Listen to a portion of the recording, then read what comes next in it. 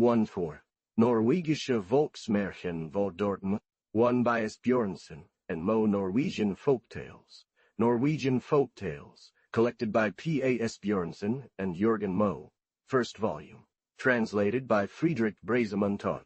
With a foreword by Ludwig Teichta. Published by M. Simeon in Berlin. 1847. Foreword. Printed by Julius Sittenfeld in Berlin. Under, or two, Tangworm, is big bandy.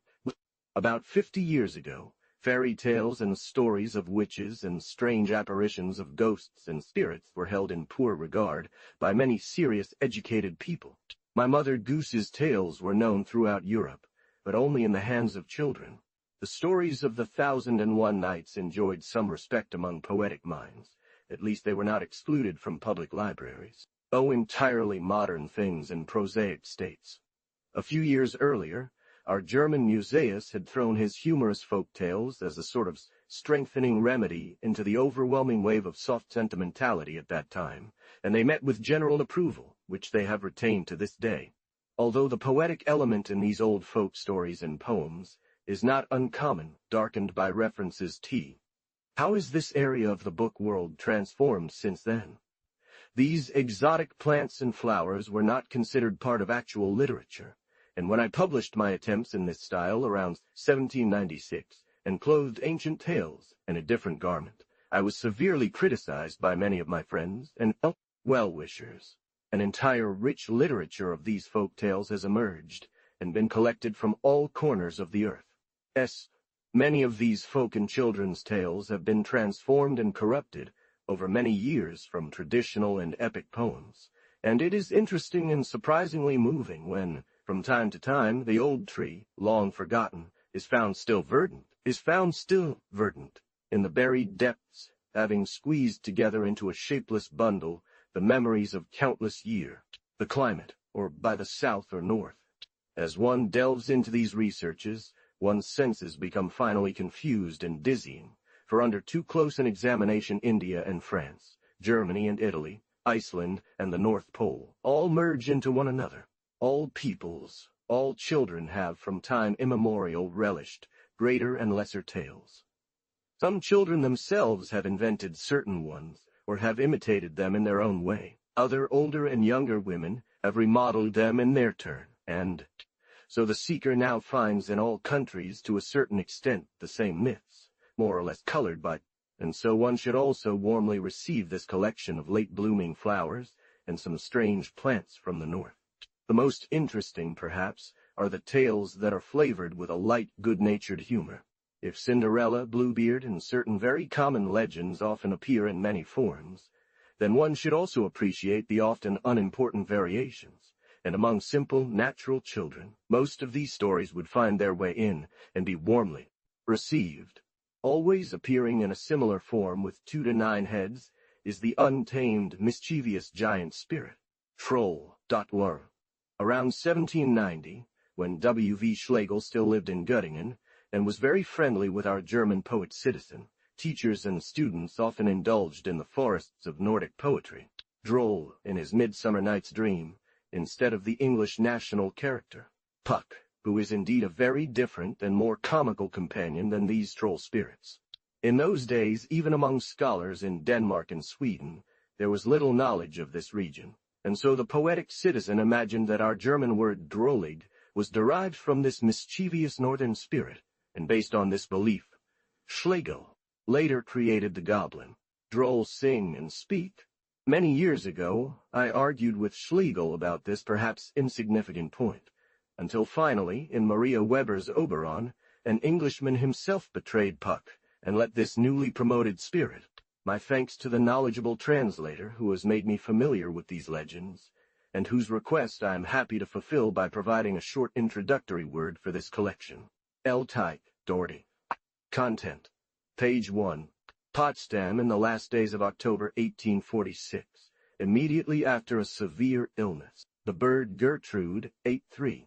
Little Red Riding Hood, who stole the silver ducks, the bedspread, and the golden harp of the troll. The bird Dame, 10-4. The wordy princess, 27-5. Rich Peter Kramer, 29-6. Torte. Asbjørnsen, who competed with the troll in eating 45-7, of the boy who went to the north wind and demanded the flower back 49-8, Maiden Mary as godmother 54-9, the three princesses from Whiteland 61-10. There are more such women 70-11. Each man likes his own children best 78-12. A fairy tale about a suitor 79-13. The three men 80-14. The widow's son 86-15. The man's daughter and the woman's daughter 116.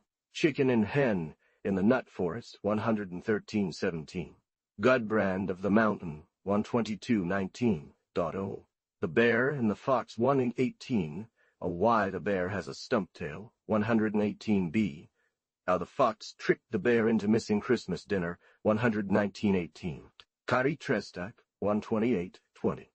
The fox as shepherd 146-21. About the smith whom the devil could not send to hell 148-22.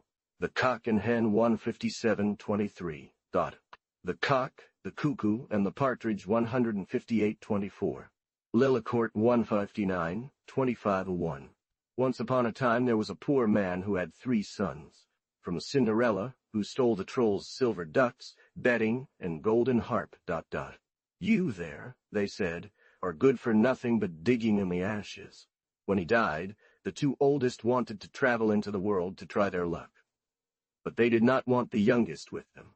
So I must go alone, said Cinderella. The 2 went and arrived at a royal castle. There they received positions, one as stablemaster and the other as gardener.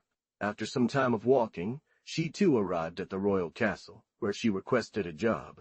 Cinderella also left as well and took a large baking tray with her, which was the only thing the elders had left behind. But the other 2 asked for nothing about it. The tray was heavy to carry, but Cinderella wanted to take it with her nonetheless. They answered that they did not need her. However, since she pleaded so earnestly, in the end, she was allowed to be in the kitchen and deliver firewood and water to the cook, the king. She was diligent and quick, and it didn't take long for everyone to appreciate her. But the other 2 were lazy, and thus they often received strikes and little pay, and became jealous of Cinderella as they saw that her situation improved. Right across from the royal castle, on the other side of a body of water, there lived a troll who had 7 silver ducks swimming on the water, which could be seen from the castle. Stable master. If our brother wanted to, he would boast that he could get the 7 silver ducks fought. It is no surprise that not long after, the stable master informed the king. The king then said to Cinderella, "Your brothers say you could procure me the silver ducks, and now I demand it of you." "I neither thought nor said that," replied the young man. "You said it," the king retorted, "and therefore you shall get them for me." "Very well," said the young man. "If there is no other way, give me a measure of oats and a measure of wheat, then I will try." He got it then, and poured it into the basket he had brought from home, and with that he rowed across the water. When he reached the other side, he walked along the shore up and down, scattered something, and finally managed to lure the ducks into the trough. Then he rowed back as hard as he could. As he reached the middle of the water, the troll appeared and noticed him. Asked the troll, "Did you take away my 7 silver ducks, young man?" "Yes." "Ah," replied the boy. "Will you come again, young man?" asked the troll. "It's quite possible," said the boy. And when Cinderella returned with the 7 silver ducks to the king, she became even more popular at the castle, and the king himself said it was well done. Asbjørnsen replied that he neither thought nor said such a thing, but as there was no use in arguing, he asked for 3 days' time to consider. The king then told the young man that his brothers had said he had boasted of being able to get him the bedspread of the troll with the silver and golden checks, and now he should do it, or else lose his life. But this made his brothers even angrier and more envious of him, so they decided to tell the stable master that their brother had boasted of being able to obtain the bedspread of the troll, with the silver and golden checks for the king, if he only owned in checks for the king, wanted it. And the stable master was not lazy either, but reported this to the king. When those were up, Asbjørnsen rowed back across the lake in the baking tray, walked up and down on the shore, and lurked around. When he reached the middle, the troll appeared and noticed him. "Are you the one who took my 7 silver ducks?" cried the troll.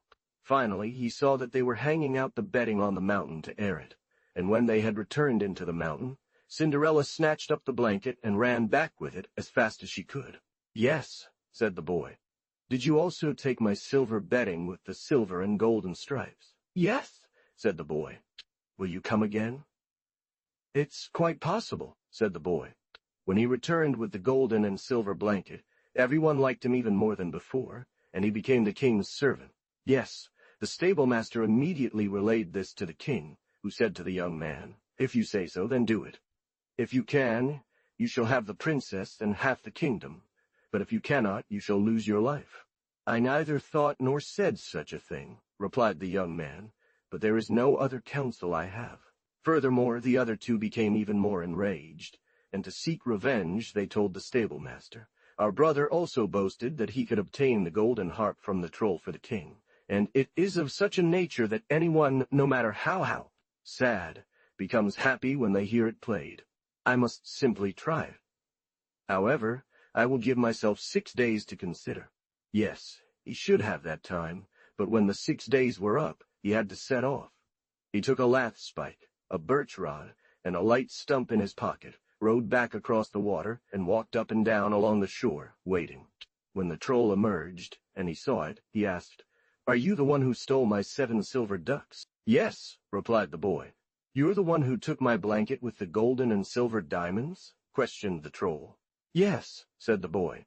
Then the troll seized him and took him into the mountain. "Now, my daughter," he said, "now I have him who stole my silver ducks and my blanket with the silver and golden diamonds. Put him in the stall, then we'll slaughter him and ask our friends." The daughter went at once. To this, the daughter immediately agreed, and she put him in the stall where he stayed for 8 days, receiving the best food and drink he could wish for, as much as he wanted. "Go now," said the troll to his daughter, after 8 days had passed, "and cut him on the little finger.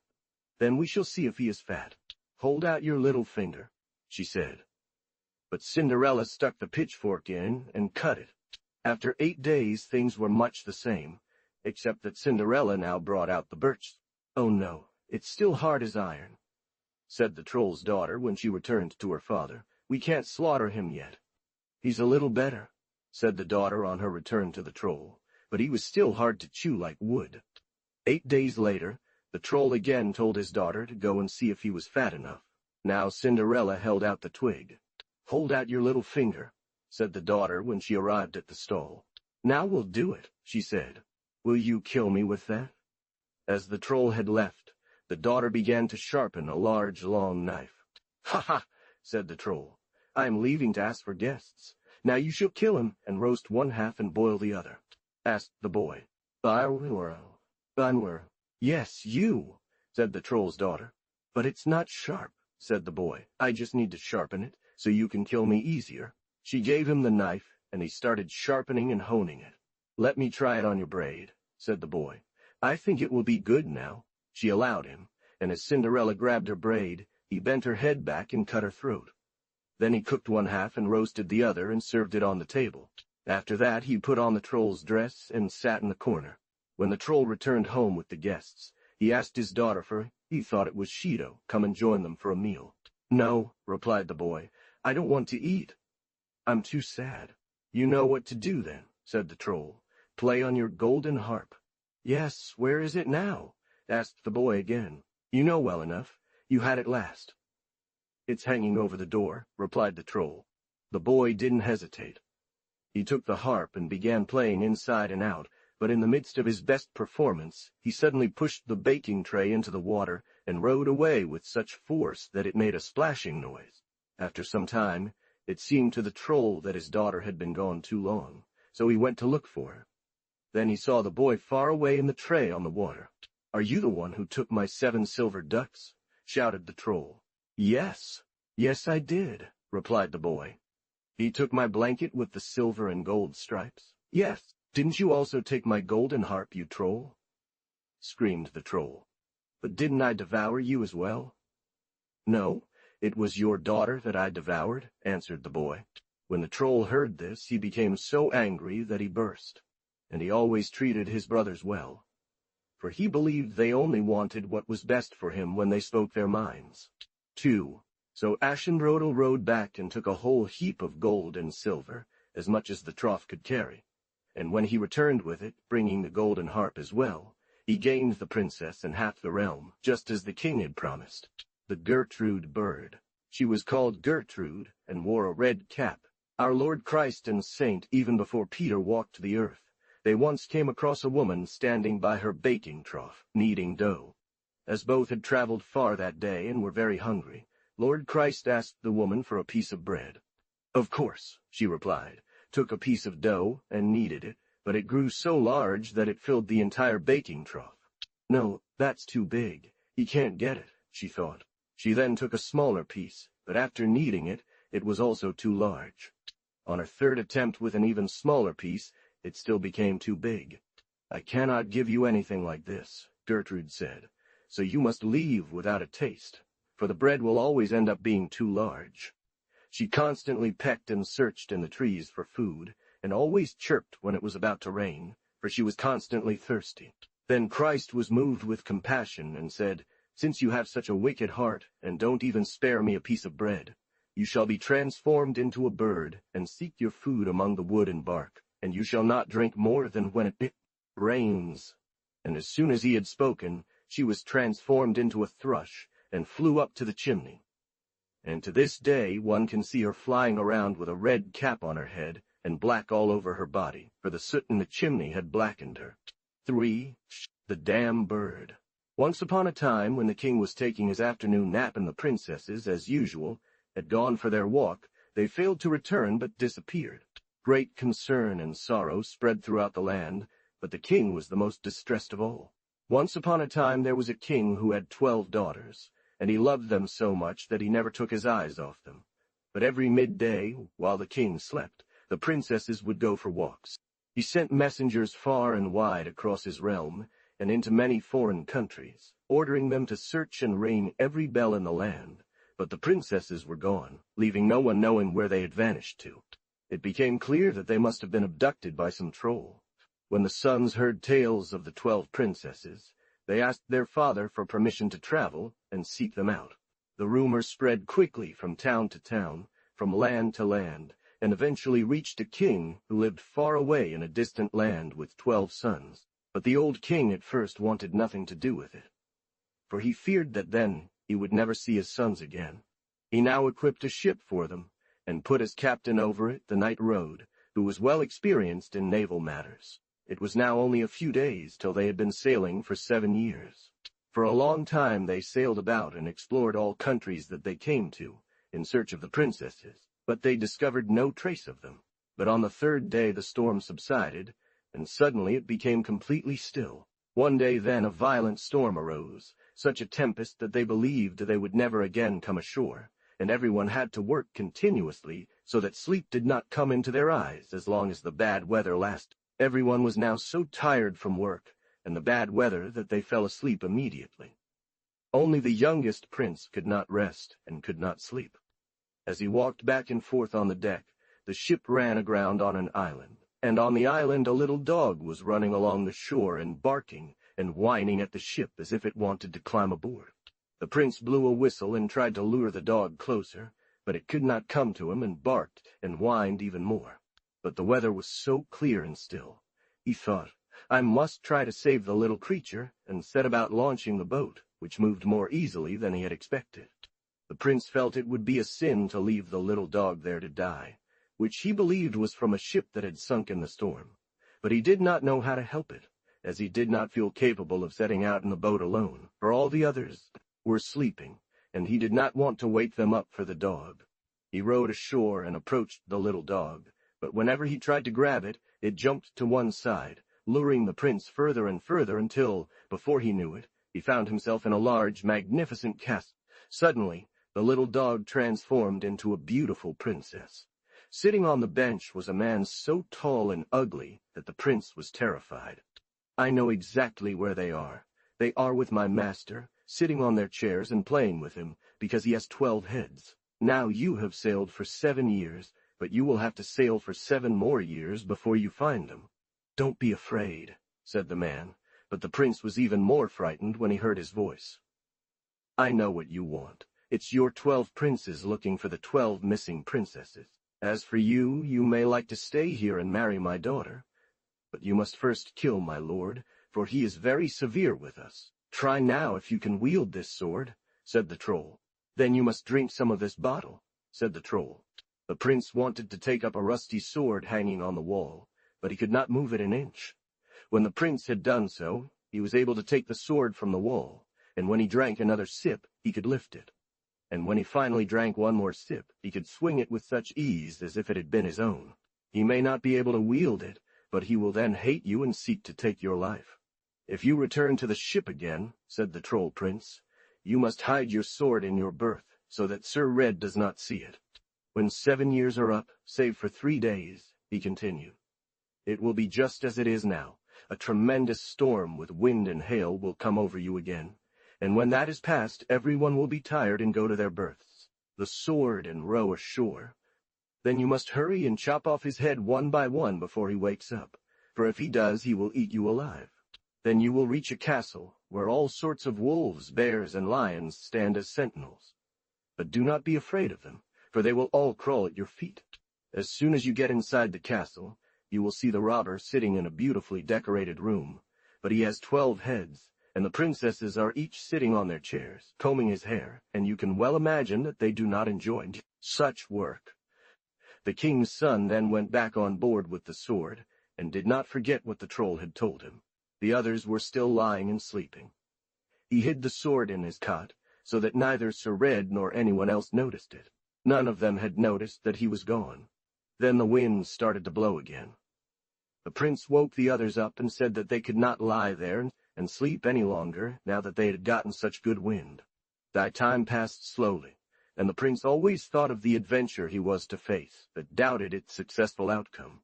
When the 7 years were now over, minus 3 days, everything happened just as the troll prince had foretold. But the youngest prince rowed ashore, and the guards crawled at his feet, allowing him to enter the castle. A severe storm raged for 3 days, and when it subsided, everyone from the exhausting work lay down to sleep in their cots. In one of the rooms sat the king sleeping, as the troll prince had said, while the 12 princesses each sat on their chairs, combing their hair. Finally, understanding his intention, they quietly left one by one. Then the prince quickly leaped forward and chopped off the 12 heads of the troll king, causing blood to flow like a great river. The king's son waved to the princesses to leave, but they pointed at the troll and motioned for him to go quickly. However, through gestures and facial expressions, he made it clear that he wanted to free them. After the troll was slain, the prince rowed back to the ship and hid the sword. Thinking he had done enough, and unable to carry the body alone, he asked others for help. He woke them up and said it would be shameful for them to lie there sleeping, while he had found and freed the princesses from the troll. They laughed at him and said he might as well have slept like them all, and it was just a dream that he had been such a hero, for if anyone were to free the princesses, it would be much more likely that one of them would have done it rather than him. But the prince's son told them how everything had happened, and when they sailed towards the land, and first saw the blood river, and then the castle, and the troll, and the 12 heads, and the princesses, they realized he had spoken the truth, and they helped him throw the heads and the entire body into the sea. Everyone was now happy and in high spirits, but no one was happier than the princesses, who no longer needed to sit there all day and pet the troll. Of all the gold and silver and valuable tools found in the castle, they took as much as the ship could carry. Thereupon everyone on board, including the princes and princesses, had sailed some distance out to sea when the princesses realized they had forgotten their golden crowns in a closet at the castle, and wanted to bring them along. Yes, they agreed, lowering the sails and waiting for him to come back. Since no one else volunteered to retrieve them, the youngest prince said, having already taken such risks. However, when the prince was so far from the ship that they could no longer see him, the Knight Red, who wanted to be the most distinguished himself and have the youngest princess, said it would be of no use for them to lie still and wait for him, for they could well think that he would not return. The princes dared not do otherwise than what Knight Red commanded them, and they sailed on. He added that the king had given him Knight Red full power to sail when and where he pleased, and now they should say that he was the one who freed the princesses, and if anyone said otherwise, he should lose his life. In the meantime, the youngest king's son rowed ashore and went to the castle, where he found the closet with the golden crowns, and he struggled so hard until he succeeded in bringing one of them into the boat. When he had come out to sea, however, he could see no sign of the ship anywhere. He looked around on all sides, but there was no trace of the ship to be seen. Then he realized how it had happened. Attempting to follow their course would have been useless, so he turned back and headed for shore. Though he feared spending the night alone in the castle, there was no other choice. He gathered his courage, locked all the doors and windows, and lay down to sleep in a room where a bed had been made up. Suddenly something rustled down beside his bed like a bundle of hay. Soon afterward he heard a voice calling out to him not to be afraid. But he was filled with fear and anxiety, which increased when, after a while, cracks and thuds began to come from the roof and walls, as if the whole castle were about to collapse. The king's son went to the mill and fetched 4 tons of rock for the dam bird. When the prince woke up the next morning, he saw beside his bed a monstrously large bird with a feather in its neck so big as a half-grown pine tree. "The dam bird is here where you cannot. He will help you," spoke the voice, and then she said, "When you wake up tomorrow, you must immediately go to the mill and fetch 4 tons of rock for me for breakfast. I need to get my hands on that first. For otherwise I can do nothing for you." After it had finished its breakfast, the bird told the prince to hang the closet with the golden crowns on one side around its neck, and take as much gold and silver as would weigh down the closet, and then hang that around the other side of its neck. And finally he should sit on the bird's back and hold on to the feather at its neck tightly. She lays a bare sword before her every night. When the prince had done this, it went rushing through the air, and did not take long before they were over the ship. The king's son wanted to come aboard to retrieve the sword, which, as the troll had told him, the others were not allowed to see. But the bird dam said to him that it could not be. "Aboard he will seek your life, for he wants the youngest princess.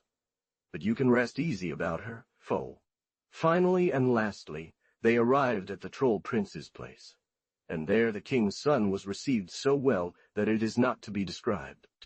The troll prince did not know what good deeds he should show him, because he had killed his master and made him king.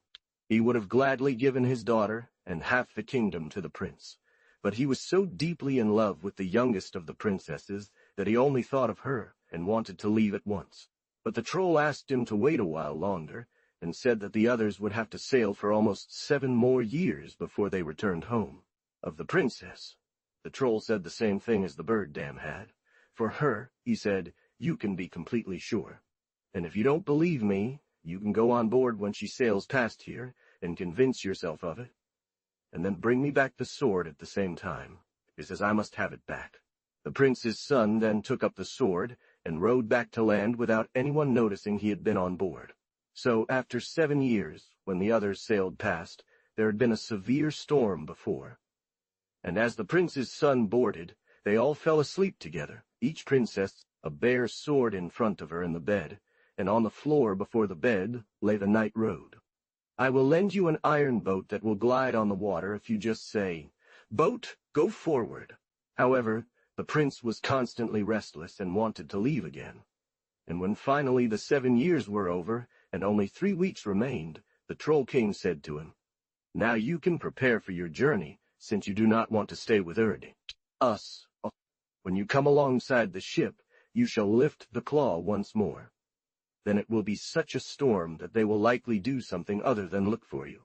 In the boat lies an iron claw, and you shall lift the claw a little higher when you see the ship directly before you. Then they will get such a wind they will forget to look around for you. And when you have passed by them, you shall raise the claw for the 3rd time, but you must always set it down carefully, for otherwise it will be such weather that both you and the others may perish." Island. So rich was he in comparison to any of his brothers. As soon as he had climbed into the boat and said, "Boat, go forward. Once you have reached land afterward, you need not worry about the boat any further, but simply push it upside down into the sea and say, 'Boat, go back home.'"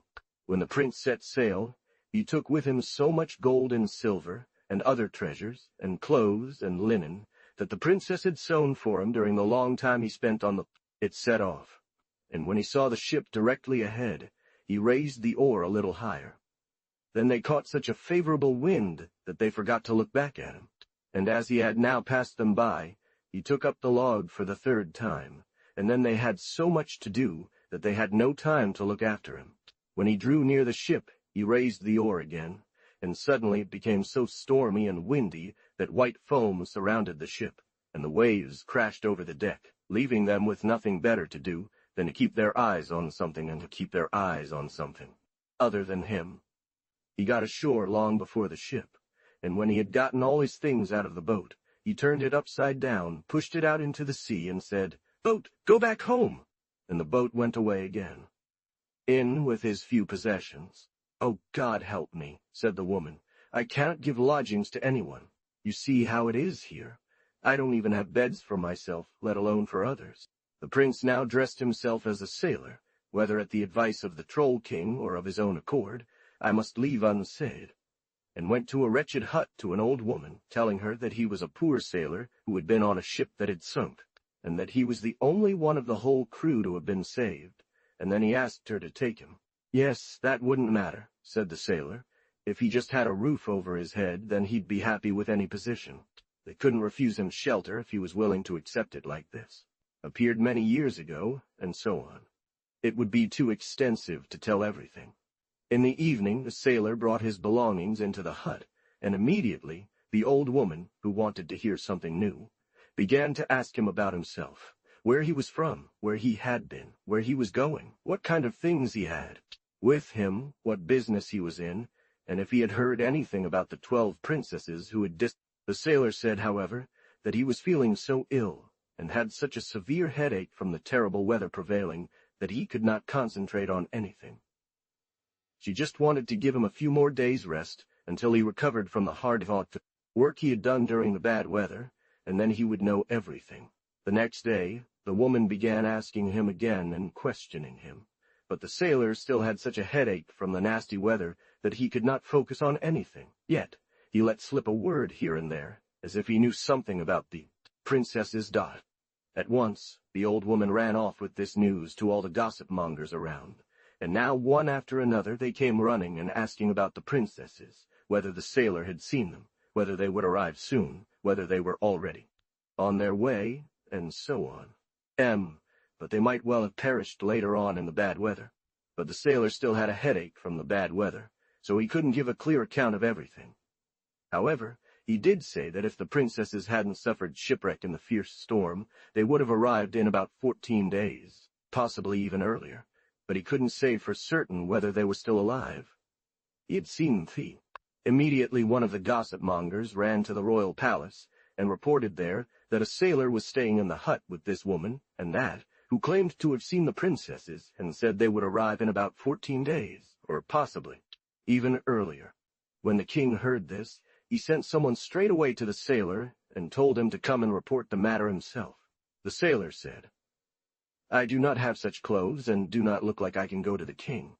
But the messenger said, "Just come. The king wants to speak to you and must, in any case, whether you look this way or that, for no one else was there who could bring news of the princesses." So the sailor finally went to the castle and entered the king's presence. He asked him if it were true that he had seen the princesses. "Yes, it is true," said the sailor, "but I do not know if they are still alive. For when I saw them there was such a storm that we suffered shipwreck. If they did not sink then, they may well come in about 14 days, or perhaps even earlier." The 11 eldest princesses were cheerful and of good cheer, but the youngest, who was to have the night road, who said he was the one who had freed the princesses and killed the troll, was always sad and wept continuously. When the king heard this, he was almost beside himself with joy. And when it was now time, as the sailor had said, for the princesses to arrive, the king went to meet them on the shore in full state, and great was the joy throughout the land, when, at last, the ship carrying the princesses, the princes, and the night road arrived. But she was not allowed to say a word, for the night red had indeed threatened that if anyone told how everything really happened, he would kill him. This did not please the king at all, so he asked her why she was not as lively and happy as the other princesses. She should have no cause to be sorrowful, he thought, now that she was free from the troll, and had a man for a husband like Night Road. Yes, That could well be possible, one of the princesses finally said. They looked at the goods and at him. It seemed to them that they should know him and some of the items he had. He who has such magnificent jewelry, she added, might also have something even more splendid and better suited for us. One day, while the princesses were sewing their bridal dresses, someone suddenly entered in a large sailor's jacket and with a tablet case on his back, and asked if they wouldn't buy some jewelry for their wedding, as he had, he said, extremely rare and valuable things made of gold and silver. That would indeed be possible, replied the merchant. But the others conspired and said that she should consider the threats the knight with the red hair had made against them. Some time afterward, when the princesses were sitting by the window one day, the king's son returned in his large sailor's jacket, carrying on his back the chest with the golden crowns. Thereupon the king's son cast off his sailor's jacket and stood there much more imposing than all the others. And then the king had the knight with the red hair killed immediately. When he entered the castle hall, he opened the chest, and as each of the princesses recognized her own golden crown, the youngest said, "It seems just and right that he who has set us free should receive the reward due to him, and that is not the knight with the red hair, but he who brought us our golden crowns. He freed us." Now the joy in the royal palace was all the greater, and each prince took his princess and celebrated their wedding, so that there were tales of it in 12 kingdoms. 4. The wordy princess. 3 brothers, hearing this, decided to try their luck. So the king offered a prize and announced that whoever could do so would win the princess and half the kingdom. Once upon a time there was a king who had a daughter, who was so clever and quick-witted with words that nobody could silence her. Then Cinderella also set out. First, the 2 eldest set off, believing themselves to be the smartest, but they accomplished nothing with the princess and had to return with blue faces. As he walked a certain distance, he found a willow branch along the way, which he picked up. A little further on, he found a piece of an old bowl, which he also took. "Good day," he said. He took all these things with him to the castle, and thus entered the princess's chamber. As he had gone a little further, he found a dead star, and then a crooked ram's horn. A little later, another crooked horn, and as he was about to cross the field towards the royal court where manure had been scattered, he found beneath it an olden and only shoe sole. "Good day," she replied, wrinkling her nose. "Could I have my star fried?" he asked. "I'm afraid it will burst," the princess answered. "Oh, that doesn't matter," the boy said, taking out some willow branches. "But the fat is seeping out," the princess said. "I'll hold it in," the boy replied, showing her a piece of the dish's edge. "You're making me twist it," said the princess, cried the princess. "It's twisted already," said the boy, taking out one of the horns. "No, something like this I've never seen in my entire life." "Here," said the boy, taking out the other ram's horn. "I believe you left to silence me," said the princess. After this, the princess had nothing more to say. "No, I didn't leave, but this one did," said the boy, showing her the sole of his shoe. "Now you're mine." "5 wine," said the boy, and that's how he got the princess and half the kingdom. The rich Peter Kramer. Once upon a time there was a man known as the rich Peter Kramer, because in his youth he used to travel around the country peddling trinkets, and made a lot of money, so much so that he became rich. "It surprises me," he said to his wife, "that no more suitors come for our daughter, who is so rich." This rich Peter Kramer had a daughter, whom he held in such high regard that he turned away all suitors who sought her hand. For none seemed good enough for her in his eyes. Because everyone was going through this, no more suitors came, and as the years passed, Peter feared that his daughter would be the last to marry. It would be strange if nobody wanted her. "She has money, and she's getting even more." "How can the stargazers tell you that?" asked his wife. "Oh, they read it all in the stars," replied the rich Peter. "I think I should travel to the stargazers and ask them who she should marry. After all, no one comes here." The stargazers looked at the stars, but said they could see nothing. He took a lot of money with him and traveled to the stargazers, asking them to do him the favor of looking at the stars, and then telling him what kind of man his daughter should marry. Peter asked them to watch even better and tell him about it. He would also give them a lot of money, he said. The stargazers watched more intently, and then they said that his daughter should marry the miller's child, who had just been born in the mill located right below rich Peter's property. Peter thought it was quite absurd for his daughter to have a husband who had only just been born, and also a lowly man like him. "Yes, I agree," said the woman. "They are just poor people." He expressed this to his wife and added, "It would be strange if they didn't want to sell me the boy. Then we'll settle for what they offer." Peter the grocer went to the mill and asked the miller's wife if she wouldn't sell him her son. He promised a lot of money. She absolutely did not want to do that.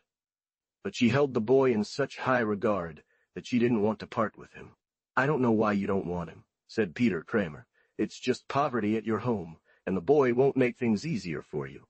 When the miller then entered, Peter said the same to him, and promised 600 thalers for the boy. With that they could buy a farm, he said, and then wouldn't need to grind grain for people or go hungry if they had no meal water. This seemed fair to the miller, and he discussed it with his wife, ultimately resulting in rich Peter acquiring the boy. When Peter returned home with the boy, he had a box made, which he lined internally with pitch, placed the miller's boy inside, turned the key once around, and then pushed the box out into the river so that it drifted away with the current. The mother wept and suffered greatly, but Peter consoled her, promising to take good care of the boy. They just had to promise never to ask about him again, for Peter wanted to send him far away to other countries, so that he could learn foreign languages, he said. "I'm done with him," thought Peter the merchant. But when the box had been carried far downstream, it eventually reached the water of another mill and got caught in the wheel, causing the mill to stop.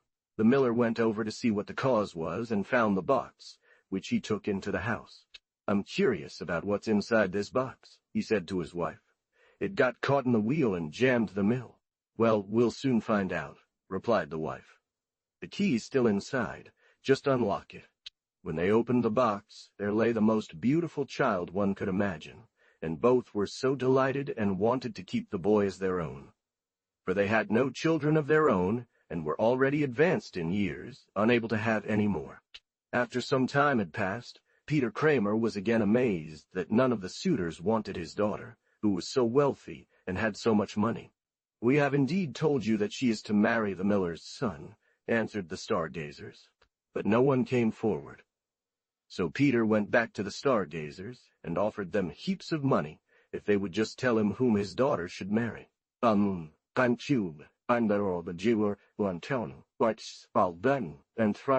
"Yes, that is a very good match," said Peter Kramer, "but he is now dead, and if you want to tell me whom my daughter should marry now, I would gladly give you 200 thalers. Peter Kramer gave them 200 thalers and thought only about how to get rid of the miller's boy. The stargazers now looked at the stars again, but they became very angry and said she should still have to take the miller's boy, whom he threw into the river to kill, for he is still alive and works in the mill. The first thing he did when he got home was go to the mill. "Could you not give me the boy?" Peter Kramer asked the miller. The boy was already so grown that he was apprentice, and helped out in the mill, and had become a handsome young man. "Yes, that's how it is with me too," said Peter Kramer, "and that's why I want to have one that I can teach the art of trading." "No," the miller answered. "I raised him as my own child, and he has turned out so well that I can now get help and benefit from him in the mill, for I am getting old and feeble myself." Yes, when the miller heard this, he immediately gave the young man to Peter Kramer. "If you will therefore lend it to me, I will gladly give you 600 thalers. Then you can buy a cottage and live peacefully in your old age." Now they both traveled far and wide with their wares, and traded until they came to a cottage located close to a forest. With this letter, the boy went through the forest. However, the letter instructed her to build a pile of wood immediately, and burn the miller's apprentice on it, and if she didn't do this, she herself would be burned alive. From here, Peter sent the young man home with a letter to his wife, for if you took the direct path through the forest, it wasn't too far away, and told him to greet his wife and tell her to do what was written in the letter as soon as possible. In the evening he reached a house deep in the thicket and entered. However, there was no one to be seen or heard inside. In one of the rooms, the boy found an unmade bed and lay down across it. He had attached the letter to his hat, which lay on his face. "Ha! Ha!" he exclaimed. "This is from Peter Kramer, but now we'll play a trick on him, for it would be a pity and a shame if this old woman's scheme should take the life of such a young, brave lad." When the robbers returned home, as the house belonged to 12 robbers, and saw the boy lying on the bed, they were curious about who he was, and one of them took the letter, broke it open, and read it. They also requested that she provide them with horses, cattle, and household goods, and settle them completely on the farm located at the foot of the mountain. They then wrote another letter to Peter Kramer's wife and attached it to his hat while he was sleeping, in which they asked her to marry the miller's son with their daughter and have the wedding take place immediately. They threatened that if all this did not happen when Peter Kramer returned home, it would go poorly for her. The next day the young man continued his journey, and, upon arriving at Peter's farm, gave the letter to the woman, conveying greetings from her husband, Peter Kramer, and asking her to act on the contents of the letter as soon as possible. She immediately made preparations for the wedding, and provided the young couple with horses, cattle, and all sorts of household goods, fully furnishing their farm below the mountain. When the woman had read the letter, she said to the young man, "You must have behaved well that Peter should write such a letter to me. For when he left, he was so angry with you that he did not know how to kill you." Not long after, Peter the merchant returned home, and the first thing he asked his wife was if she had done as he had written in the letter. Yes, that seemed to be a good idea. Then Peter asked where his daughter was.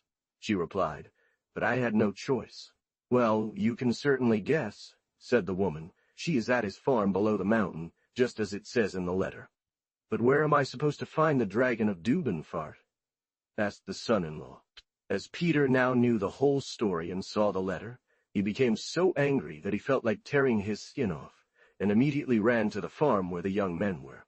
"You may have gotten my daughter," he said to the miller's boy, "but if you think you can keep her, you must first go to the dragon of Dubenfart and get 3 feathers from his tail, for whoever had those could get whatever they desired." "I don't know," said Peter the merchant. "That's something for you to figure out." The boy set off on his journey, unafraid, and after walking for a while he arrived at a royal castle. Thought to deed. "Here I will stop and inquire," he thought, "for such people in the world know better than we do perhaps that I might find my way here." The king asked him where he was from, and what his business was. "That will take much luck," replied the king, "for I have never heard of anyone returning from such a journey." "Oh, I am to go to the dragon of Dubenfart and fetch 3 feathers from his tail," said the boy. "If only I could find him. If you meet him, however, you can greet him from me and ask him why it is that I never have pure water in my well. I have had it cleaned and drained so many times, but I never get pure water." "Yes, I will certainly ask him," said the boy. In the evening, the boy arrived at another royal castle. At the castle, he was treated well and received provisions and money for his journey. When he entered the kitchen, the king came out and asked him where he was from and what business he was on. "Oh, I am to go to the dragon of Dubenfart and fetch 3 feathers from his tail," said the boy. "May you have much luck," said the king, "for I have never heard of anyone returning from that direction. If you go to him, you can greet him from me and ask him where my daughter might be, who disappeared many years ago. I have searched everywhere for her, but I have never learned anything about her." "I will certainly ask him," said the boy.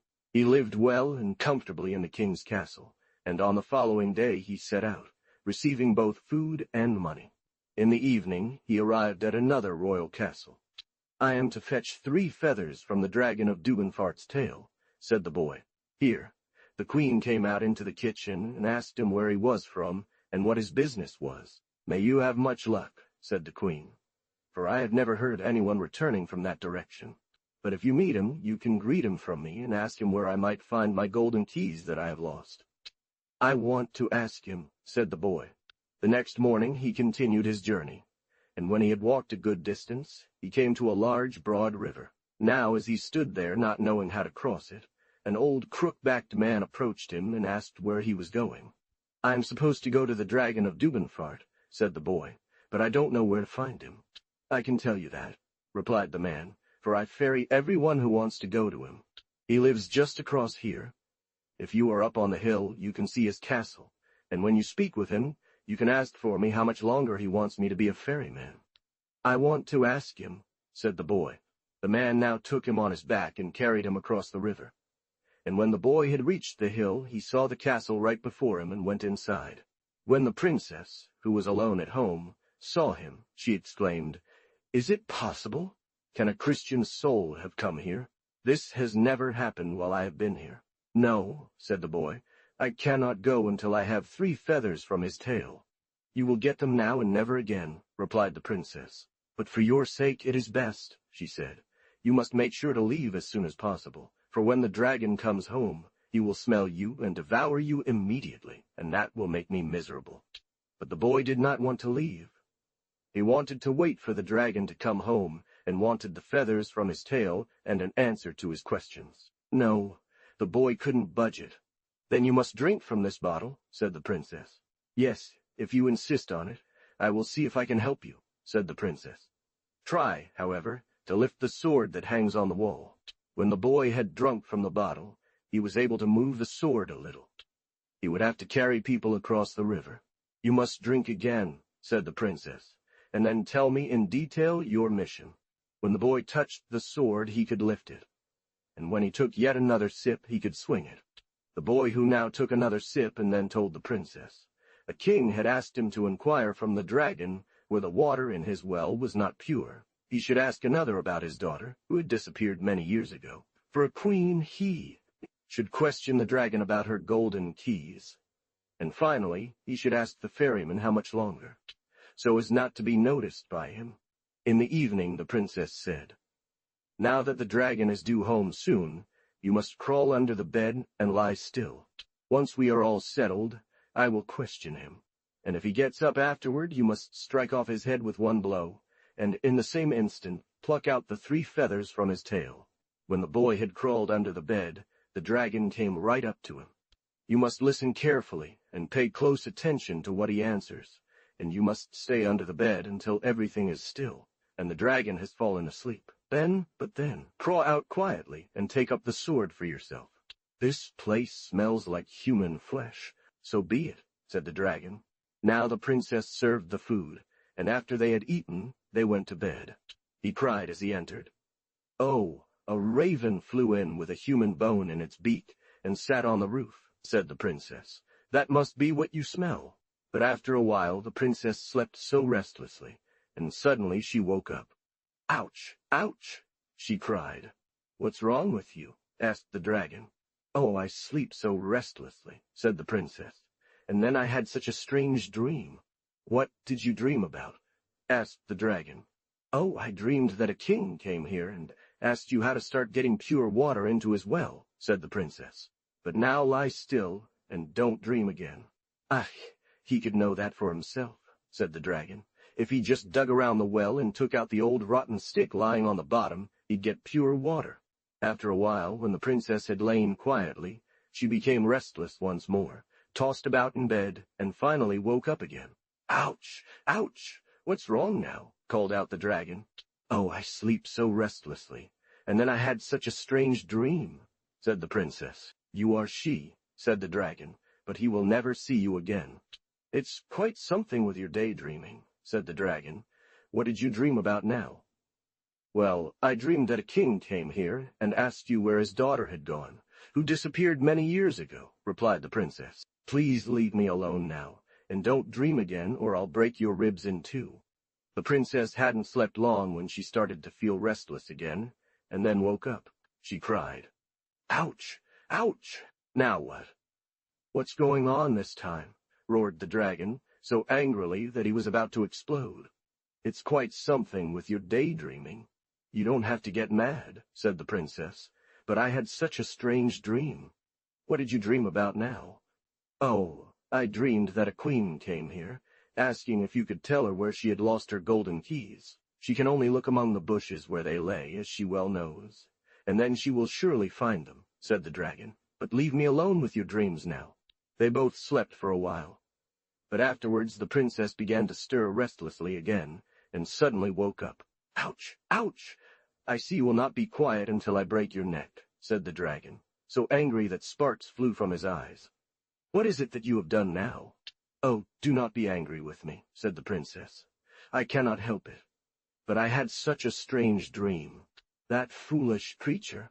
I dreamed that the ferryman down by the strait had come, and asked you how much longer he would have to carry people across the river. A dragon said, Such daydreaming is not something that has occurred to me before, but what did you dream about now? It could be free from that soon, said the dragon. Then they will be free. But leave me alone with your dreams, or it'll be a different story. If someone comes who wants to cross, they just need to throw them into the middle of the river and say, "Cross now until replaced." The princess let him sleep in peace. That was a great joy. However, as soon as it grew quiet, and the miller's boy heard the dragon snoring, he crawled out and took up the sword from the wall. Before daybreak, the dragon stood up, but by the time he had both feet out of bed, the boy had chopped off his head and ripped 3 feathers from his tail. "It is true," he said, as they were about to leave. "Did you ask the dragon as I told you? And you would be free." And the boy and the princess took as much gold and silver and money and other treasures as they could carry. And when they reached the river, they left the ferryman in a state of astonishment and confusion, such that he entirely forgot to ask what the dragon had said until all the baggage and the boy and the princess had crossed over. "Yes," answered the boy. "He said that if someone comes and wants to cross, you should just throw them into the middle of the river and say, 'Now swim across until you are relieved.'" "Oh, too late," said the ferryman. "If you had told me this earlier, you should have relieved me." "Hush, hush." When they reached the first royal castle, the queen asked him if he had inquired about her golden keys from the dragon. "Yes," said the boy, and whispered into her ear. "He said you should only look between the bushes where you lay, as you know. Say nothing," said the queen, and gave the boy 100 thalers. When he reached the second royal castle, the king asked him if he had inquired about his daughter from the dragon. "Yes," replied the boy, "and here she is." The king was so overjoyed that he wanted to give the miller's son his daughter, and half the kingdom. But since he already had a wife, he gave him 200 thalers, horses, a carriage, and as much gold and silver as he could carry. When he arrived at the third royal castle, the king asked if he had completed his mission with the dragon. "Yes," the boy replied. "He said that you should just dig around the well and remove the old rotten stick lying on the ground. Then you would get pure water." The king gave him 300 thalers. From there, the boy traveled straight home, equipped with gold and silver, and dressed so beautifully that it sparkled. When rich Peter received the feathers from the dragon's tail, he had no further objections to the marriage. However, seeing all the wealth his son-in-law had brought, he asked if there was more. "Yes," he said, "there are whole wagons full left, and if you just go, you will probably find as much as you need." Yes, Peter Kramer wanted to leave immediately. Peter set off and took a good knapsack full of food supplies and many horses, but he left them all on this side as his son-in-law had advised. Then his son-in-law showed him the way so clearly that he didn't need to ask any further. "But the horses," he said, "you'd better leave on this side of the river. The ferryman will help you back across." When he reached the river, the ferryman carried him on his back and took him across to the middle, where he threw him into the water and said, "Now you can swim across until someone releases you. And if no one releases him, rich Peter Kramer will still be there today, ferrying people across." 6. Asbjørnsen, who competed with the trolls to eat the most. Once upon a time there was a farmer who had 3 sons, but he was poor and old and weak, and his sons were not very eager to work. To the farm belonged a large, beautiful forest, and in it the father wanted the boys to cut wood so they paid off some of their debt. Finally, he got them started, and the oldest son was supposed to go first into the woods. When he had come into the forest and begun to fell an old barked fir tree, suddenly a gigantic troll approached him.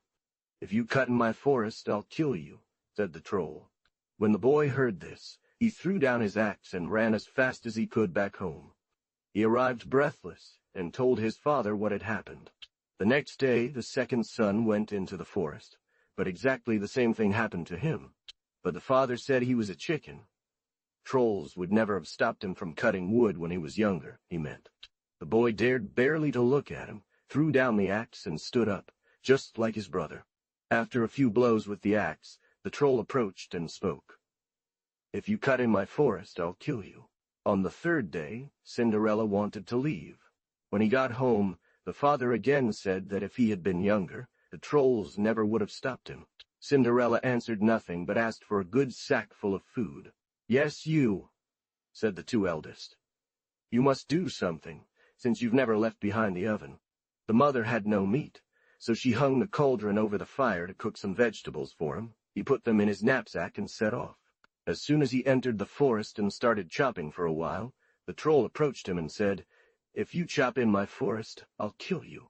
But the boy, not lazy, immediately took a cheese from his knapsack and pressed it so hard that the juice sprayed out. "Don't you keep your big mouth shut," he said to the troll, "or I'll press you as I squeeze water from this stone." "No, friend, spare me," replied the troll. "I want to help you beat him." Towards evening the troll said, "Now you can come with me to my dwelling, for it's closer than your home." Yes, if that was his intention, the young man had no desire to do anything, and the troll hid away bravely, so that they cut down many logs that day. Yes, the young man agreed. When they arrived at the troll's house, he wanted to light a fire on the hearth, and the young man was supposed to fetch water for the porridge pot. "No, friend," said the troll, "I cannot do without my well. You had better make a fire, then I will go and fetch water." But there stood 2 iron kettles, so large and heavy that the young man couldn't even move them from the spot. "However," he said, "it's not worth bothering with these little pails." When the troll returned with the water, they boiled a good pot of porridge. "Yes, let's do. Do you want to eat like me?" said the boy. "Then let us have a eating contest," said the troll, for he thought that in this he could match the boy. But when they sat down at table, the boy took his knapsack and tied it around his waist without the troll noticing, and now he poured more into the knapsack than he ate. The troll looked at him but said nothing. When the sack was full, he pulled out his pocket knife and made a slit in his belly, but it was actually the knapsack that he cut. After they had eaten for a good while, the troll laid down his spoon. "No, I cannot eat any more," he said. "You must eat," said the boy. "I'm not even half satisfied. Do as I do, and make a hole in your belly. Then you can eat as much as you want." "Yes, but that would surely hurt a lot," said the troll. "Oh, it's not worth mentioning," replied the boy. So the troll took his knife and cut a large hole in his belly, and after he had done so, he fell dead to the ground. But the boy took all the gold and silver he found in the mountain, and with that he went home. Now he could pay off some of the debt. 7.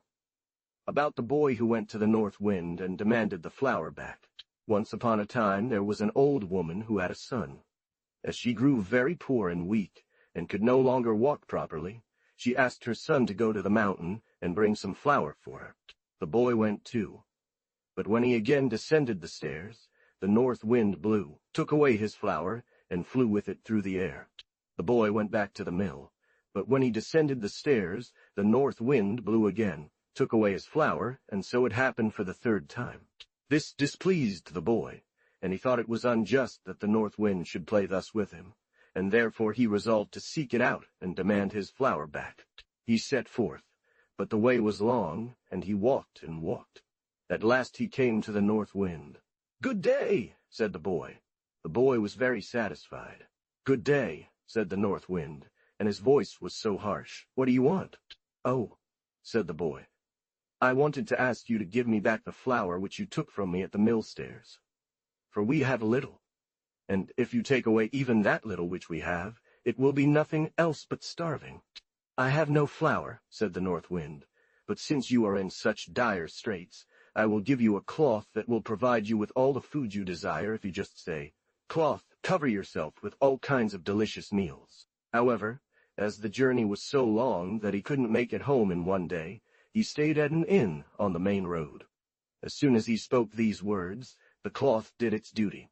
When the guests who had arrived before him wanted to have dinner, the boy spread his cloth on a table in the corner and said, "Cloth, cover yourself with all kinds of delicious meals." Everyone thought it was a wonderful cloth, especially the innkeeper's wife.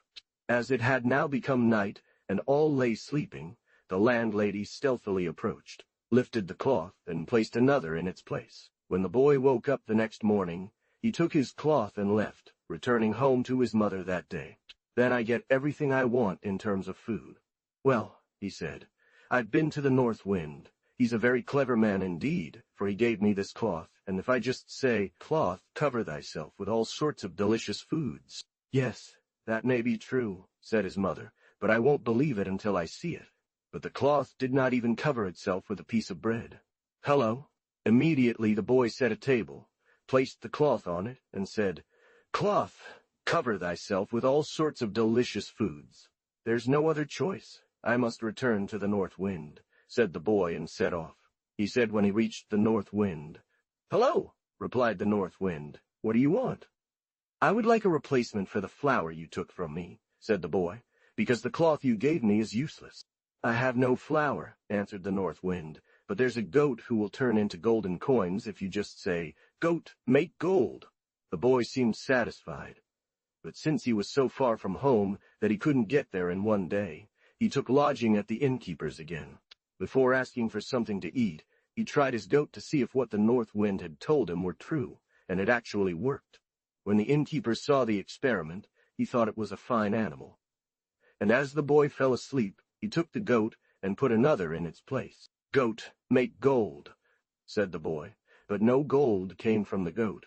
The next morning, the boy continued his journey, and when he arrived home to his mother, he said, "The north wind is still a good man. He has given me a goat that makes golden coins whenever I just say, 'Goat, make gold, make gold.'" "That could be true," said the mother, "but it's probably just nonsense, and I don't believe it until I see it." So the boy went back to the north wind and said that the goat was useless, and he wanted compensation for the flower. And so he kept hitting until you said, "Stick, stand still." "Yes, now I have nothing else to give you," said the north wind, "except the old stick standing in the corner, which has this property. If you say, 'Stick, strike!'" Since the way home was not short either, the boy also returned to the innkeeper that evening. However, as he could somehow understand how the cloth and the goat had gone, he immediately lay down on the bench and started snoring.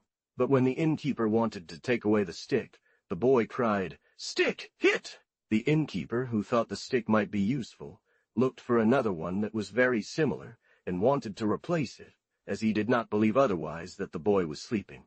The stick hit the innkeeper so hard that he flew over tables and benches, shouting and begging, "Oh, Lord! Oh, Lord! Please stop the stick, or it will kill me. I also want to give you back your cloth and goat." If it seemed to the boy that the innkeeper had enough, he called out, "Stand still, stick!" He then took his cloth and put it in his pocket, tied a string around the goat's horns, took the stick in hand, and went on with everything until he reached home to his mother, and now he had good substitute for the flower. Out 8, or Virgin Mary as godmother. Far, far away from here, in a great forest, lived a poor couple. So the man had to set out and see if he could not find godparents who would pay for the baptismal fee. The woman came into labor and gave birth to a dearest little girl, but since the people were so poor, they did not know how to get the child baptized. He went from one to another all day, but no one wanted to be a godparent. As he was walking home in the evening, he met a very beautiful woman dressed in splendid clothes who looked kind and friendly, and she offered to take the child to be baptized if they could keep it afterwards. The man replied that he would first have to ask his wife. But when he got home and explained the situation to her, she flatly refused. The next day, the man went out again, but nobody wanted to be godparents if they had to pay for the baptism themselves, no matter how much he asked. As he was walking home in the evening, he met the beautiful woman once more, who looked so gentle, and she made him the same offer again. The man then told his wife about what had happened again, and she said that if they couldn't find godparents for the child the next day, they would have to leave it up to the woman since she seemed so good and friendly. The next morning, the woman came to the man's hut, accompanied by 2 other men. The man went out for the 3rd time that day, but still could not find a nurse. And when he met the kind woman again in the evening, he promised her the child if she would have it baptized.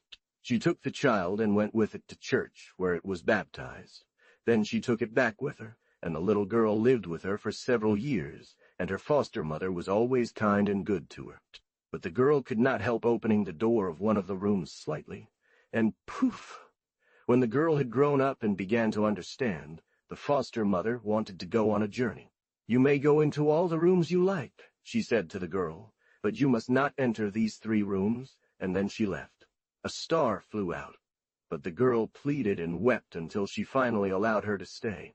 After a while, however, the foster mother wanted to travel again, and forbidden the girl from entering the 2 rooms where she had not yet been. When the foster mother came home, She was very saddened to find that the star had fallen out, and her resistance to her foster daughter was such that she threatened to drive her away.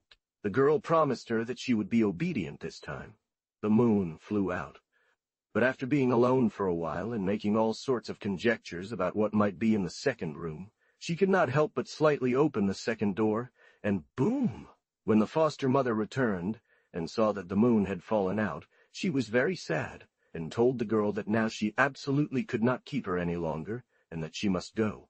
But since the girl wept bitterly again and begged so politely, she was allowed to stay this time as well. After a while, the foster mother wanted to travel again, and she seriously advised the girl, who was now almost grown up, not to try to go into the third room or even just peek in. However, when the foster mother had been away for a while and the girl was alone, wandering around and getting bored, she could no longer hold herself back. Ah, she thought, how polite it would be to take a little look into the third room. She first thought she wouldn't do it, out of consideration for the foster mother, but when the thought came back to her, she couldn't resist any longer. The sun burst out. She felt she should and must take a peek, so she opened the door a tiny bit. And boom! When the foster mother returned and saw that the sun had set, she was so deeply distressed that she told the girl she could not stay with her any longer. The foster daughter wept and pleaded more humbly than before, but nothing availed. The girl said, "I would rather be the most beautiful woman who cannot speak," and so she became. "No, I must punish you now," said the foster mother, "but you may choose whether to become the most beautiful woman who cannot speak, or the most hideous one who can speak. But you must leave here." As evening fell, she climbed a tall tree that stood above a spring and settled in it to sleep. When the girl left her foster mother and traveled for a while, she found herself in a vast, endless forest, and no matter how far she went, she could never reach the end. Not far from there, however, was a royal castle, and early the next morning a maid came out of it to fetch water for the prince from the spring. So the prince himself went. He wanted to see how this related. When the maid saw the beautiful face in the spring, she thought it was hers. She immediately threw down her pail, ran home, held her head high, and said, "If I am so beautiful, then I am surely too good to fetch water in a pail." Then another girl should go and fetch the water, but with her it went just the same. She also returned and said that she was much too beautiful and good to go to the spring and fetch water for the prince. When he came to the spring, he saw the image too, and immediately looked up at the tree. Then he noticed the beautiful girl sitting among the branches. He flattered her and took her home, intending to make her his wife because she was so lovely. But his mother, who was still alive, objected. "She cannot speak," she said, "so it might well be a troll." Yet the prince would not be content until he had her.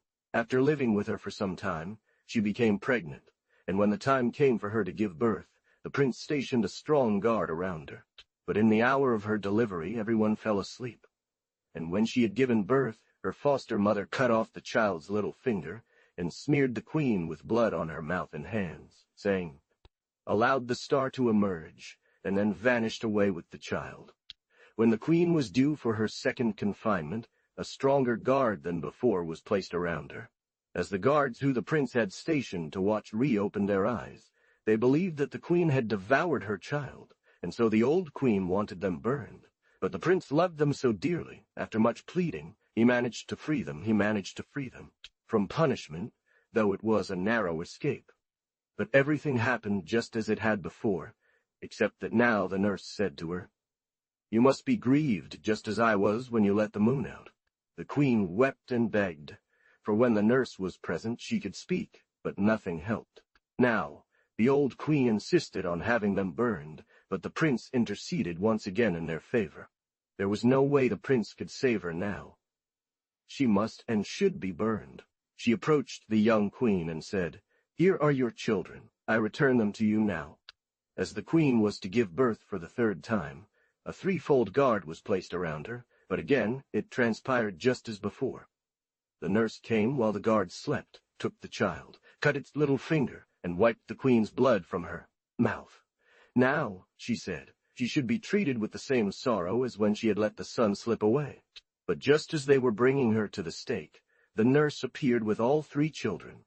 She held the two eldest by the hand and carried the youngest on her arm. "I am Mary, the virgin, and just as sorrowful as you were then. So was I when you let the star, the moon, and the sun slip away. 9. Now you have suffered your punishment for what you did, and from now on you will be able to speak again. How happy the prince and princess were! That can easily be imagined but not described. They lived happily ever after, and the prince's mother also came to like the young queen very much from that time on. The 3 princesses from Whiteland died. There was once a fisherman who lived not far from the castle and fished for the king's table. One day, when he had gone out to catch fish again, he couldn't get even one fish. No matter how he started, or how much he fished and angled, nothing ever hung on his hook. But as it was already late in the day, a head emerged from the water and said, "If you give me what your wife is wearing under her belt, you will have enough fish." The man immediately said yes, for he did not know that his wife was pregnant. After that, he also caught as many fish as he wanted during the day. When he came home in the evening and told how he had gotten all the fish, his wife began to complain and cry, saying that God should be merciful to her because of the promise the man had made, for she was carrying a child under her belt. Time passed, and when the woman was about to give birth, she brought forth a boy, whom the king took into his care and raised as his own son. Soon at the castle, they spoke of how the fisherman's wife would always be so depressed. And when the king heard this and learned the cause, he promised the fisherman that he would take the child into his care and try to save it. When the boy grew up, one day he asked the king if he could accompany his father fishing, saying that he had such a strong desire to fish. The king at first refused, but because the young man kept begging persistently, he finally allowed it. The son now accompanied his father fishing, and all went well throughout the day until evening, when they returned to land. Then the boy realized he had left his handkerchief on the boat, and he wanted to go back for it. But as soon as he entered the boat, it sped away with him, leaving only the water foaming, and no matter how hard the boy rowed or tried, nothing helped. The boat continued to drift until it landed far away on a white sandy shore. Then the boy went ashore, and after walking for a while he met an old man with a white beard. The boy asked him, "What is the name of this land?" "Whitenland," answered the man. Then he inquired about the boy's origin and his destination. After the boy told him, the man said, "If you walk along this beach, you will come to 3 princesses who are sunk into the earth, with only their heads protruding. If you do what I tell you," said the princess, "you may have whichever of us 3 you want." When the boy came to the first princess, she called out and pleaded for him to come to her, but he passed her by as if he had noticed her not at all, just as he did with the second, but he went to the third. As soon as they see you, the oldest will likely be the first to call out and ask for your help, and the same will happen with the second. But you should not go to either of them. Just hurry past them and act like you didn't notice them at all, but go to the third and do what she asks, for that will be your fortune. Yes, that was something the boy would like, and then she told him that they were dropped here by 3 trolls. Before, however, they had lived in the castle that he could see over there in the forest. "Yes," answered the young man, he would try. "You must," she said, "go to the castle and have yourself whipped by the trolls for each of us. Can you endure it? Then you will save us." "If you go to the castle," said the princess further, "there will be 2 lions at the gate, but go right through between them, and they will do you no harm. Then go straight on into a small room and lie down." Yes, the young man did as the princess had told him. He went right through between the lions as if he didn't notice them, then stepped straight into the little chamber and lay down. The troll will come and beat you. But when he has beaten you enough, wash yourself with the water from the bottle that hangs on the wall there, and immediately you will be well again, and then take the sword that hangs beside the bottle and kill thee. Troll. The first night, a troll with 3 heads and 3 tails brutally beat the young man. But he endured it all calmly until the troll finished. Then he took a flask and washed his wounds, grabbed his sword, and cut off the troll's head. The next morning, when he went to see the princesses, they were standing up to their waists in the earth. The second night was no different. But the troll that arrived then had 6 heads and 6 tails, beating him even worse than before. When the young man went to see the princesses again in the morning, they were only up to their shins in the earth. On the 3rd night, a troll with 9 heads and 9 tails came and beat and whipped the young man until he finally passed out unconscious. Then the troll took him and threw him against the wall, but in doing so the bottle fell, and sprayed the boy all over, so that he instantly regained his health. Then he married the youngest of them and became king, living happily and contentedly with her for a long time. He, not being lazy, seized the sword and chopped off the troll's head, and when he went to the princesses the next morning, they were standing with their whole bodies above the ground. At one point, he got an intense longing to return home and visit his parents, and he promised her that. She gave him a ring that had the property that whoever wore it on their finger could make 2 wishes. However, this did not please the queen, his wife. But since he was determined to go and had to leave, she told him, "One thing you must promise me, that is, only to do what your father asks of you, but not what your mother asks." He wished to go home, and when the elders saw him, they could not marvel enough at how stately and magnificent he looked. After spending some days at home, his mother wanted him to go to the castle and show the king what kind of man he had become. But his father said, "No, he mustn't do that, for then we can no longer enjoy having him with us." But it was no use. The mother begged and pressed him so long that he finally went. May God grant that she were here, so you would see. When he arrived at the castle, he was far more stately in his clothes and in everything than the other king. This was not right in the other king's eyes, who said, "Very well, but now you shall see my wife. I don't think yours is as beautiful as mine. Now I have to leave again, and you will have no more wishes," he said the young king, and immediately she stood there. But she was very sad and said, "Why did you not listen to me and only hear what your father told you?" So she tied a ring in his hair with her name on it and wished to go back home. The young king became very sad and thought of nothing else but how he could only get back to his wife. "I must see if I can find out where Whitland is," he thought, and set off on his journey. When he had walked a certain distance, someone met him who was master over all the animals in the forest, and they came to him whenever he blew into his horn. The king asked this man about Whitland. "I do not know where it is," said the man, "but I will ask my animals." So he blew them to come and asked if any of them knew where Whitland was. But none did. Then the man gave him a pair of snowshoes.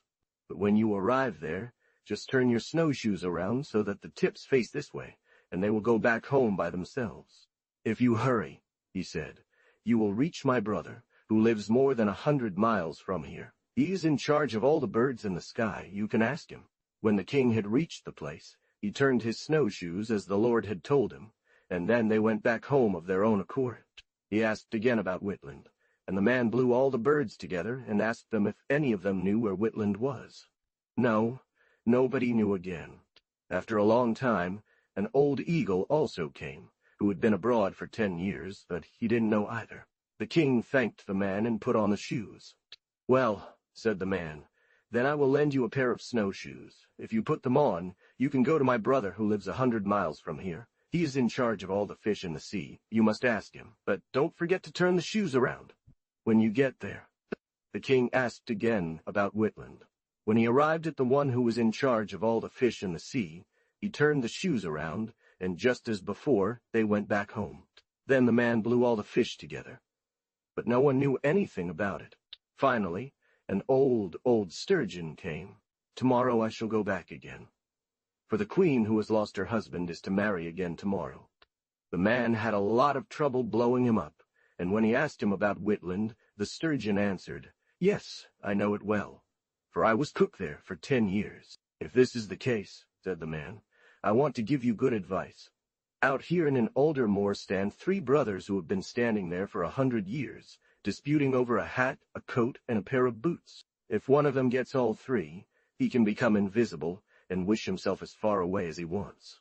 You can say you wanted to try the things, and then pass judgment between them." The king thanked the man and did as he was told. "Why are you constantly standing here and disputing?" he asked when he reached the 3 brothers. "Let me try the items, and then I will pass judgment between you." Yes, they were happy to do so. But when he had obtained the hat, the coat, and the boots, he said, "When we meet again, you shall know the judgment." And with that he flew away. As he soared through the air, he encountered the North Wind. Asked him the North Wind, "To Whitenland," said the king, and told him what had befallen him. "Ah, yes, you travel faster than I do," said the North Wind, Now I must blow in every direction. But when you arrive at your destination, just stand on the staircase by the door. Then I shall come rushing out as if to sweep the whole castle away. If then the prince, who is to become your husband, comes out to see what there is, seize him by the collar and throw him out. Then I'll look after moving him along. But in the same instant, the king seized him by the collar and threw him out. Yes, the king did as the north wind had told him. He stood on the staircase, and when the north wind came rushing and blowing, and made a grab at the castle roof, so that it shook and crashed, the prince went out to see what was there. Then the north wind took him and carried him away. When the king, in good manners, had so replied to the prince, he went to the castle. 10. But when he showed her the ring, she was overjoyed. And then the true wedding was celebrated with great jubilation. At first, the queen did not recognize him, for he had become pale and thin from much wandering and severe grief. There are still such women. Once there was a man and a woman who wanted to sow, but they had no seed corn and no money to buy any. They only had one cow, and the man was going to take it to town and sell it so that they could get money for seed corn. But when the time came to part with the cow, the woman dared not let the man go alone, fearing he might spend the money on drink. So she set out herself with the cow and took a chicken along as well. Near the city, she met a butcher. He asked her, "Do you want to sell the cow, mother?" "Yes," said the woman. "What do you want for it?" "For the cow, I ask 3 groats," she said, "but you shall have the chicken for 8 thalers." "I cannot use the chicken," said the butcher, "and you will surely get rid of it when you come to the city. But for the cow, I'll give you 3 groats. She sold him the cow and received her 3 groats. But in the city, no one wanted to pay 8 thalers for a lean, scrawny chicken. The woman therefore returned to the butcher and said, "Master, I cannot get rid of my chicken. You must buy it from me since you have already gotten the cow." "Well, let's do business," said the butcher. He then fed her and gave her so much brandy that she became drunk and lost sense and reason. While she lay there sleeping, he dipped her in a tar barrel and placed her in a feather pile.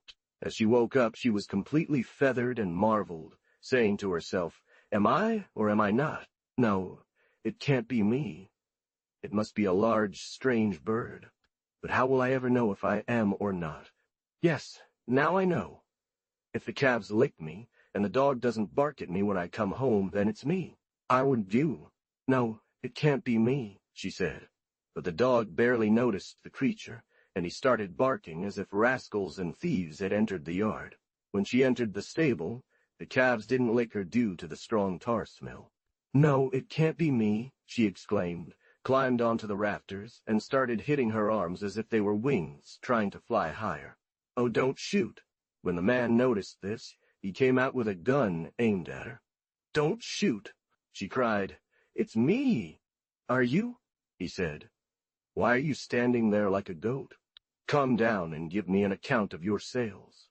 She crawled down, but she had not a farthing. For the 3 pence which she had received from the butcher, she had thrown away in her drunkenness. And when the man heard how all this had happened, he was so angry that he said he would leave home and property, and not return until he found 3 other women just as foolish. He set off on his journey, and after a distance he saw a newly built hut. A woman ran out and in with an empty sieve, but whenever she went in, she threw the apron over the sieve as if there was something inside. "Why are you doing that, mother?" he asked the woman.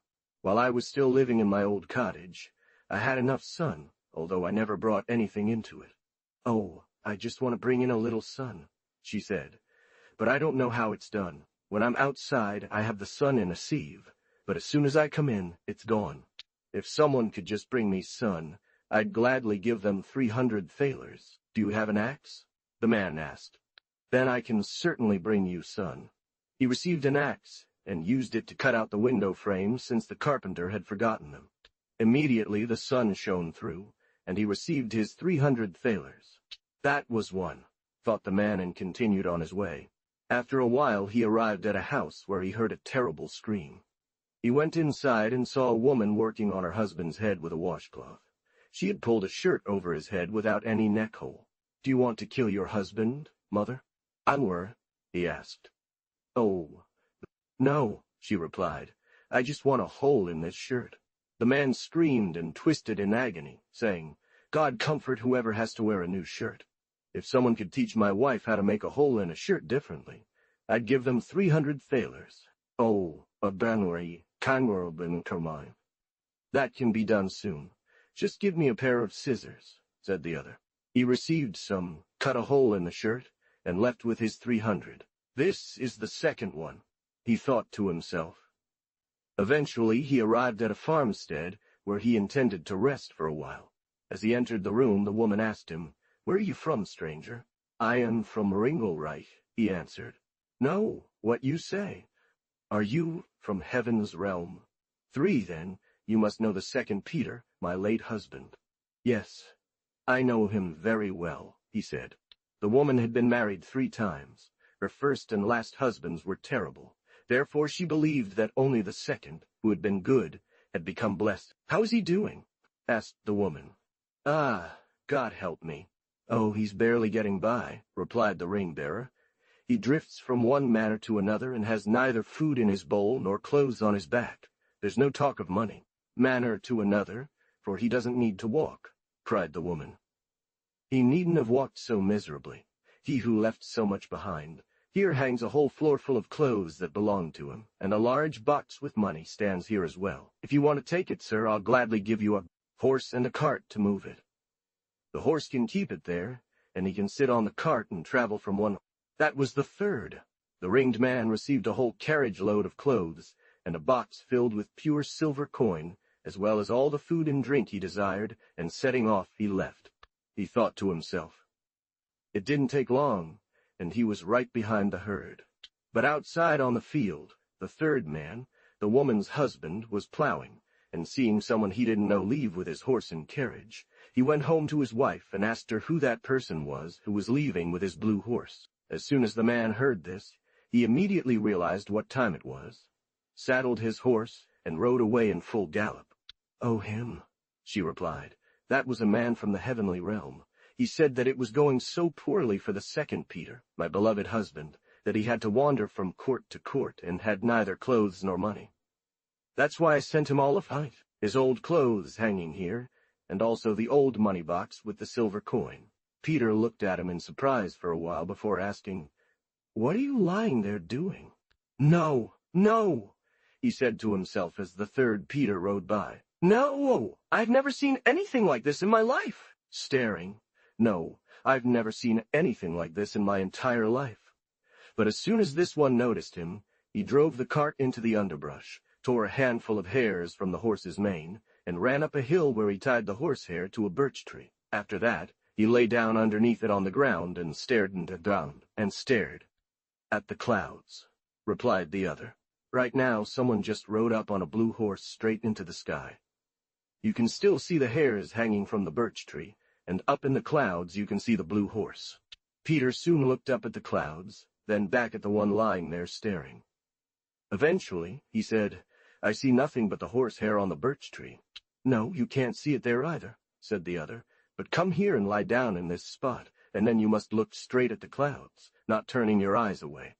As the third Peter lay there staring at the clouds until his eyes filled with water, the man with the many rings mounted his horse and left both it and the cart behind. "For that you ought to thank me," said the wife. "I never believed you to be such a good man."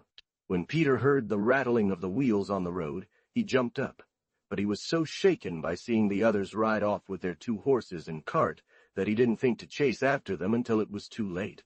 He let his ears hang low as he walked home, but when his wife asked him where he had left the horse, he said, "Oh, I gave it to Peter II, for I thought it wouldn't be worthwhile for him to sit on a wretched little cart up in heaven and have in heaven to roll from court to court.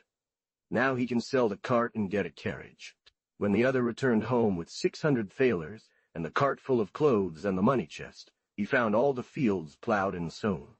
So his first question to his wife was where she had got the seed. "Oh," said she, "I've always heard, he who plants will also reap. So I sowed the salt that the men from Dovrechtskjold left here, and if we only get rain it will surely grow, I think. For others are not any wiser than you." "You're crazy, and you'll remain so as long as you live," said the man. "But let it be. 11 dorl, to each their own children. A hunter once went into a forest, There he encountered a partridge. "Dear friend, do not shoot my children," said the partridge. "What kind of children are yours?" asked the hunter. "The most beautiful children that walk in the forest are mine," answered the partridge. "Then I will not shoot them," said the hunter. "Ouch!" But when he returned, he had a whole bundle of young partridges in his hand, all of which he had shot. "Ouch! Why did you still shoot my children?" said the partridge. "Were these yours?" asked the hunter. "I shot the ugliest ones I found." "Ah, yes," answered the partridge. "Don't you know that to each their own children?" 12. A Suitor's Tale. Once upon a time there was a young man who went into the country. There he came across a cottage where the people lived in pure poverty and hardship. But when the suitor arrived, they wanted to appear well-to-do. Can you believe it? The man had put on a new sleeve to his jacket. "Sit down," he said to the suitor, "but everything here looks so dusty." And with that, he went around wiping and dusting with his new jacket sleeve everywhere on the benches and tables, holding the other arm behind his back. The woman had gotten new shoes, and she bumped into all the benches and chairs with them. "There's so much lying around here," she said. "It looks so messy."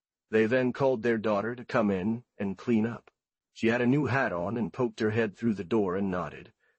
"I can't be everywhere, after all," she said. Yes, these were indeed well-off people, to whom the suitor had come. 13. The Three Men. He had one daughter, who was exceptionally beautiful. There once was a poor man who lived in a hut, far away in the forest, and supported himself through hunting. Since her mother had died early, and the girl was now half-grown, she told her father one day that she wanted to serve with other people, so that she could learn to earn her bread herself. "Yes, my daughter," said the father, "you have, of course, learned nothing else from me besides plucking birds, but you can at least try to earn your bread yourself." That is why they told the queen one day that the girl had boasted she could spin a pound of flax in 24 hours, for they knew the queen held handiwork in high regard. The girl then left in search of service, and, after walking for some time, arrived at a royal castle. She stayed there, and the queen took such a liking to her that the other maids became entirely envious. "Yes, did you say so?" said the queen to her. "But it makes no difference if you take a little more time." The poor girl dared not say that she had never spun before, but only asked for a room by herself, which was granted to her, and they brought her a spinning wheel and flax. She sat there in sadness and wept, knowing not what to do. As she sat there in distress, an old woman came up to her and asked, "What's amiss, my child?" She put the wheel before her and turned it this way and that, but she knew not how to begin, for she had never seen a spinning wheel before in her life.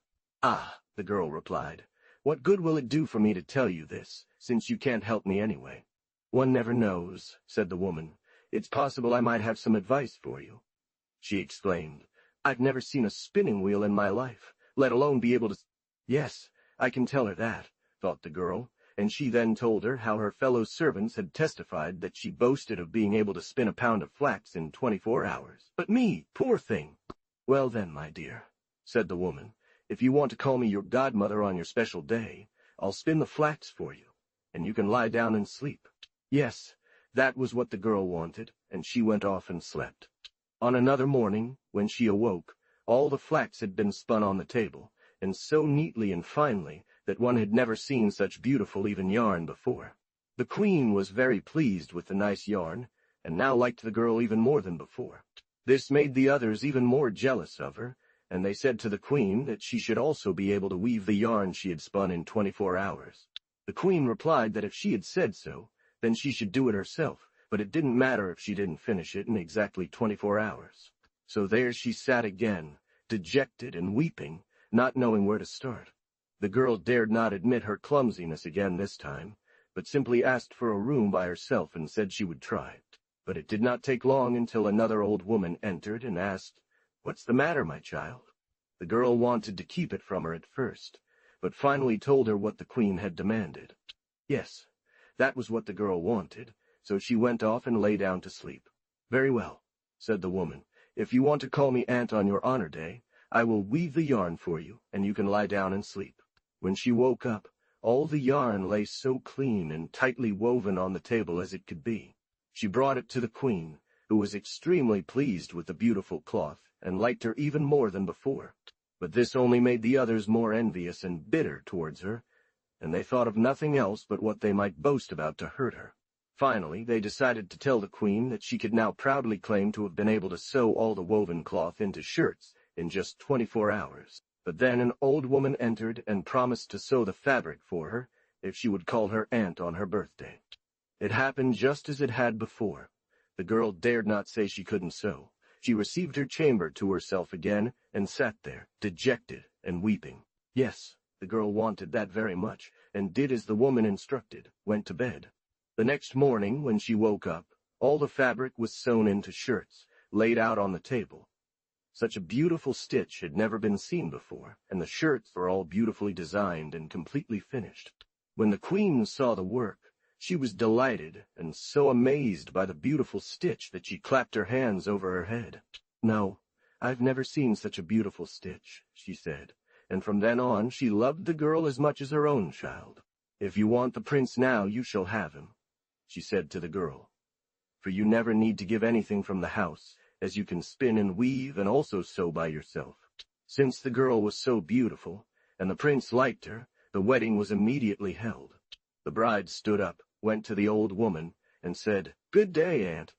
But when the prince sat down with her at the table, an old ugly woman suddenly entered with a very long nose. It was certainly 3 ells long. "Is that my bride's aunt?" asked the prince. "Yes, she was. So we must indeed let her sit at the table with us," said the prince. But he, as well as others, thought she was far too sour to sit at their table. Not long after, an old ugly woman entered again. She had a most worthless person, so thick and wide that she could only squeeze through the door. "Yes," they both answered, and she too had to sit at the table. Immediately the bride stood up and greeted her, saying, "Good day, aunt."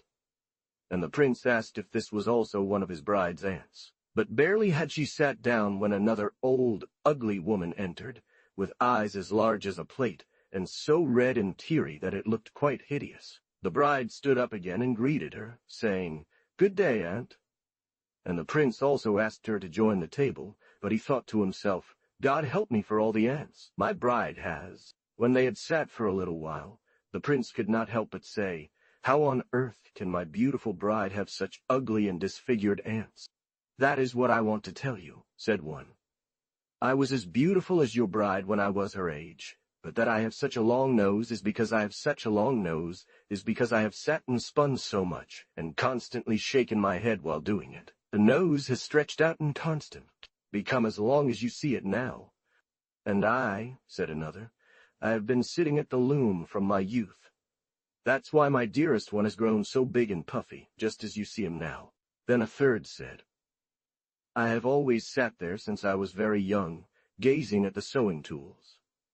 That's why my eyes are so ugly and red." "Well then," said the prince, "it was good to learn how people can become so hideous in this way. From now on my bride must never spin, nor sew, nor weave again in her life." 14. The Widow's Son. Once upon a time there was a poor widow who had only one son, for whom she toiled until the pastor confirmed him. Then she said, "I can no longer support him. He must now go out into the world and earn his own bread." The young man set off accordingly, and as he traveled some distance, he met a man who asked him where he was going. "I want to go into the world and see if I can find work," said the young man. "Would you like to serve me?" "Oh, yes, just as much with you as with anyone else," replied the young man. "Yes, you shall have it good with me," said the man. "You need only keep me company, nothing more." The young man then took service with the man. He lived a fine life, had plenty to eat and drink, and not much or anything to do, but otherwise he never saw another human soul. "No," said the boy, "I certainly wouldn't do that." One day the man said to him, "I am going away for 8 days. While I am gone, you must stay here alone, but you must not go into any of these 4 rooms. If you do, it will cost you your life when I return." But after 3 or 4 days had passed, the boy could hold out no longer and went into one of the rooms. He looked around everywhere but noticed nothing except a curtain over the door, on which lay a bunch of thorns.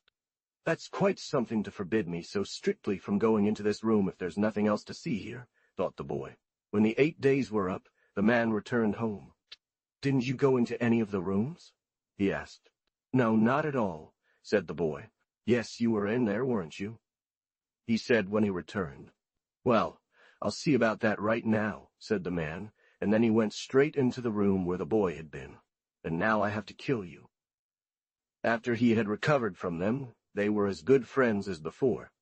But the boy wept and begged until, in the end, he managed to escape with his life, though he received some heavy blows. Some time later, the man set off again. He said he would be away for 14 days and forbade the boy to enter any of the rooms he hadn't been in yet. But he could always go back into those he had visited before. Things went much the same as before, except that this time the boy waited 8 days before going into one of the forbidden rooms again. Well, that's also something to be afraid of, the boy thought. Here, too, he saw nothing but a fringe on the door and a fieldstone and a water jug on top. When the man returned home, he asked the boy again if he had been in any of the rooms. "No," the boy replied. "I wasn't inside." But the boy wept and begged until he finally received a few blows, but not too severe. "Well, I'll see for myself right away," said the man, and when he saw that the boy had indeed been there, he said, "Now I can't spare you any more. You must lose your life." After recovering, he led a wonderful life once again, and he and the man became as good friends as they had been before. After some time, the man wanted to travel again. He said he would be absent for 3 weeks, and strictly warned the boy not to go into the 3rd room. If he did, he said he could only expect to lose his life. After 14 days, the boy could no longer restrain himself and went into the 3rd room, but all he saw was a trap-door on the floor. When he lifted it, he saw a large copper kettle bubbling and boiling, with no fire beneath it. "I wonder if it's hot," thought the boy, and stuck his finger in it. When he withdrew it, it was completely gilded. He tried scraping and washing it, but the gilding did not come off, so he wrapped a cloth around it. When the man came home and asked the boy what was wrong with his finger, he said he had cut himself badly, but the man tore off the bandage and saw immediately what was missing from the finger. Then he took a jar from the wall that contained a salve and rubbed it on the boy, who immediately stood up again, fresh and healthy. At first he wanted to kill the boy, but since the latter wept bitterly and begged for mercy, he only struck him, forcing him to stay in bed for 3 days. After some time had passed, the man wanted to travel again and planned to be away for an entire month. To the boy he said that if he dared to go into the 4th room, he could not hope to survive. This time, he would surely not show any mercy. Here stood a large horse with a mud trough at its head and a hay trough at its tail. The boy held out for about 3 whole weeks, but he could not endure it any longer and went into the 4th room as well. The boy thought this was unfair, so he switched them around, placing the hay trough at the head and the mud trough at the tail. That's what the boy did. But it was all very heavy for him to carry. Then the horse said, "Since you have such a good heart and let me eat something, I will save you. For if the troll comes home now and finds you here, he will surely kill you. But go now into the room directly opposite and take one of the armors. But you must not take any of the bright ones. Rather, you should choose the one that is the most rusty that you see. And, in the same way, you should also choose the sword and the saddle."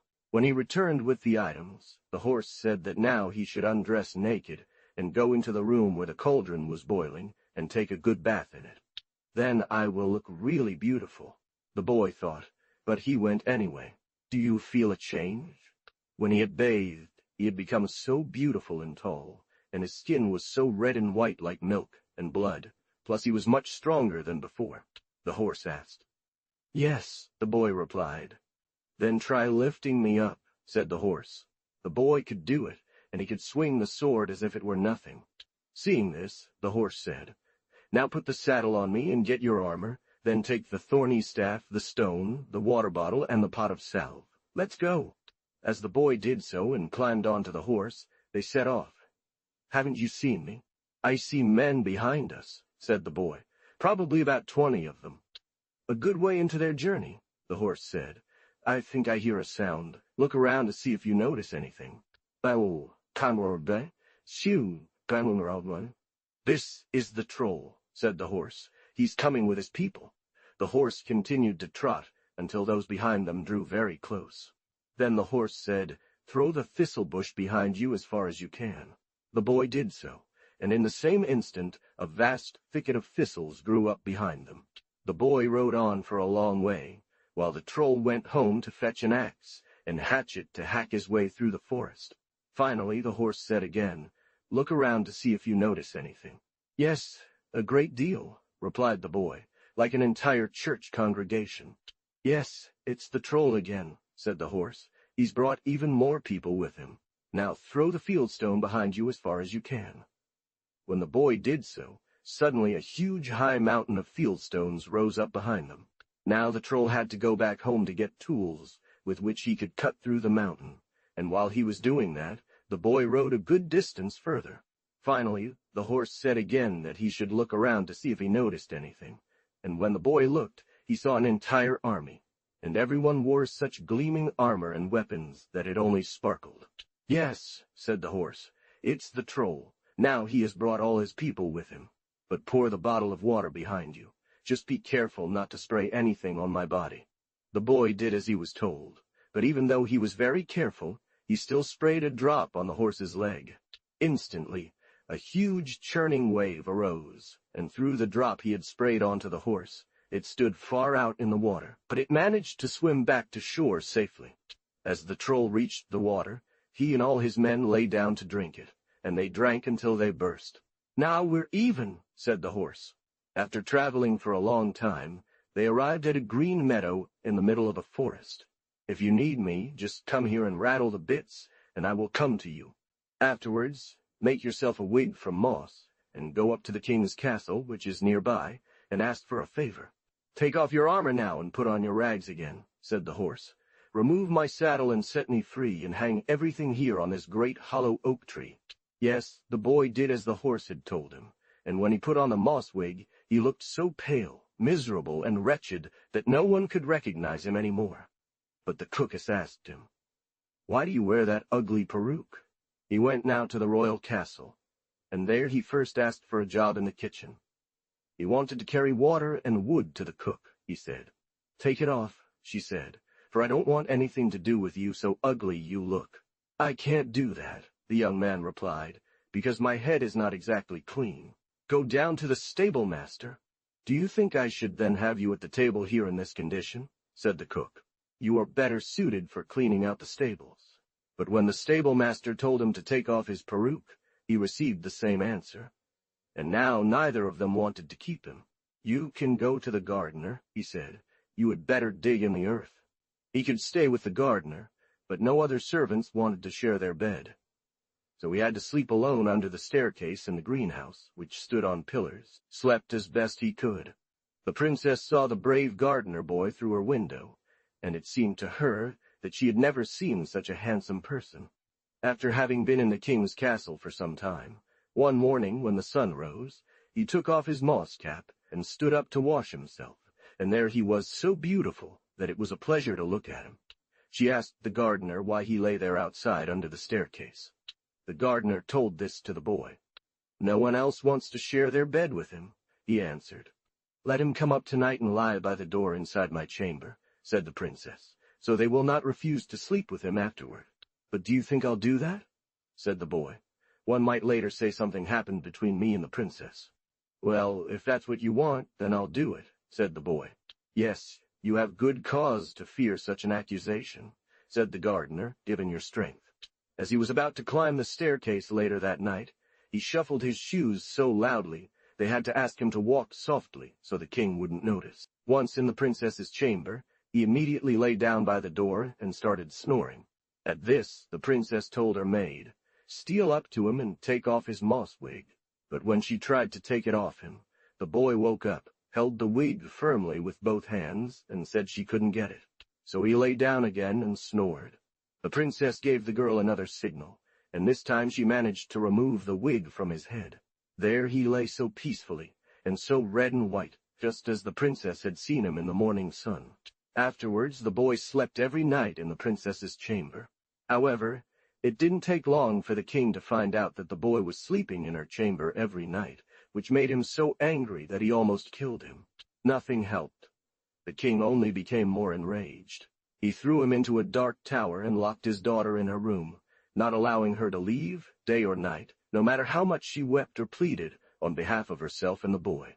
After some time, war and strife arose in the land, and the king had to arm himself against another king who sought to take his land. When the boy heard this, he asked the jailer to go to the king and obtain permission for him to wear armor and a sword and join the war. Well, that's exactly what he got, along with an old cart that hobbled on 3 legs. Everyone laughed loudly when the jailer delivered his message and requested some old junk from the king as armor for the boy, so they could watch the poor fellow go off to war. Hey, get up! They set out against the enemy, but not far from the royal palace. The boy with his cart became stuck in a bog and squealed and struggled. Hey, get up! The others found this quite amusing and laughed as they rode past him. But as soon as they had passed, the boy ran to the lime tree, put on his armor, and rattled the bits, and immediately the horse came up and said, "Do your best now, then I will do mine."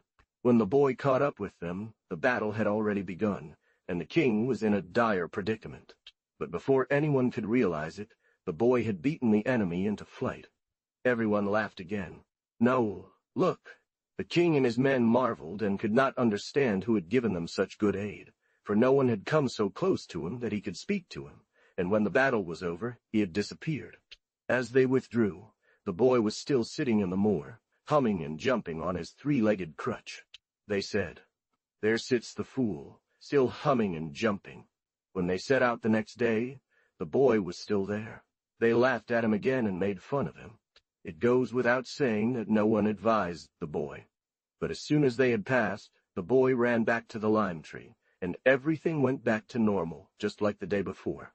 Everyone was amazed and could not understand who this strange hero was who had helped them, for no one had come so close to him again to speak to him.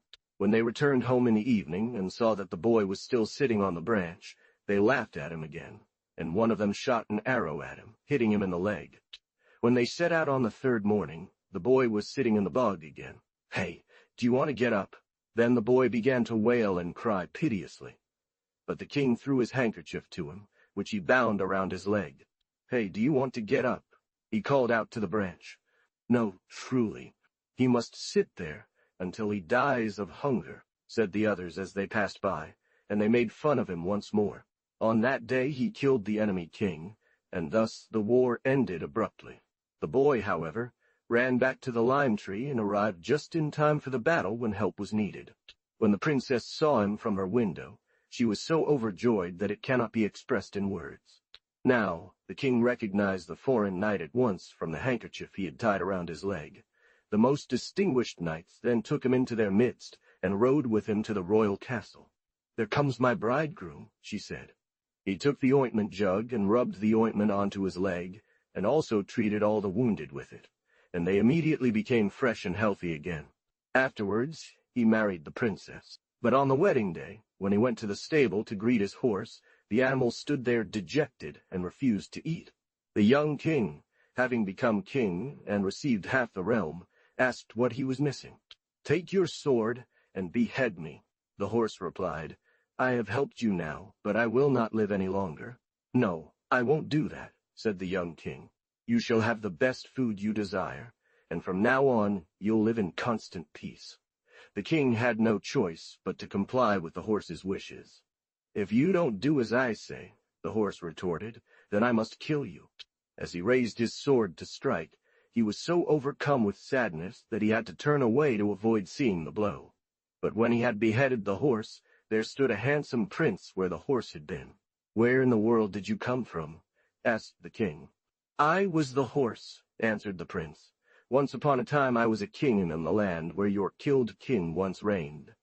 It was he who threw a magic spell on me, but now that he is dead, I get my kingdom back, and you and I will be neighboring kings. However, we will never wage war against each other."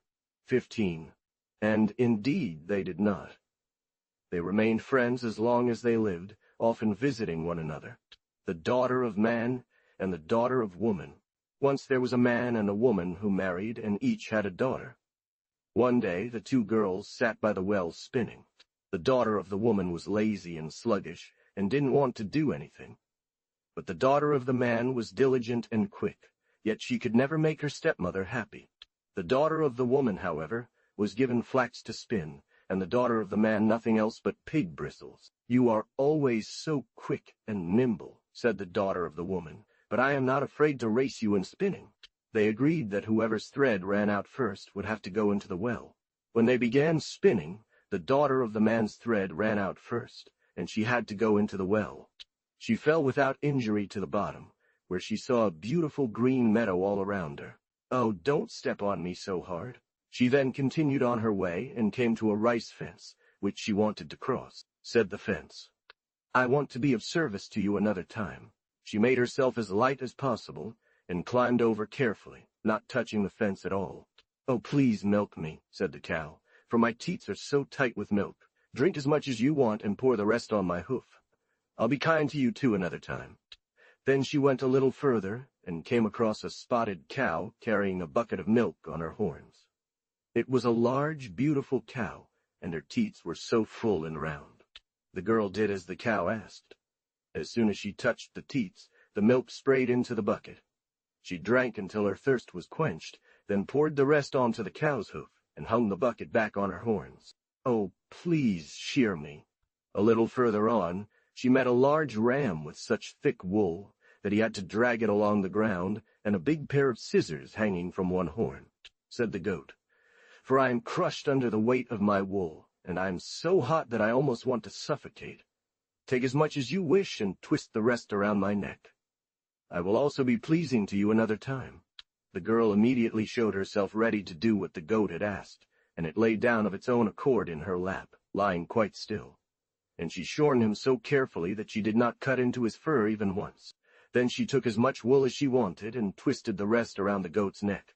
A little further on, she came to an apple tree that was so full of apples that the branches bent down towards the ground, and there was a small stick at the trunk. "Oh, serve you another time." The girl picked as many apples as she could reach with her hand, and gently struck down the rest with a stick. She ate until she was satisfied, and arranged the remainder neatly beneath the tree trunk. "Oh, please be kind enough to pick my apples for me," said the tree, "so that my branches can reach up high. It's so arduous always standing bent like this. Strike off what you can't reach with your hand, but do it carefully, so you don't shame me. Then eat as much as you want and neatly arrange the rest at the base of my trunk. I'll be pleased, too." She continued on for quite some distance, until finally reaching a large house where a troll woman lived with her daughter. She went inside and asked if there was any work to be done. "Oh, it's of no use," said the troll woman, "for we have had many before, but none of them has been any good." But the girl begged and pleaded so charmingly for them to take her on that they finally did.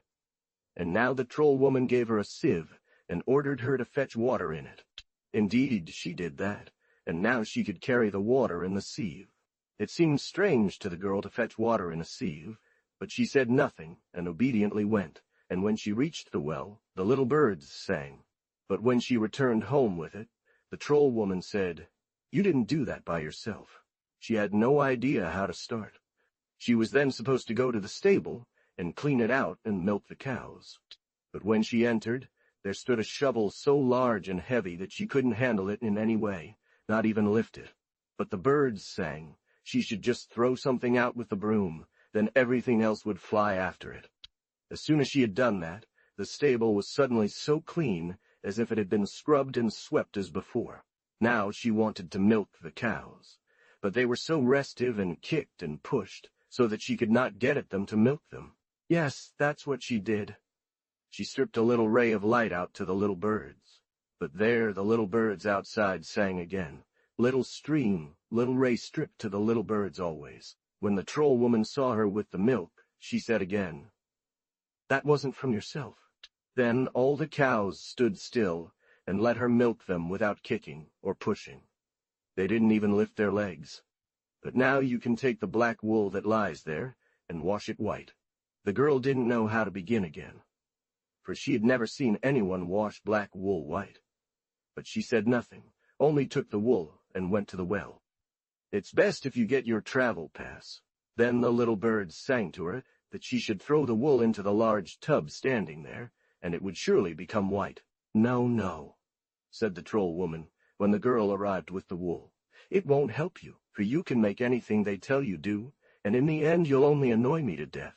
Now the troll woman set up 3 shrines, one red, one green, and one blue, and from these she would allow the girl to choose one as a reward for her service. "Me sure." So she took the blue one, as the little birds had sung. The girl didn't know which one to choose, but then the little birds sang, "Don't take the green one, don't take the red one, take the blue one now, on which we have set 3 crosses." "Wait," said the troll woman, "you'll pay me back for this." When the girl wanted to leave, the troll threw a glowing iron bar behind her. But she quickly jumped behind the door so it didn't hit her, for that's what the little birds had sung. So she did. She left as fast as she could, but when she reached the apple tree, she heard a terrifying noise behind her on the path. It was indeed the troll woman with her daughter following her. The girl was filled with fear and dread, not knowing what to do. "Come," said the apple tree, "I want to help you. Hide quickly under my branches, for if they catch you they'll take away your shrine and tear you apart." Just as she had hidden herself, the troll woman arrived with her daughter. "Didn't you see a prostitute here?" asked the troll woman. The troll woman turned back and went home. "Yes, indeed," replied the apple tree. "One passed by just now, but she's long gone now. You can't catch up to her." The girl continued on her way, but when she approached the billy goat, she heard another terrifying noise that filled her with such fear that she didn't know what to do. For she well knew it was the troll woman who had thought of this. Hardly had she hidden herself when the troll woman came running. "Didn't you see a prostitute here?" "Come, I want to help you," said the goat. "Quickly hide yourself under my wool, then she won't see you, otherwise she'll take away your shrine and tear you apart," she asked the goat. The troll woman turned back and went home. "Yes, indeed," replied the goat. "I saw one a while ago, but she ran so fast that you won't catch up with her." When the girl had walked further to the cow, she heard another horrifying noise on the path. "Come," said the cow, "I want to help you. Quickly hide yourself under my udder. Otherwise the troll woman will come and take away your shrine and tear you apart." It didn't take long for the woman to arrive. "Didn't you see a prostitute here?" she asked. "Yes, I saw one a while ago," said the cow, "but it's long gone now, for it ran so fast. You won't catch it." The troll girl turned around and went home. She crawled quickly under the fence's rice stalks. "Come, I'll help you," said the fence. "Crawling quickly under my rice stalks, she won't see you. Otherwise, she'll take your shrine away and tear you apart." As the girl continued on her way to a good end, not far from the traveler's fence, she heard another terrifying noise on the path that made her tremble with fear. For she knew well now that it was the troll girl who had been watching. "Didn't you see a prostitute walking here?" asked the troll girl as she reached the fence. It was now no other choice for the troll girl. She had to turn back and go home. "No, I didn't see any prostitute," replied the fence, so enraged that it crackled, and then it grew so large that it was impossible to think of crossing over. But when the girl returned home, her stepmother and daughter were even more envious of her. For now the girl was even more graceful and beautiful, a delight to look at. However, she was not allowed to stay inside with them in their parlor, but was chased out into the barn, where she was to live. Here, the girl cleaned and washed everything thoroughly, and then set about preparing the altar to see what reward she had received. When the stepmother and daughter saw this, they were completely astonished, and asked the girl how her service had turned out. When she opened the altar, she found so much gold and silver and other precious items that she could cover both the walls and the floor with them. And now the barn looked far more magnificent than the finest royal palace. "Oh, you can well imagine," she said, "since I received such a good reward. It was such people and such a woman that one no longer finds like her." Now the stepmother's daughter also wanted to leave and serve, so that she too could get such a golden shrine. It didn't take long before the woman's thread ran out, as one can well imagine, and they threw her into the well. Both girls sat down again to spin. But the daughter of the woman was to spin pig bristles, and the daughter of the man flax, and whoever's thread ran out first was to throw it into the well, just as it happened with the man's daughter before. She fell down to the bottom without harm, and found herself on a beautiful green meadow. When she had walked a certain distance, she came to the rice fence. "Hey, what am I doing with this old pile of rice?" "Don't step so hard on me," said the fence. "I want to be pleasing to you again sometime," she said, and stepped onto the fence, making it creak. A little later, she approached the cow, whose udder was so tightly filled with milk. She threw the bucket over the hill and walked away. "Oh, please milk me," said the cow. "I'll be sure to return the favor another time. Drink as much as you want, and pour the rest on my hoof." Yes, she did. She milked the cow and drank as much as she could, but then nothing was left to pour on the hoof. A bit further along her journey, she encountered a billy goat pulling its wool behind it. "Take as much wool as you want and twist the rest around my neck." "Oh, please shear me," said the goat. "I'll be sure to return the favor another time." She did so, but in her clumsiness, she cut large chunks from the goat's fur and took all the wool with her. A little later, she came to the apple tree, which stood once again bent under the weight of its fruit. "Oh, please pick my apples," said the apple tree, "so that my branches can straighten up." She picked the nearest apples, and for those she couldn't reach with her hand, she used the stick to knock them down, for it is so difficult to stand here bent like this. "But be careful not to harm me. Eat as much as you want, and then neatly arrange the rest at the base of my trunk." But she didn't care about anything, tearing off and breaking large branches until she could eat no more, and then she carelessly threw the rest under the tree. As she walked a little further, she arrived at the house where the troll woman lived. There, she asked for a favor, but the girl wouldn't be deterred, and said she wanted and had to serve her. The troll woman said she didn't want a servant girl, for either they were of no use, or they were too clever and would cheat her out of her property. Then the troll woman finally said yes, she would take her on if she proved herself useful. The first task given to her was to fetch water in a sieve.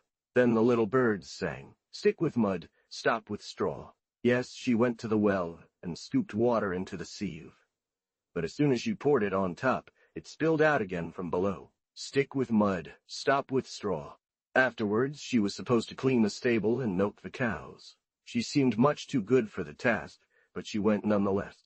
But she paid no attention to what the birds sang and threw mud at them until they flew away. So she had to go home empty-handed with an empty sieve, and also received a slap from the troll woman. When she arrived at the stable, however, she could not handle the shovel in any way. It was far too heavy and large for her. Then the birds sang, "Little trunk, little ray, stripped down to the birds always." The birds told her what they had said to the man's daughter, that she should sweep a little with the broom, and then everything else would follow. But she took the broom and threw it at the birds. When she tried to milk the cows afterward, they were so restive and kicked and bumped, and every time she managed to get some into the bucket, they knocked it over again. But she bumped and hit the cows, threw things at the birds with everything that came into her hands, and conducted herself in a way that was utterly terrible. This finally became too much for the troll woman. Afterwards, she was supposed to wash the black wool white, but that made things no better. With this, when she returned, she had neither cleaned the stable nor milked the cows, and received severe blows and scolding from the troll woman. No, she could not use such a servant, for she was good for nothing. Alrighty. She set up 3 altars, one red, one green, and one blue. The birds sang, "Do not take the green one, do not take the red one, take the blue one now, on which we have placed 3 crosses." But she paid no attention to what the birds sang, but took the red one, which shone the most. Then she set off on her way and went home. She was allowed to go in peaceful silence, for there was nobody pursuing her. When she arrived home, the mother was very pleased, and they both immediately went into the large room and set up the shrine there, for they believed that it contained nothing but gold and silver, and thought they would use it to gild the walls, Floor. 16. This was the reward she received for her service to the troll woman.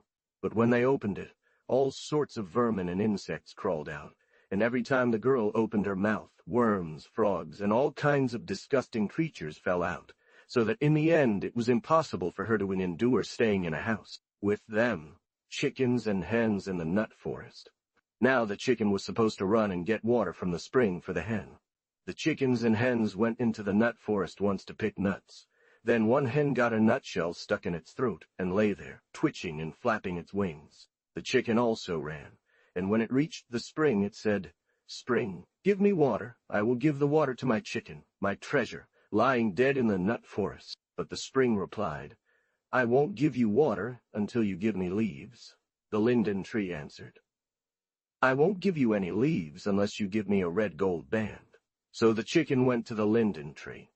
Linden tree, give me leaves. I will give the leaves to the spring. The spring will give me water, which I will give to my chicken, my treasure, lying dead in the nut forest.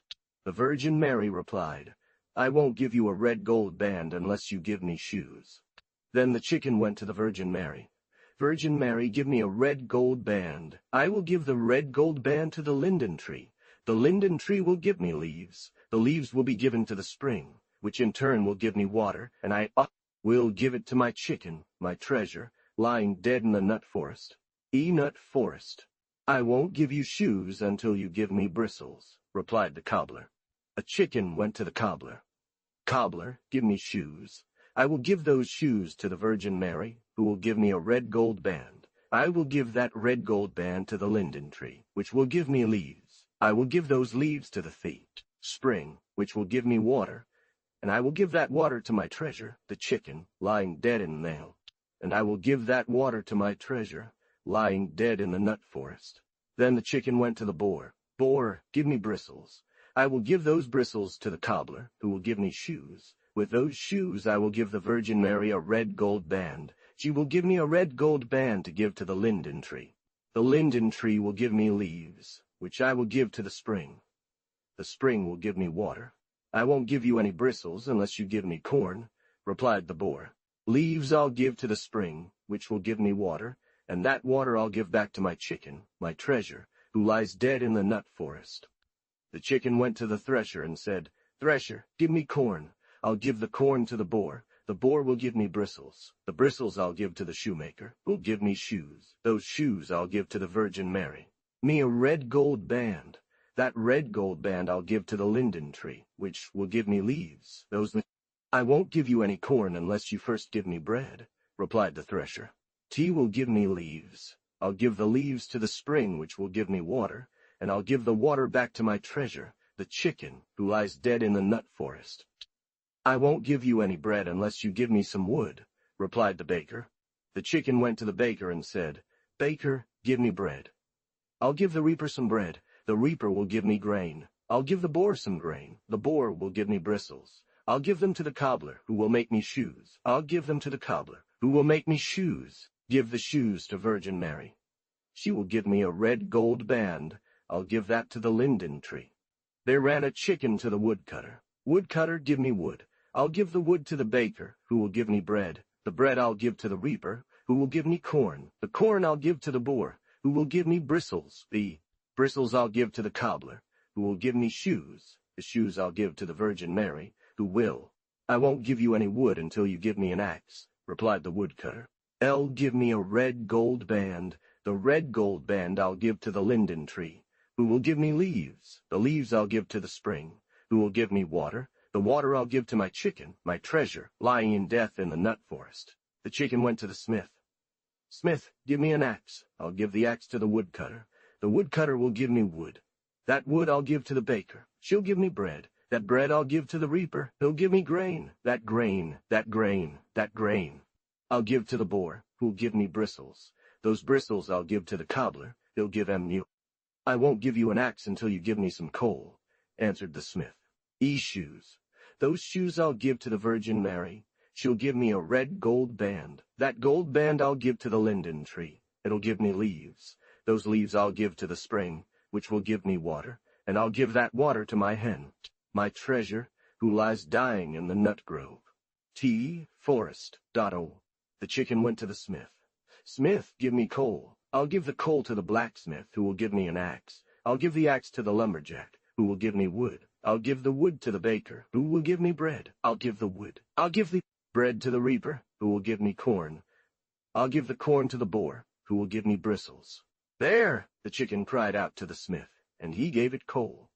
I'll give the bristles to the shoemaker, who will give me shoes. I'll give the shoes to the Virgin Mary, who will give me a red gold band. I'll give the red gold band to the linden tree, which will give me leaves. I'll give the leaves to the spring, which will give me water. And the water goes back to the chicken, my treasure, hidden away in the new. 17. And he gave all this to his hen, who lay dead in the nut-wood, and she became well again. The Bear and the Fox. A monk received coal, an axeman an axe, a baker wood, a reaper bread, a corn-grower grain, a tanner fur, a shoemaker bristles, and Mary, the Virgin, shoes, and a linden tree, a red gold band, a spring leaves, and chicken's water. A. Why the bear has a stump tail. Einmur, Beju, Dunshiro Nenning. Once, a fox approached a bear with a bundle of stolen fish. Where did you get these? Asked the bear. I caught them myself, Mr. Bear, replied the fox. This sparked the bear's interest in fishing, and he asked the fox to teach him how. Then you need to pull out. It's an easy art, and soon learned, replied the fox. You only need to go onto the ice, make a hole and stick your tail into it, and then you have to hold it there for a long time, and not worry if it hurts, for that is a sign that fish will bite. And the longer you can endure it, the more fish you'll get. But if it suddenly becomes very painful— Yes, the bear did as the fox had told him, and held his tail in the hole until it was frozen solid. Then he pulled out tail in hand, and ever since that day he walks around with a stubby tail. The bear and the fox once bought a quarter of butter together for Christmas and hid it under a thick fir bush. They then went their separate ways and lay down to sleep on a hill in the sun. As they had lain there for a while, the fox sprang up and cried, "Yes!" and ran straight to the butter portion, of which he devoured about a third. And they lay down again to sleep. When he returned, and the bear asked him where he had been that his mouth was so fat, he said, "Don't you think I was invited to my godfather's, do you?" "Well then," said the bear. "What was the child's name?" "Begun," said the fox. After a while, the fox sprang up once more and cried, "Yes!" and ran back to the butter portion.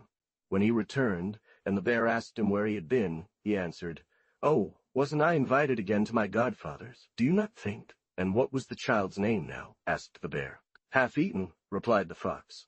The bear thought that was a nice name, but it didn't take long before he started yawning again and fell asleep. After a while had passed, things unfolded just as they had the previous 2 times. The fox sprang up and cried out, "Yes!" ran to the butter quarter and devoured the last bit. With that they rested again, and both fell into a deep sleep. Upon returning, he had once again been licking the ground dry, and when the bear inquired about the child's name, he replied, "Licked the ground." Afterwards they intended to go look for their butter. However, upon discovering it was completely gone, the bear accused the fox, who in turn blamed the bear, each insisting the other had been there while they slept. "Well," said Reineke, "we'll soon know who stole the butter. Let's lie down again on the hill, and whoever wakes up with the fattest tail has stolen it." Yes. The bear wanted to test this immediately, and since he knew within himself that he hadn't even tasted the butter, he lay down calmly on the hill to sleep. But Rezenking crept away to the quarter, and caught a little bit of butter that had gotten stuck in a crevice. With that, he snuck back to the bear, spread it on him starting from below his tail, and then went back to sleep as if nothing had happened. 18. When both woke up, the sun had melted the butter, and it was still the bear who had eaten it. Gudbrand from the mountain. Once upon a time, there was a man named Gudbrand. He had a farm that lay far away on the slope of a mountain, and that's why people called him Gudbrand from the mountain. However, he lived with his wife so contentedly and harmoniously that everything the man did seemed to be just right for her, and she was always pleased. They had their piece of farmland, 100 thalers in the box, and in the barn they had 2 cows yoked together. A little profit involved because I'll only have to look after 1 cow from now on, instead of 2. One day the woman said to Gudbrand, "I think we should take one of the cows to town and sell it so that we can get some extra shillings. We are such good people and should have some money under our control like other people. We mustn't touch the 100 thalers in the box, and I don't know what we need more than 1 cow for, plus there's still. But in the town, no one was willing to buy his cow from him. Yes, that seemed like sensible advice to Gudbrand, so he immediately took the cow and went into town to sell it. A little way on his journey, he met someone with a horse that they wanted to sell. Now Gudbrand thought it would be better to have a horse than a cow, so he traded with the man. Well, thought Gudbrand, I'll take my cow home.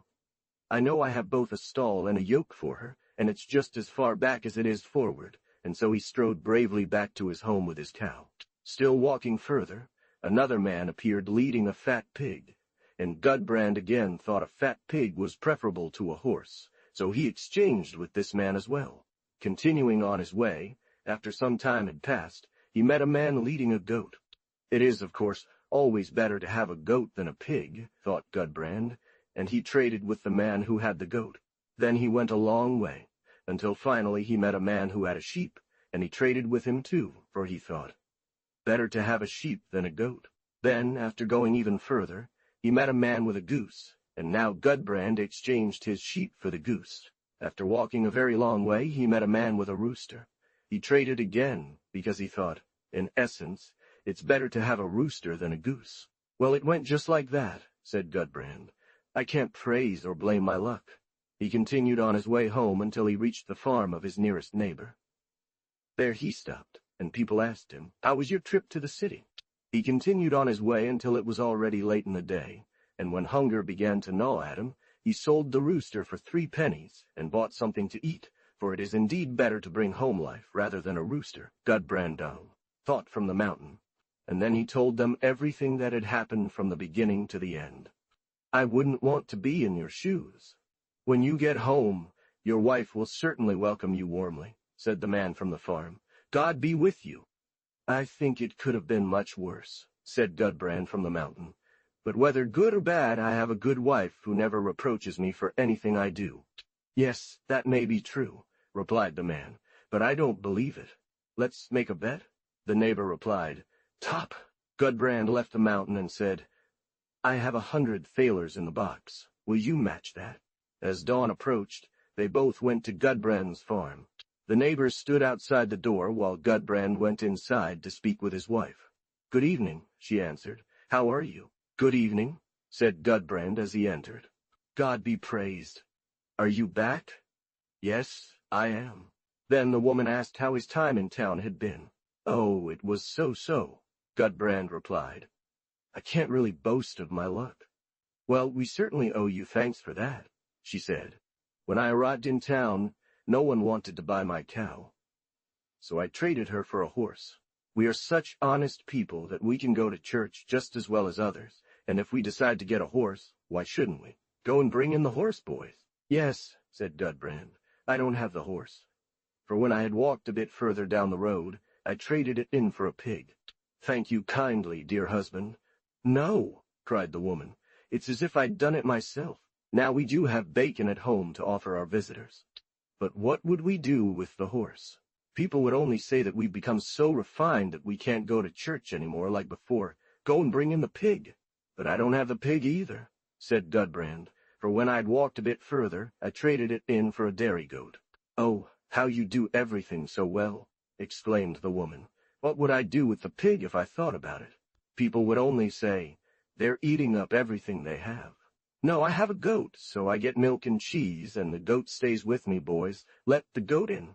No, I don't even have the goat, said Gudbrand, for when I had gone a little further on the road, I exchanged the goat for a fine sheep. No, cried the woman, you've done everything just as I could wish, just as if I'd been there myself. What would we do with the goat? I should then always have to run after it and climb up and down hills.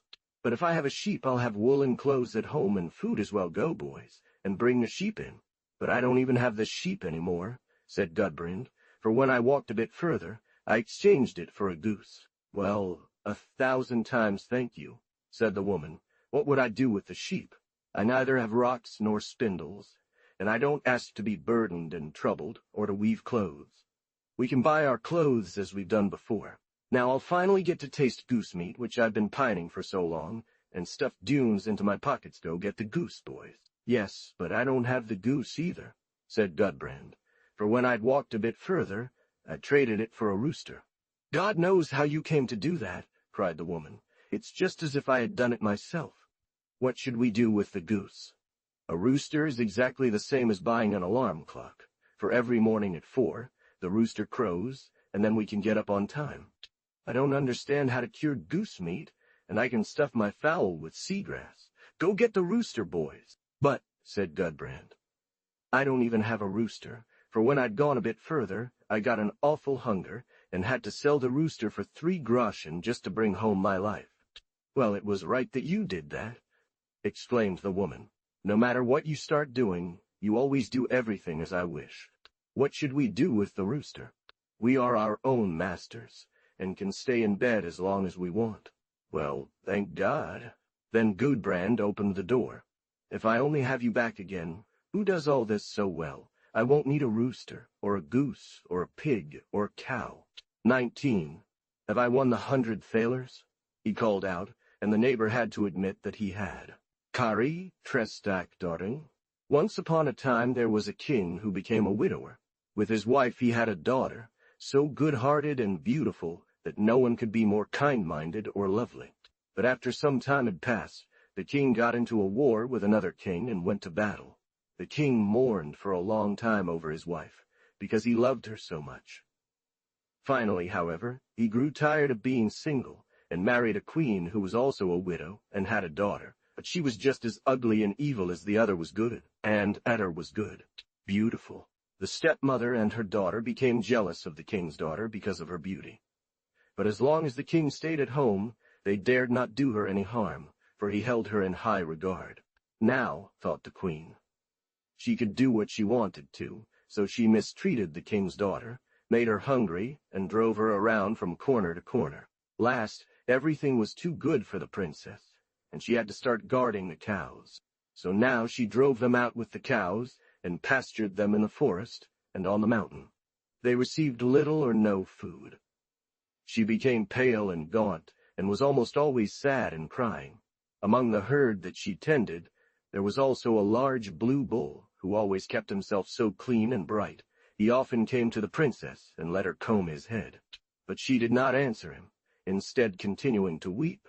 Once, as she sat there so sad and weeping, he also approached her and asked why she was always so unhappy. "Yes, I know what you lack," said the bull. "If you don't want to tell me, you're crying because the queen is always so harsh with you and almost starves you. But you shall not worry about food and drink. In my left ear lies a cloth. If you take it out and spread it, you will get both food and drink as you desire." She soon regained her strength, and became so full and red and white that the queen and her dry-as-a-bone daughter turned green and yellow from pure anger. She did so, took the cloth out and spread it on the grass, and there it was, covered with the most exquisite dishes one could imagine, and wine, mead, and honey cakes were also there. The queen could not understand how her stepdaughter could look so good on such poor food. So she told one of her maids to follow her into the forest and see what was going on, for she thought that someone among the servants might give her something to eat. The prostitute told this to the queen at home. Now the king returned home, and had brought back the victory over the other king against whom he had gone to battle. The prostitute followed her into the forest and watched her, and then she saw that the stepdaughter took the cloth from the blue bull's ear and spread it out on the grass, after which it was covered with the most beautiful dishes, Daughter ate and enjoyed herself. There was now great joy throughout the castle, but no one was more joyful than the king's daughter. However, the queen pretended to be ill, and gave a lot of money to the doctor, telling him to say that she would never get well again if she didn't eat the flesh of the blue bull. When the princess heard this, she became very sad and went down to the stable to see the bull. Both the princess and the people in the castle asked the doctor if something else could help, and they begged for the bull, because everyone held him in such high regard, and said that such a bull would not be found again in the entire kingdom. But no, he should and must be slaughtered. There was no other advice. He was also standing there, hanging his head, and looked so sad that she began to cry. "Why are you crying?" asked the bull. But the bull said, "If they have killed me first, they will kill you soon as well. But if you want to do as I do, we shall both leave this night." The princess thought it would be bad to leave her father, but even worse to stay in the queen's house, and so she promised the bull she would travel with him. Then she told him that the king had come home, and the queen had made herself appear sick, and the doctor had been compelled to say that she could never get well again unless she ate the meat of the blue bull, and now he was going to be slaughtered. When evening came and all the others were at rest, the princess snuck down to the stable. There, the bull lifted her onto his back, and they fled as quickly as he could. When the people later rose and wanted to slaughter the bull, it was gone. And when the king got up and asked about his daughter, she was also gone. The king sent messengers out into all ends of the world to seek her, and had all the bells rung for her, but no one could discover any trace of her. In the meantime, the bull had traveled with the princess through many foreign countries, and finally they came to a great copper forest, where both the trees, branches, leaves, and flowers were all made of copper. Before they continued their journey, the bull said to the princess, "If we enter this forest, you must be careful not to touch even a single leaf, or else it's game over for both of us. For there lives here a troll with 3 heads who owns this forest. Wong. No. I'll be in where they shoot our road by Bedum Bambali." She wanted to be extra careful and not touch anything. Oh no. So they entered the forest very cautiously. The princess bent and twisted herself, holding the branches back with her hands. "What are you doing?" But the forest was so dense that it was almost impossible to pass through, and despite her caution, she accidentally tore off a leaf and held it in her hand. "Now I must fight to the death," said the bull, "but take care to guard the scroll well." "Who has touched my forest?" he roared. Soon after, they reached the end of the forest, and a giant troll with 3 heads appeared. "It is as much my forest as yours," replied the bull. "Let's settle that," screamed the troll. "No, let's not," said the bull. Both charged at each other, and the bull rammed and struck with all his strength, but the troll did not fall behind, and it took an entire day for the bull to defeat him. By then the bull was so wounded and exhausted that he could not move from the spot. When she had done this, the bull immediately regained its strength and health, and the next day they continued their journey. They had to rest for the whole day, and then the bull told the princess to take the jar of ointment hanging on the troll's belt and smear it all over his body. They traveled for many a day, and finally arrived at a silver forest. Here, both the trees, branches, leaves, and blossoms were all made of pure silver. "No," said the princess. She would be very careful and not touch anything at all. But when they entered the forest, it was so dense and thick that they could barely make their way forward. Before they proceeded further on their journey, the bull said to the princess, "If we now enter the forest, you must be very careful. You must not touch anything, and not even tear off a single leaf, or else it's over for both of us. Troll with 6 heads who owns this forest, and I don't think I can take him on." Oh, whoa!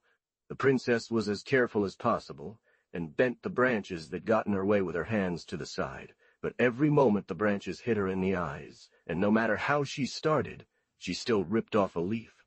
It didn't take long before the troll arrived. "What have you done?" cried the bull. "Now I must fight for my life again, for the troll who lives here has 6 heads and is even larger than before. Be careful with the leaf. Be careful with the leaf." "Who has touched my forest?" he roared.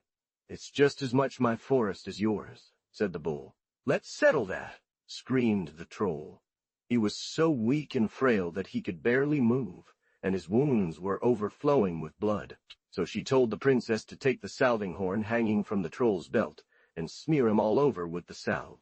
"Let's do it," said the bull, charging at the troll, piercing out his eyes and goring him through the middle with his horns so that his entrails hung out. But the troll bravely defended himself, and it took 3 whole days before the bull finally killed him.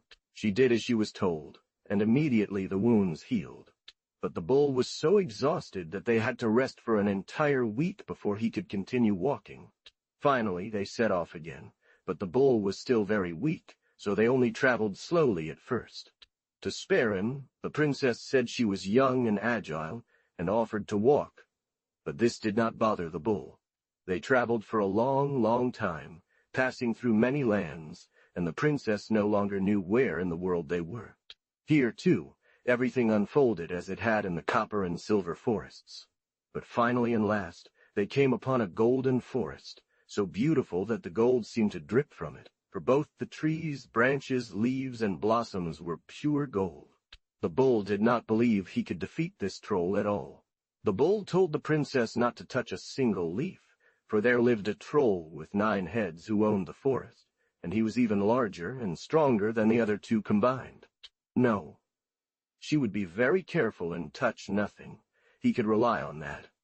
The princess pressed and bent the branches with her hands, but every moment they struck her in the eyes, so that finally she could not see before her, and before she realized it, she had a golden apple in her hand.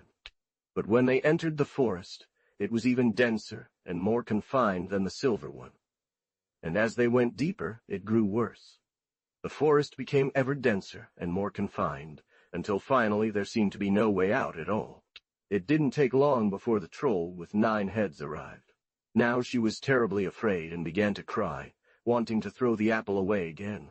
But the bull told her to keep it and take good care of it, trying to comfort her as best he could, but still thinking that it would be a hard battle, and unsure if it would be a hard battle, and unsure if it would go well this time.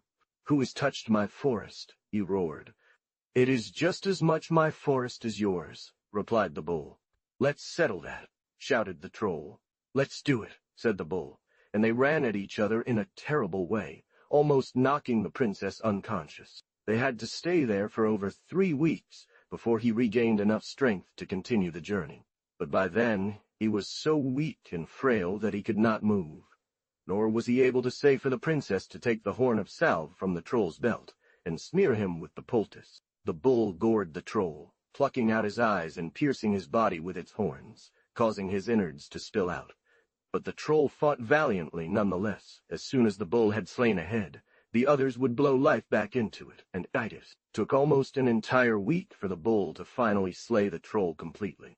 Finally, they started moving forward again, as the bull said they had to go a little further. As they had traveled for some time, and passed many mountains covered with dense forests, they finally reached a rock. "Do you see anything?" asked the bull. "No, I see nothing but the sky and the wild rocky landscape," replied the princess. But when they went deeper into the mountain range, the terrain became flatter, allowing them to have a better view. "Do you see anything now?" asked the bull again. "Yes, I see a small castle far away," said the princess. "Well, that castle is not as small as it seems," said the bull. Finally, they arrived at a large enclosure with a rugged rock wall. "Do you see anything now?"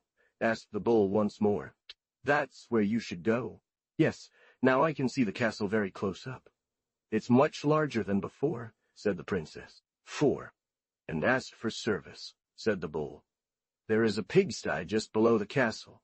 If you enter there, you will find a wooden sack which you must put on, and with that go into the castle, and say your name is Kari Trestak.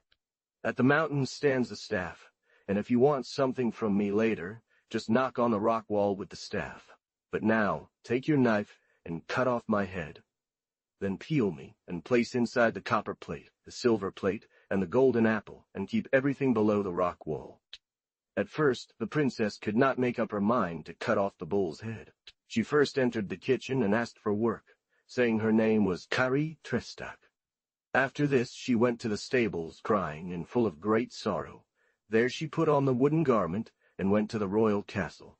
As he told her this, that was the only thanks she demanded from him for what he had done for her. She could not help herself.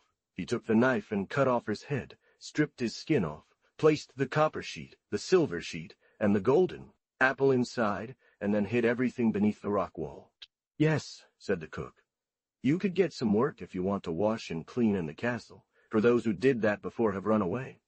But after a while here you might also get tired of it and run away too," he added. No, she certainly did not want that. She stayed at the castle and carried out her duties neatly and punctually. One Sunday, when strangers were expected, Kari asked permission to bring the prince water, but the others laughed at her and said, "What do you want with the prince? Do you think he wants something from you just because of your appearance?" But she did not give up, and kept asking until they allowed it. When she went up the stairs, the noise her wooden skirt made was so loud that the prince came out and asked, "Who are you?" "Oh, I only wanted to bring the water to the prince," she replied. "Do you think I want the water that you're bringing me?" said the prince, and poured it over her head. She had to go back without completing her task, but she asked permission to go to church, which they could not refuse her.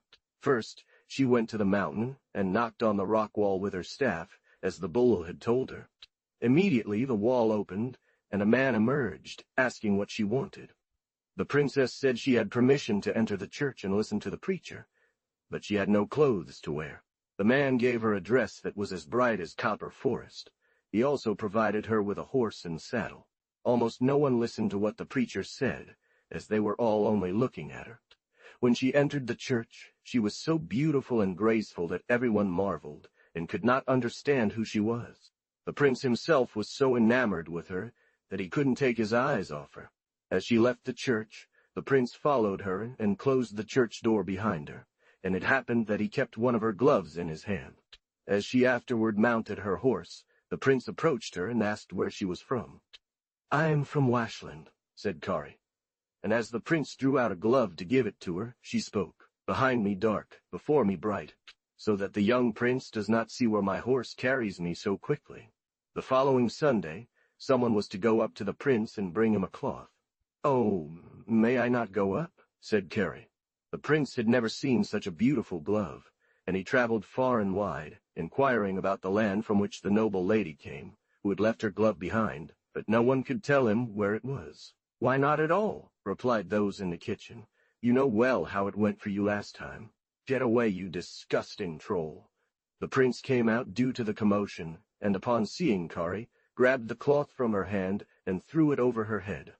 But Kari would not be satisfied and kept asking until she was allowed to, and then she ran up the stairs in her wooden skirt, making a rattling noise. He said, "Do you think I want to dry myself with a towel that your dirty fingers have touched?" Afterwards the prince went to church, and Kari asked permission to go as well. The others said she could not, because she had nothing else to wear but her wooden skirt, which was so dirty and repulsive. But Kari said the preacher seemed like such a strong man in his sermon, and she would gain so much from it, so they let her go. However, first she went to the mountain and knocked on it with her staff. When she arrived at the church, and the churchgoers standing before the door saw her, they were all highly astonished, and could not understand who she was. The prince immediately approached to hold the horse for her while she alighted, but she quickly jumped down and said it wasn't necessary. Her horse was so well trained that it would stand still if she commanded it, and follow her gestures and come to her. Immediately the man emerged once again, and gave her a dress that was even more beautiful and magnificent than the first. It was adorned with silver all over, so it gleamed like the silver forest. She also received a beautiful horse, with a silver embroidery blanket and silver bits. Everyone then entered the church, but almost no one listened to what the preacher said because everyone was only looking at her. The prince, however, was even more deeply in love with her than before. After the religious service was over, and she stepped out of the door to mount her horse, the prince approached her again and asked her where she was from. "I am from the Towel Land," replied the princess, and in that instant she dropped her riding crop.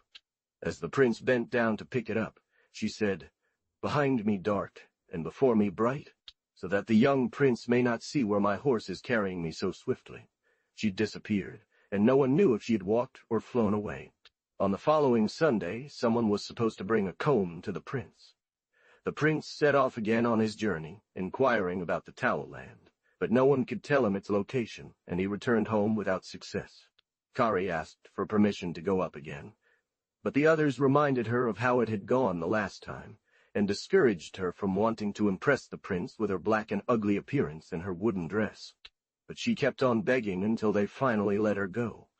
As she climbed the stairs, the prince came out quickly, grabbed her comb from her hand and threw it at her head, saying she should pack up immediately. Afterwards, the prince went to church, and Kari asked for permission to follow him. They again questioned what she wanted since she was so black and ugly, and had no clothes to present herself in front of people. "If the prince or anyone else notices you," they said, "it will be bad for both you and us." Now it happened just as it had the 2 previous times. Kari went to the mountain and knocked on it with her staff. But Kari said they had come to see something quite different from her, and she did not stop begging until, in the end, they let her go. When the princess arrived at the church, the preacher and the church members were still standing before the door waiting for her. Again, a man came out and gave her a dress that was even more magnificent than the previous one, for it was made of pure gold and adorned with many diamonds. She also received a horse with a blanket woven with golden bits. Thereupon, everyone went into the church, and the preacher ascended to the pulpit. The prince wanted to hold the horse for her, but she quickly jumped down and said, "It's not necessary." "Because my horse is so well trained that it stands still on its own when I give the command." But no one listened to what he said, as everyone only looked at her and pondered where she might be from. The prince, however, became even more enamored than before. He heard and saw nothing but her, yet one of her golden shoes remained stuck to the ground. As the service ended, and the princess was about to leave the church, the prince had poured a bucket of tar in the vestibule so that he could help her across. But she paid it no mind, and stepped right into the tar and leaped across. When she mounted her horse, the prince approached her again and asked her where she was from. "I'm from Camland," said Kari. But when the prince reached for her golden shoe, she said, "Behind me dark, and before me bright, so that the young prince does not see where my horse carries me so swiftly." Beautiful and ugly people from all corners of the world came forward, but none had feet small enough to fit the golden shoe. The prince again did not know where she had gone, and traveled for a long time around the world, inquiring about the land of camels. But as no one could tell him where it was, he announced that whoever's foot fit the golden shoe would become his bride. Finally, the evil stepmother of Kari Trestak arrived with her daughter, and the latter's foot fitted the shoe. But she was so ugly and looked so truly dejected that the prince reluctantly kept his word. The wedding preparations were made, and the daughter was dressed up as a bride. But as the prince rode to church with her, a little bird sat in a tree and sang, "A piece from the heel, a piece from the toe. Kari's shoe is full of blood, that hurts the bride so much." And as they looked, the bird had sung well, for blood was seeping out of the shoe. Now all the maidservants and all the women in the castle had to try on the shoe, but not one could fit it. "Oh, her," said the others. "It wouldn't do her any good. She has legs as big as horse hooves." "Maybe," said the prince, "but since everyone else has tried the shoe, she should too." "But where is Kari Trestak?" finally asked the prince, as everyone else had tried the shoe. He understood bird song well and knew how it sounded. "Kari!" he called out towards the door, and Kari came up the stairs in her wooden dress, making a rattling noise. "Now you, too, shall try on the shoe and become a princess," said the other maidens, and laughed, thinking it was all for the best. When the prince recognized her once more, he was overjoyed, ran towards her, embraced, and kissed her. Kari, however, took the shoe, slipped her foot in as if nothing, cast off her wooden skirt, and stood there in her golden dress that sparkled. And on her other foot she wore the other golden slipper. Snap, crackle, pop.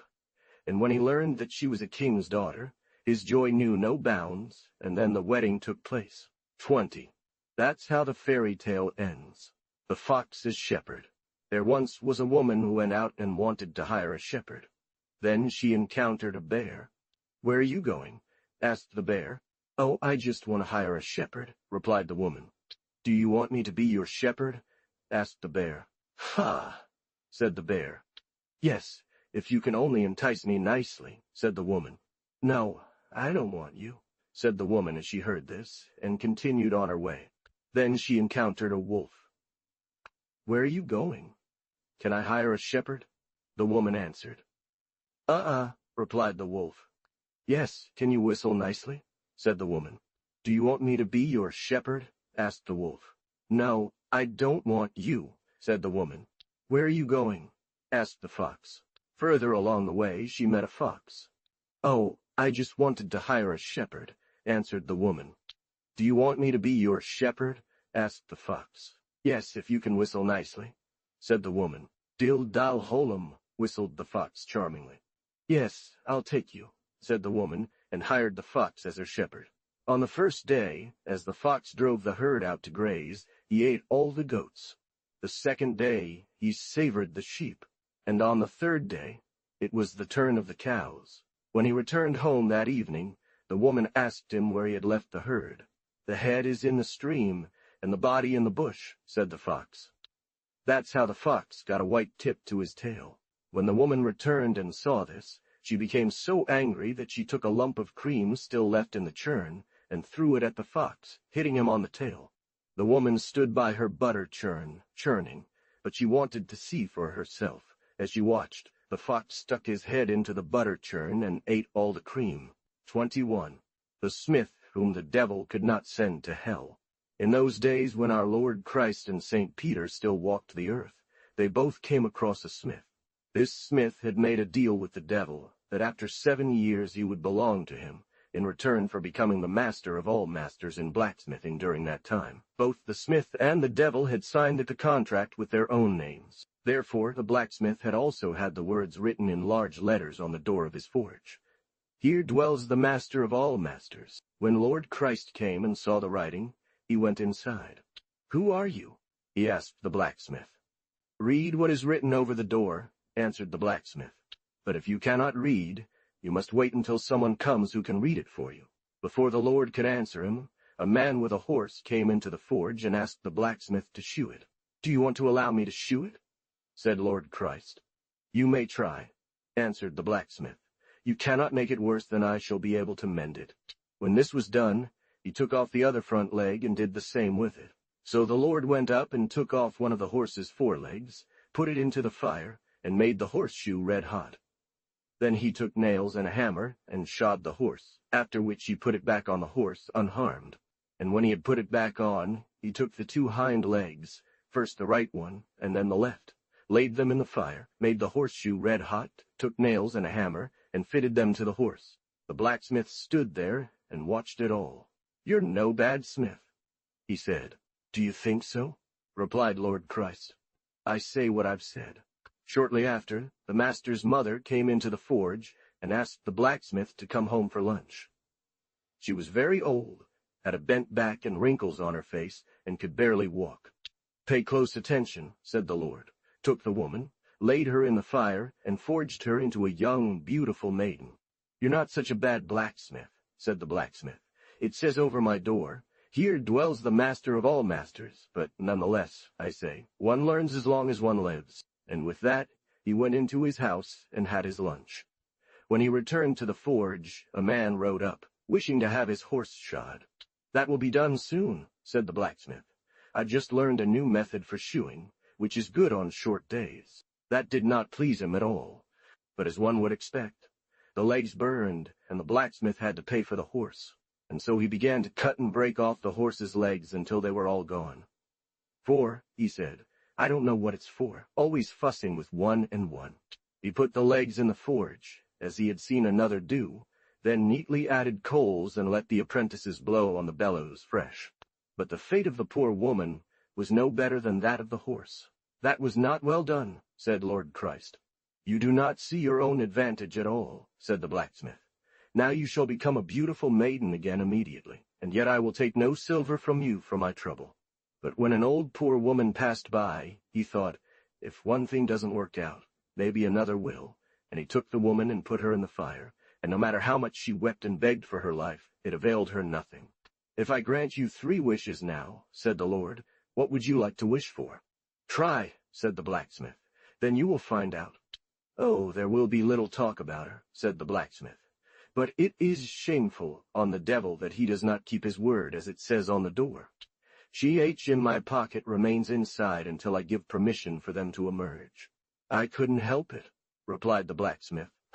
Then the Lord Jesus granted him 3 wishes, and the blacksmith said, First of all, I wish that whoever I command to climb that pear tree remains seated there until I give the signal to descend.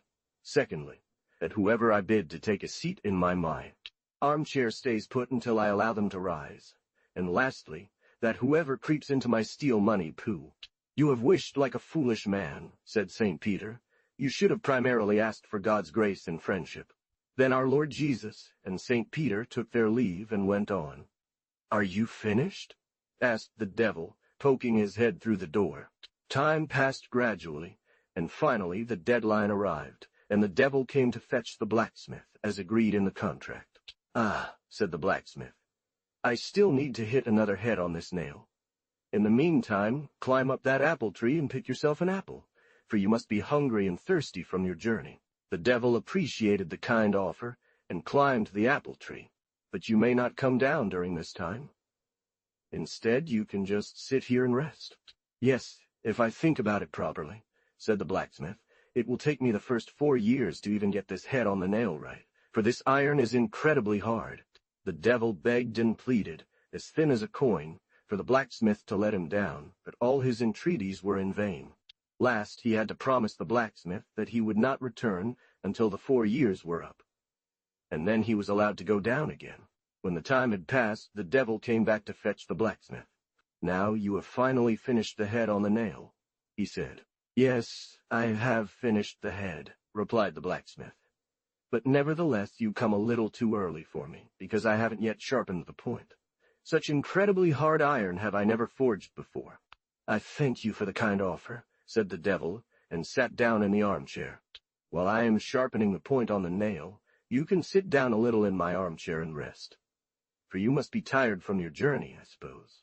But hardly had he taken his seat when the blacksmith said, "If I think about it carefully, I won't even manage to sharpen the point within the first 4 years." The devil at first asked very politely if the blacksmith could set him free again, and since all his pleas were in vain, he started to threaten. But the blacksmith excused himself, and said that the iron was to blame for its hardness.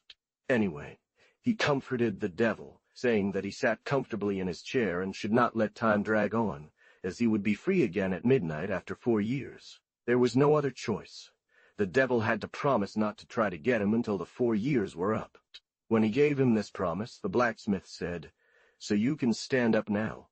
The devil, in a fit of rage, disappeared. After 4 years, the devil came back to fetch the blacksmith. "Now, you must be finished," he said as he stuck his head through the door. "Absolutely and utterly," replied the blacksmith. "And now it's time for me to go when you want," replied the devil. "But," he said, "there's one thing I've often pondered. Tell me, is it true what people say, that the devil can make himself as small as he wants?" "Of course it's true." "With pleasure," said the devil, shrinking himself down and crawling into the bag. "Then perhaps you could do me a favor and squeeze into this steel bag and see if there are any holes in the bottom," said the blacksmith. "I'm so worried I might lose my travel money."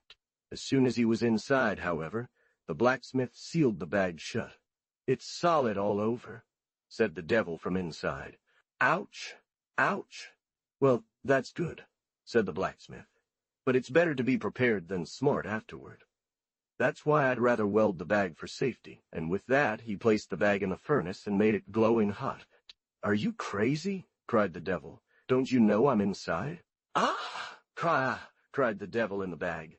"Let me out! I want to leave now and never come back." "I cannot help you," said the blacksmith. An old proverb says, "One must forge the iron while it is hot."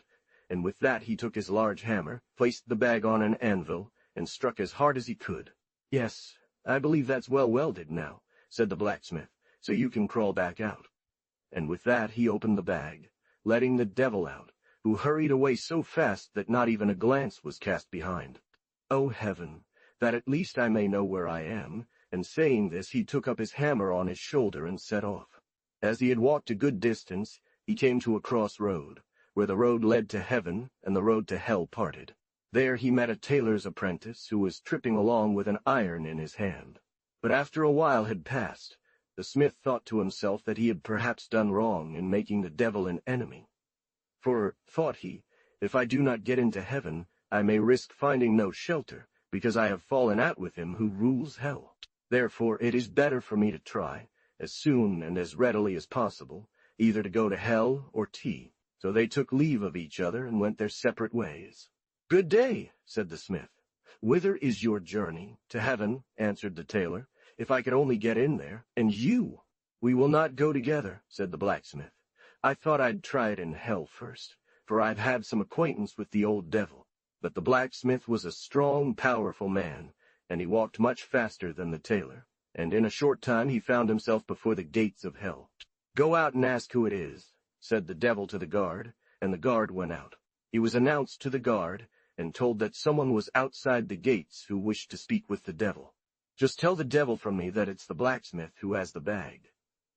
He'll know what I mean, and then ask him kindly to let me in right away. For first of all, I've been forging all morning, and I've come along." "So there is no quarters for you here," thought the blacksmith as he heard the gate slam shut within. When the devil received this news, he ordered the guard to shut all 9 locks of the gates of hell, and to add another large hanging lock. "For," he said, "if he enters, he will cause nothing but mischief in hell. I must try my luck in heaven instead." He mutated, turned around, and went back to the crossroads, taking the same path the tailor had taken. The blacksmith was perhaps still 6 or 7 steps away. Now I must hurry, he thought, grabbed his hammer, and threw it into the threshold just as the tailor slipped inside. Disgusted at having had to walk the long way round without achieving anything, he gathered all his strength and just reached the gates of heaven as St. Peter opened them slightly to let the tailor in. However, the smith not being able to enter through the opening, I don't know where he has remained. 22. The Cock and Hen 5. The Hen. Oh, you promise me shoes year in, year out, and I never get any shoes. The Cock. Ander, way. Can you wait? Then you will surely get shoes. The Hen. Our way. And Marian Warren's the lotting, ours they stony eddy, and he's trying to jab it, and your I swore, Danwer, and Bill Dawn, Ammerwine, and we, Danwood you obe, forward, Dally, Ariun, Dandaway, the Cock. I lay eggs and do what I can, yet I always go barefoot. 23. In old brown, Danwoby, was you, the Dang, the Cock, the Cuckoo, and the Grouse. So take your eggs and go to the town and buy yourself shoes, and don't walk barefoot any longer. So the Cock woke up first. The cow is mine. The Cock, the Cuckoo, and the Grouse once bought a cow together. The cow is mine, cried the Cock, since it didn't work out to divide her, and they also couldn't agree on how to pay each other back. They came to an agreement that whoever woke up first in the morning should have the cow. Half cow, cried the Cuckoo. While the Cock was still crowing, the Cuckoo awoke. Half cow? Chio. While the Cuckoo was still calling, the Rooster woke up. Share, my brothers, how right and just right and just. Chee, cried the Rooster. Can you now tell me who should have the cow? 24. Lillicourt. 1. It just so happened that they were expecting another one around this time. But although they had nothing else, they did have God's blessing in children, and each year they would get even more.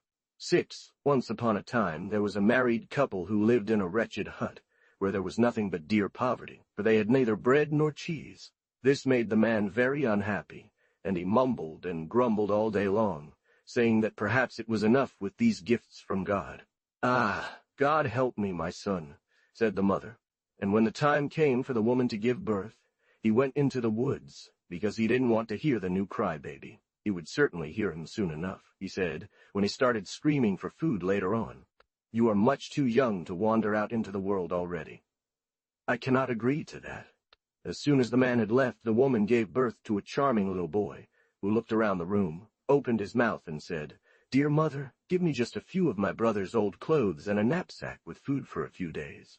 Then I want to, for a few days, wander out into the world and try my luck. For you still have enough children to feed, as I can see. Oh, God help me. But the boy kept begging until, in the end, the mother collected some old rags for him and tied some food into a cloth, and he went out into the world happily and merrily. You're still much too young, you poor thing. As soon as he was gone, the woman gave birth to another boy who looked around and said, Oh, dear mother, give me just some of my brother's old clothes and a little food for a few days. Then I'll go out into the world and find my twin brother. You still have enough children to feed, as I can see, said the woman. I cannot give that up any longer. When he had walked for a while, he saw his brother. But the boy pleaded so long that she finally gathered some old rags and tied him some food in a cloth, and with that he went out into the world manfully to find his twin brother. Hey, he called out, you're setting off as if it were for money. You should have waited a little and looked for your younger brother before you marched out like that. As they went a little further, they came to a brook flowing through a green field. Do you want to be named? Asked the eldest.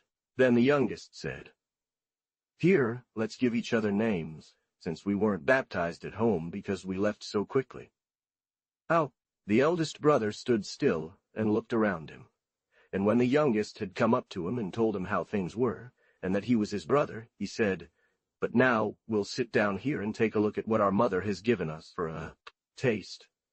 And they sat down and refreshed themselves. I want to be called Lillicourt, replied the other. And you? I want to be known as King Lavering, said the eldest. They then baptized each other and continued on their way. Finally, they reached a crossroads, and they agreed that each should take his own path. They parted, therefore, but they had not gone far when they met again. They separated a second time, and each went his own way. But before they knew it, they were together once more, and so it happened for the third time.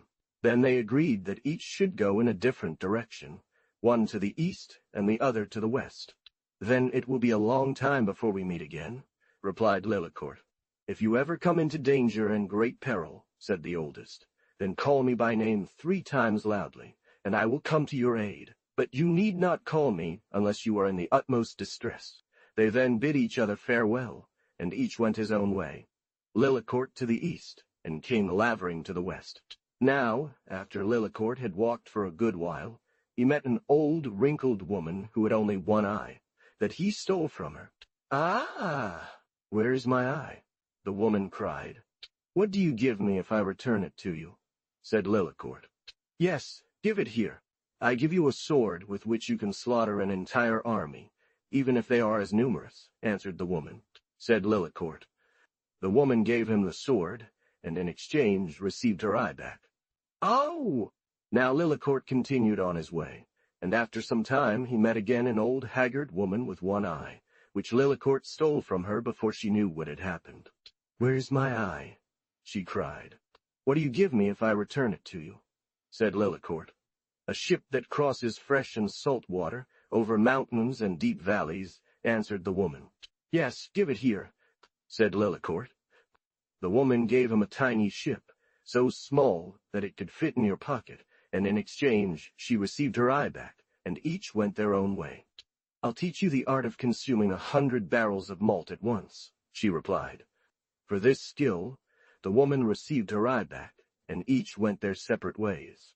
As Littlefoot had once again traveled a good distance, he encountered for the third time an old, hunched-over woman with one eye. This also fascinated Littlefoot, and when the woman screamed, writhed in pain, and asked where her eye had gone, Littlefoot said, What will you give me if I return it to you? After walking a short distance, Littlefoot wanted to test the ship, so he took it out of his pocket, put one foot in. Then the ship grew much larger, and when he also drew the other foot into it, it became as large as ships that sail on the sea. Then Littlefoot said, Sail over salt water and fresh water, over mountains and deep valleys until you reach the king's castle. And the ship sailed on, like a bird through the air, until it reached the castle. There it stood still. Inside the castle, people had seen Lillecourt sailing up from the windows. Everyone was very surprised, and they ran down to see who this person was who had come flying on a ship through the air. The people at the castle now saw nothing but a little boy in rags, standing by the shore. But while they were running down, Lillecourt had already climbed out of his ship and put it back in his pocket. As soon as he stepped outside with his feet, it became as small as when he received it from the old woman. The king asked him where he came from. The boy, however, said he did not know, and neither did he know how he had come there. But he earnestly requested a service at the castle, and said that if they had nothing else for him to do, he could carry wood and water to the cook. This request was granted to him. He therefore asked the cook what it all meant. But when Lillecourt arrived at the castle, he saw that everything, both inside and outside, even the walls and the roof, were covered in black. I will tell you, answered the cook. The king's daughter has long since been promised to 3 trolls, and on next Thursday evening, one of them will come and take her away. Sir Rode has guaranteed to free her. But God knows if he can do it, and that is why everything here is so full of worry and sorrow, as you can well imagine. Ood nearby and hid himself among its branches as best he could. On Thursday evening, around the time, Sir Red led the princess out to the seaside, for that was where the troll intended to meet, and it was there that Sir Red should protect her. However, I believe he did not cause much harm to the troll, for scarcely had the princess seated herself on the shore, when Sir Red climbed up onto a large tree that sent wind. Meanwhile, Lillecourt asked the cook for permission to go down to the beach. The princess wept and begged him not to leave her, but Sir Red paid no heed to her pleas, instead saying, "It is better for one to lose his life than for 2 to perish." "Oh, what do you want there?" said the cook. You have nothing to do there, she added. Oh, that she am where I dwell. Well, go then. Ah, yes, dear cook. Just let me go, pleaded Lillicourt. I would love to play with the other children for a while. Yes, Lillicourt did not want to forget that, and so he ran towards the shore. Said the cook, but don't stay away any longer than until the kettle is hung over the fire for dinner, and the roast is on the spit, and bring a good armful of wood into the kitchen. Fire! Shouted the troll. Just as he arrived where the princess was sitting, the troll came hurrying by. He was so large and fat that it looked quite hideous, and he had 5 heads. Fire too, responded Lillicourt. Can you fight? Asked the troll. If I can't, I can learn, said Lillicourt. Then the troll struck with a thick iron stick he held in his hand, sending earth flying 5 ells over his head. Twee! Exclaimed Lillicourt. That was quite something. Now you shall see a blow from me. And with that he took up his sword, which he had received from the old haggard woman, and struck at the trolls, so that all 5 heads flew into the sand. Now sleep for an hour on my lap. When the princess felt herself freed, she was so happy that she couldn't contain her joy. She said to Lillicourt, and while he lay on her lap and slept, she dressed him in a golden garment. Not long after, Sir Red crawled back down from the tree, as he saw that no danger remained for him. He forced the princess to say that it was he who had freed her, threatening to take her life if she didn't comply. Then he cut out the trolls' lungs from their bodies and tongues from their heads, and returned the princess to the king's castle. And had the knight not been previously dishonored, so that it was now. The king did not know what to invent to honor him, and always the knight. Red had to sit at his side during meals. Lillicourt, however, embarked on the troll ship, took a whole lot of golden and silver barrels, and returned to the castle with them. When the cook saw all the gold and silver he brought, she was quite surprised and asked, "My dear little Lillicourt." "Oh," answered Lillicourt, "I was at home, and there these barrels fell off a pail, and I took them for you." When the cook heard that she should have the barrels, she didn't ask any further questions, but thanked Lillicourt, and thus everything was good.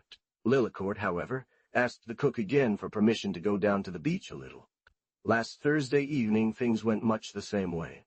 Everyone was filled with worry and sorrow. Only Sir Red said that if he had freed the princess from one troll, he could surely free her from the second as well, and with that he led them back to the seaside in high spirits. But he caused no great harm to the troll this time either. For when it was time to expect the troll, he said again, as before, "It is better for one to lose their life than for 2 to perish," and thus crawled back up the tree. "Why do you want to go?" said the cook. "Oh, please let me go," pleaded Lillicourt. "I just want to play with the other children." "Fire!" shouted the troll. As soon as Lillicourt reached the shore, the troll came bounding along at breakneck speed, even larger than before, with 10 heads. Then she granted him permission once more, but he had to promise her that he would return if the situation changed, and then bring a good armful of wood. "Fire too," said Lillicourt. Asked the troll, "Can you fight?" "If I can't, I can learn," replied Lillicourt. The troll then swung his iron staff as large as that of the first troll and sent a burst of earth skyward over Lillicourt's head. "That was something." "Twee!" exclaimed Lillicourt. "Now you'll see a blow from me." And he seized his sword, striking at the troll so hard that all 10 heads flew into the sand. On hearing this, the princess replied, "Sleep an hour now on my lap." And while Lillicourt lay on her lap and slept, she dressed him in a silver cloak. As soon as the knight realized that no danger remained, he climbed down from the tree and once again forced the princess to declare that it was he who had set her free through threats. Then he took the troll's tongue and lungs, wrapped them in his handkerchief, and escorted the princess back to the castle. Lillicourt then boarded the troll ship and took a whole armful of gold and silver rings with him. There was nothing but joy and jubilation, as one would expect, and the king didn't know how to show enough honor and respect to Sir Red. As he returned to the castle, the cook struck her hands together in disbelief over all the gold and silver he had brought. But Lillicourt said he had been at home with his mother, and there he had collected the tires that had fallen from the barrels to bring them to the cook. But Sir Red said they need not fear, for having freed the princess from 2 trolls, he could also free her from the third. So he led the princess to the shore.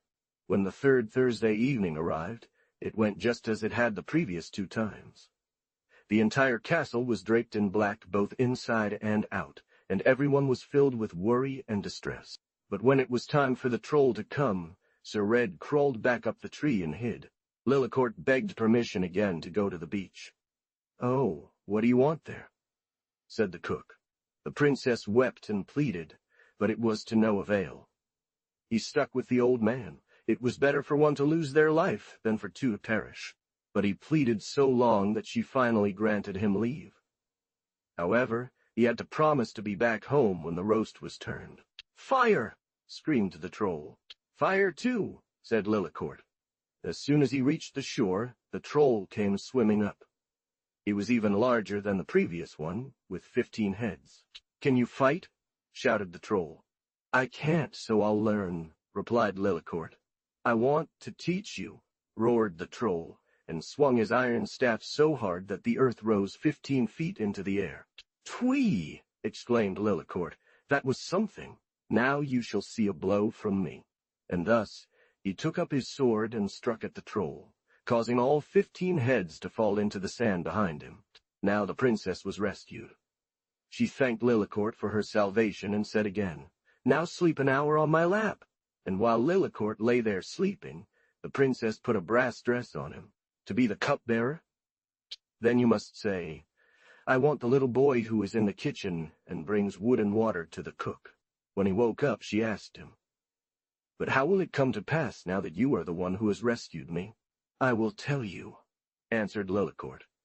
"If the Red Knight guides you home and passes himself off as the one who saved you, then you will know, if he wants you, and half the kingdom is when on your wedding day they ask you, 'Who do you want?' If I then pour the wine, I will spill a drop on the knight's plate, but not yours. Then he will surely become angry and hit me, and this will happen 3 times. But on the 3rd time you shall say, 'Shame on you for hitting my beloved, for he has set me free in him. Do I want?'" As soon as Sir Red saw that all danger was over, he crawled down from the tree, and by threatening again, managed to make her say that he was the one who had set her free. After Lillicourt made this agreement with the princess, he returned to the castle. But before that he took a great deal of gold and silver, as well as other treasures from the troll ship, and the cook brought him another whole armful of golden and silver rings. Then he accompanied her back to the castle. And if they had not shown him enough honor before, they did so now. The king thought and pondered on nothing else but how to duly reward him for rescuing his daughter from the 3 trolls, and it seemed the smallest thing to give him the princess and half the kingdom. "Oh, what do you want with that dirty ragamuffin?" said Sir Rode. But on the wedding day, the princess requested that they give her the little boy who was in the kitchen carrying wood and water to the cook, as a cupbearer at the wedding table. But the princess declared she wanted him as her cupbearer, and no one else, so they had to comply. Everything then unfolded, as agreed between Lillicourt and the king's daughter. Lillicourt spilled 3 drops of wine on Sir Rode's plate, and each time the knight became angry and struck him. Then the king's daughter said, "Shame on you for striking my beloved, for he has set me free, and I want him." The knight Red swore and cursed that it was he who had freed her, and no one else. At the first stroke, the boy's ragged cloak, which he had been wearing in the kitchen, fell off. At the second stroke, his brass cloak came off, and at the 3rd stroke, his silver cloak. Beautiful that it sparkled. Then the king said, "He who has freed my daughter can also present the proofs." So Knight Red ran and brought his cloth with lungs and tongues. Lillicourt brought the gold and silver, and all the treasures he had taken from the troll ship, and each laid their share before the king. And so Sir Red was thrown into the serpent's pit, and Lillicourt was to now have the princess and half the realm. Then the king said, "Whoever can display such precious things of gold and silver and diamonds has surely also slain the trolls, for one does not find such things among others." One day, when the king went for a walk with Lillicourt, he asked if the king had any more children. "If you can free her, then you shall have her and the other half of the realm as well." "Yes," said the king, "I once had a daughter, but a troll took her away since there was no one here to rescue her." "I will try," said Lillicourt, "but I must then have an iron chain, 500 ells long, and I must take with me 500 men and provisions for 15 weeks, for I must travel far to see. Yes, he should get everything. Only the king feared that he might not have a ship large enough to carry it all. I have my own ship, said Lillecourt, and took out from his pocket the ship that the old woman had given him. The king laughed and thought it was just a joke, but Lillecourt said that they should give him everything he asked for, and then the king would see. So all the things were brought together, and now Lillecourt wanted them to put the iron chain into the ship first. But no one could lift it, and many could not find room around the small ship at once. Then Lillecourt himself took hold of the chain at one end, and laid some rings of it across the ship, and as he kept bringing them in little by little, the ship grew bigger and bigger, until finally it was so large that both the chain and the 500 men with their provisions, including Lillecourt, could find ample room inside. Then Lillecourt said, "Sail on over fresh water and salt water, over mountains and deep valleys, until you reach where the king's daughter is." And at once the ship set sail, making a hissing and roaring sound as it went over land and water. After they had been sailing for a very long time, one day the ship suddenly came to a standstill in the middle of the sea. Thereupon he took hold of the iron chain and bound one end around his waist. "Yes, we have happily reached our destination," said Lillecourt, "but how we will get back up again is still uncertain. Now I must go to the bottom," he said. "But if later I want to come back up and give a strong pull on the chain, then you all must pull together for one man, or it will cost me and you your lives." Crashed over him. He sank deeper and deeper, and finally reached the bottom. There he saw a mountain with a door, and he went in. Inside the mountain he found the princess, who was busy with her sewing. "Oh, thank God!"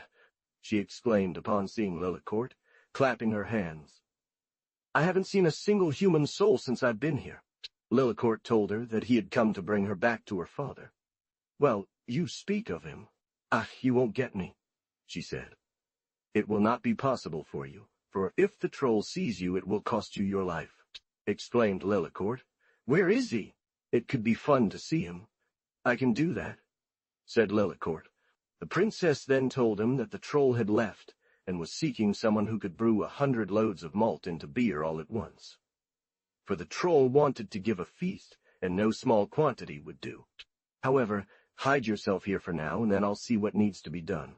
If only the troll weren't so fiercely temperamental that I couldn't tell him before he spots you," replied the princess, "but he's so furious that he'll tear you apart the moment he recognizes you." That's exactly what Lillecourt did, and as soon as he was in his hiding place, the troll arrived. "Oh! This smells like human flesh here," he exclaimed. "That's probably it," said the troll. "Yes, a bird flew over the roof with a human bone in its beak. It let it fall down the chimney," said the princess. "I did hurry to get rid of it, but I suppose the smell must still be lingering." "No, there's no one who can do that," replied the troll. She then asked him if he had found someone who could brew 100 barrels of beer at once from malt. "A while ago, someone came here claiming they could," added the princess. "You knew I was looking for just such a person." "You're always so clever," said the troll. "Why did you let him go?" "I didn't let him go," retorted the princess. "But you're always so impatient. That's why I hid him in the bed frame. If you haven't found a good brewer yet, maybe you can try him." "Yes, let him come," said the troll. When Lillecourt then appeared, the troll asked him if it was true that he could brew 100 loads of malt into beer all at once. "Yes, that's right," answered Lillecourt. "So it's good." "I got you," said the troll. "Just get to work then. But God help you if you don't brew strong enough beer." "It should have some taste," said Lillecourt, and immediately set up the equipment. "But I need more men to help," he said. "The few I've gotten can't do much." He then received even more people, so many that they swarmed, and brewing began. When the flavoring was ready, everyone wanted to try it. First the troll himself, and then the others. But Lillecourt had brewed the flavoring so strong that they all fell dead like flies as soon as they drank it. Last, there was no one left but an old, pitiful woman hidden behind the oven. Thus he had settled all accounts with them. "Oh, you poor thing," said Lillecourt. "You must taste my spices too," and with that he filled a bucket from what remained on the floor and gave it to her.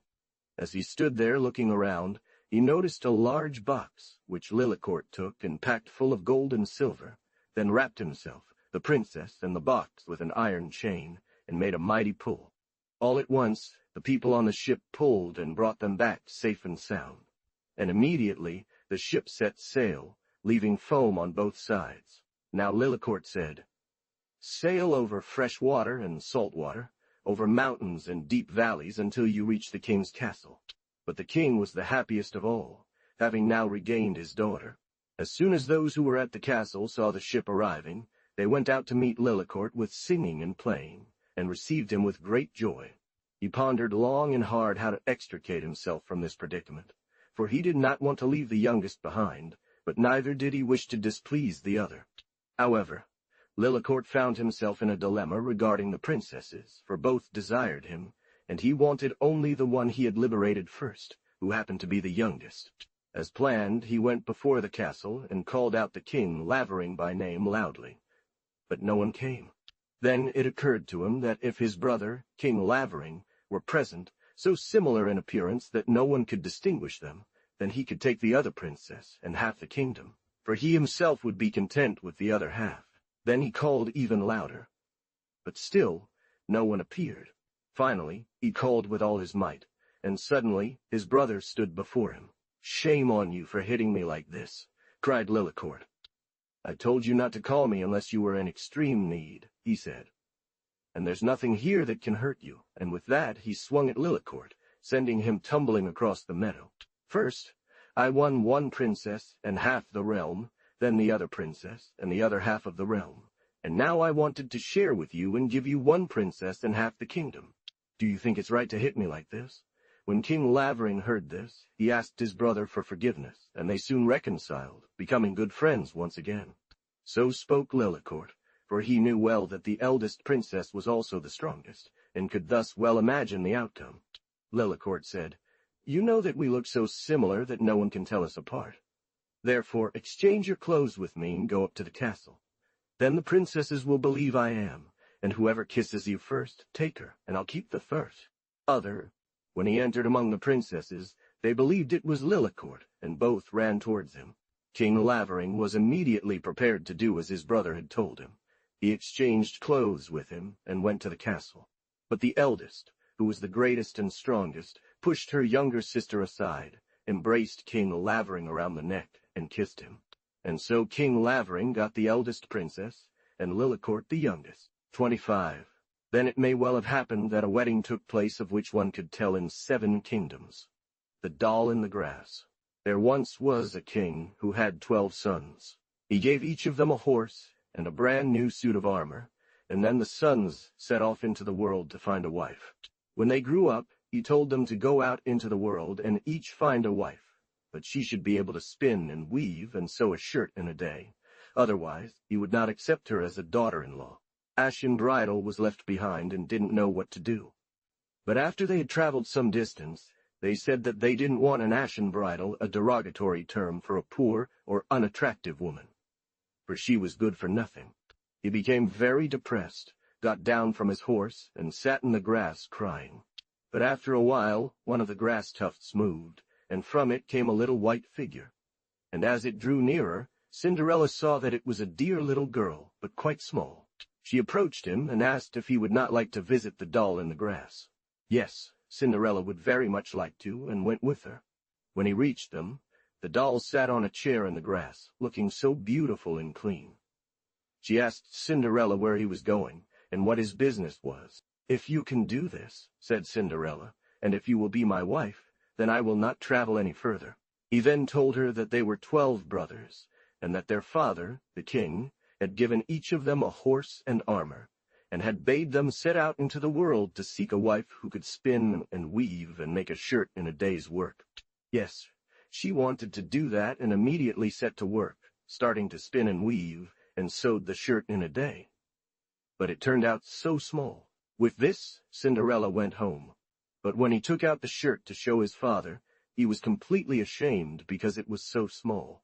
The king said it didn't matter. He should marry the little girl, and on that, Cinderella returned happily to fetch her little bride. So they set off, he on his horse, and she in the silver spoon. But the 2 mice that pulled her were actually 2 tiny white mice. When he arrived at the doll in the grass, he wanted to take her up onto his horse, but she refused, saying she wanted to ride in a silver spoon with 2 little white mice pulling it. Cinderella always stayed on the other side of the road to avoid stepping on her tiny bride, as her horse was large. Cinderella was deeply saddened and didn't know how to rescue it. After traveling a certain distance, they came across a large body of water. The horse became skittish and leapt across to the other side, overturning its rider so that the doll fell into the grass by the water's edge. However, not long after, a merman appeared with her, and she had grown to the size of an adult woman, even more beautiful than before. Cinderella mounted her horse and rode home with the merman. On their heads they wore hats that were coated with tar and soot, which had dripped down onto their faces, making them look even more hideous and repulsive. When the brothers saw the Ashman's bride, they all became envious of him. When he arrived, his other brothers, each with their brides, were already there, but they were so ugly and evil that they had fought with their bridegrooms on the way. But the king was so delighted by the 2 of them that he drove away all the others. The Kitten on Dovre, 26. Worm.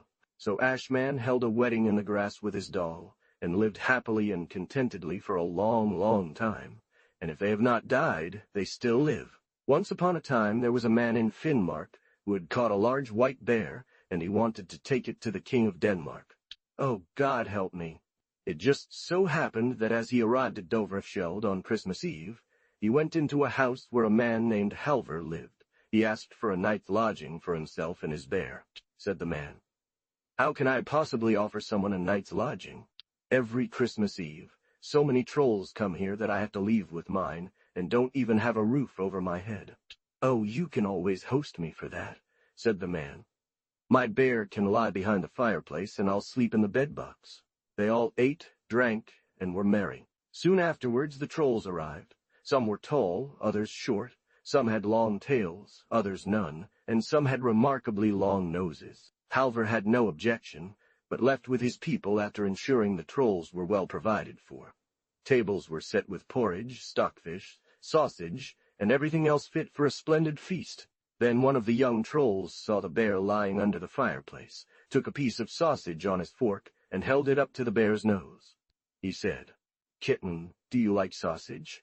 Thereupon the bear sprang up, began to growl terribly, and drove them all, great and small, out of the house. Halvor. The next year, about Christmas time, Halvor was in the forests chopping wood for the holy day, for he expected the trolls again. Then suddenly he heard it calling in the forest. "Halvor!" "Yes," said Halvor. "Have you still got the big cat, so we'll never come to see you again?" "Yes," answered Halvor. "Now she has had 7 kittens who are even bigger and naughtier than she is," roared the troll in the forest. 27. And from that time on, the trolls never ate Halvor's porridge for Christmas at Dovre. Soria Moria Castle.org. Once upon a time there was a couple of married people who had a son named Halvor. But from his childhood onwards, the boy wanted to do absolutely nothing but sit there and dig in the ashes. One day, a sailor came to his elders and saw Halvor. The elders taught him under various masters, but Halvor could not stay with any of them for long. After a few days he would leave and return home, sitting by the fire and digging through the ashes. He asked him if he did not want to go to sea and see foreign lands. Yes, Halvor had a great desire for this and immediately set sail with the sailor. I do not know how long they had been sailing, but suddenly a fierce storm arose. After it passed and things became calm again, the sailors realized they did not know where they were. They had been driven to a strange shore that none of them recognized, since there was no wind, and they had to lie still. Halvor asked the sailor for permission to go ashore to take a look around, for he could not bear to stay motionless and sleeping all the time. "Do you think you can show yourself in front of people?" said the sailor. "You have nothing else but the rags you are wearing." Halvor pleaded until the sailor finally granted him permission, on condition that he would return when it started blowing. So he went ashore. Here there were vast, beautiful plains and meadows everywhere, but no sign of people. Soon after, the wind began to blow. But Halvor wanted to see more of the country and continued his journey, hoping to encounter some people along the way. After a while, he reached a broad, flat road that was so smooth one could roll an egg along it. Halvor persistently followed this path until, finally, towards evening, he saw a large, shimmering castle in the distance. Since he had walked all day and brought no provisions with him, he was extremely hungry, and as he drew nearer to the castle, it seemed ever more eerie. When at last he reached the castle, he entered and first found himself in the kitchen, where a bright fire burned on the hearth. The kitchen was so beautiful and grand, as he had never seen before in a kitchen. There stood vessels of gold and silver, but no people. After waiting for some time, and nobody coming, Halvor opened a door and entered a large room. There sat a princess spinning. "What?" she cried. "May a Christian soul have come here? But the best thing you can do is make sure you leave immediately, if the troll doesn't swallow you. For here dwells a hideous troll with 3 heads. "I don't mind if he had 4, said the boy. "I have a great desire to see this fellow, but I'm not going, because I haven't done anything wrong. First, though, you must give me something to eat, for I am starving." So when Halvor had eaten his fill, the princess told him to try swinging the sword that hung on the wall. But he couldn't swing it, and he could barely lift it. "So you must make a drink from the bottle next to it," said the princess, "for that's what the troll always does when he wants to use it." Halvor did as she said, and took a good drink from the bottle, after which he could swing the sword in his hand as if nothing was holding him. Now, he thought, that should be early enough for the troll if he came. It didn't take long either, so this is how he came out. Halvor went behind the door. "Hey! It smells like human flesh in here," said the troll, as he stuck his head through the door. "Yes, you'll see that," said Halvor, and chopped off all his heads at once. "Where are they?" asked Halvor. Thereupon the princess was so happy that she sang and danced. But when she thought of her sisters, she said, "Oh, if only my sisters were also freed." She then told him that one of them was held captive by a troll in a castle 6 miles away, while the other was in a castle 9 miles further. "But now," she said, "you must first help me get rid of this corpse." Halvor was ready for that immediately. He threw out the corpse and made everything clean and tidy inside, and then they lived happily ever after. But the next morning, as soon as it began to lighten, Halvor set out. He granted himself no rest, but walked and ran all day long. Halvor first entered the kitchen, and went straight from there into the room. But when at last he saw the castle before him, a certain uneasiness came over his spirit once more. It was even more beautiful and splendid than the previous one, yet here, too, there was not a single human being to be seen. "But it would be best for you to make sure that you leave again, for there lives a troll here who has 6 heads. "How then can a Christian soul come here?" cried the princess. "I do not know how long I have been here," said she, "but in all this time I have never seen a single person here." "No, I will not go," said Halvor, "and even if he had 6 more, he will take you and eat you alive," said the princess. Yes, he got as much as he desired, but afterward the princess again demanded that he leave, but it was of no avail. Halvor did not want to leave again, for he was not afraid of the troll. But he wanted food and drink, as he was terribly hungry from the journey. "No," said Halvor, "I will not go, for I have done nothing wrong and have no need to fear." However, Halvor could not swing the sword.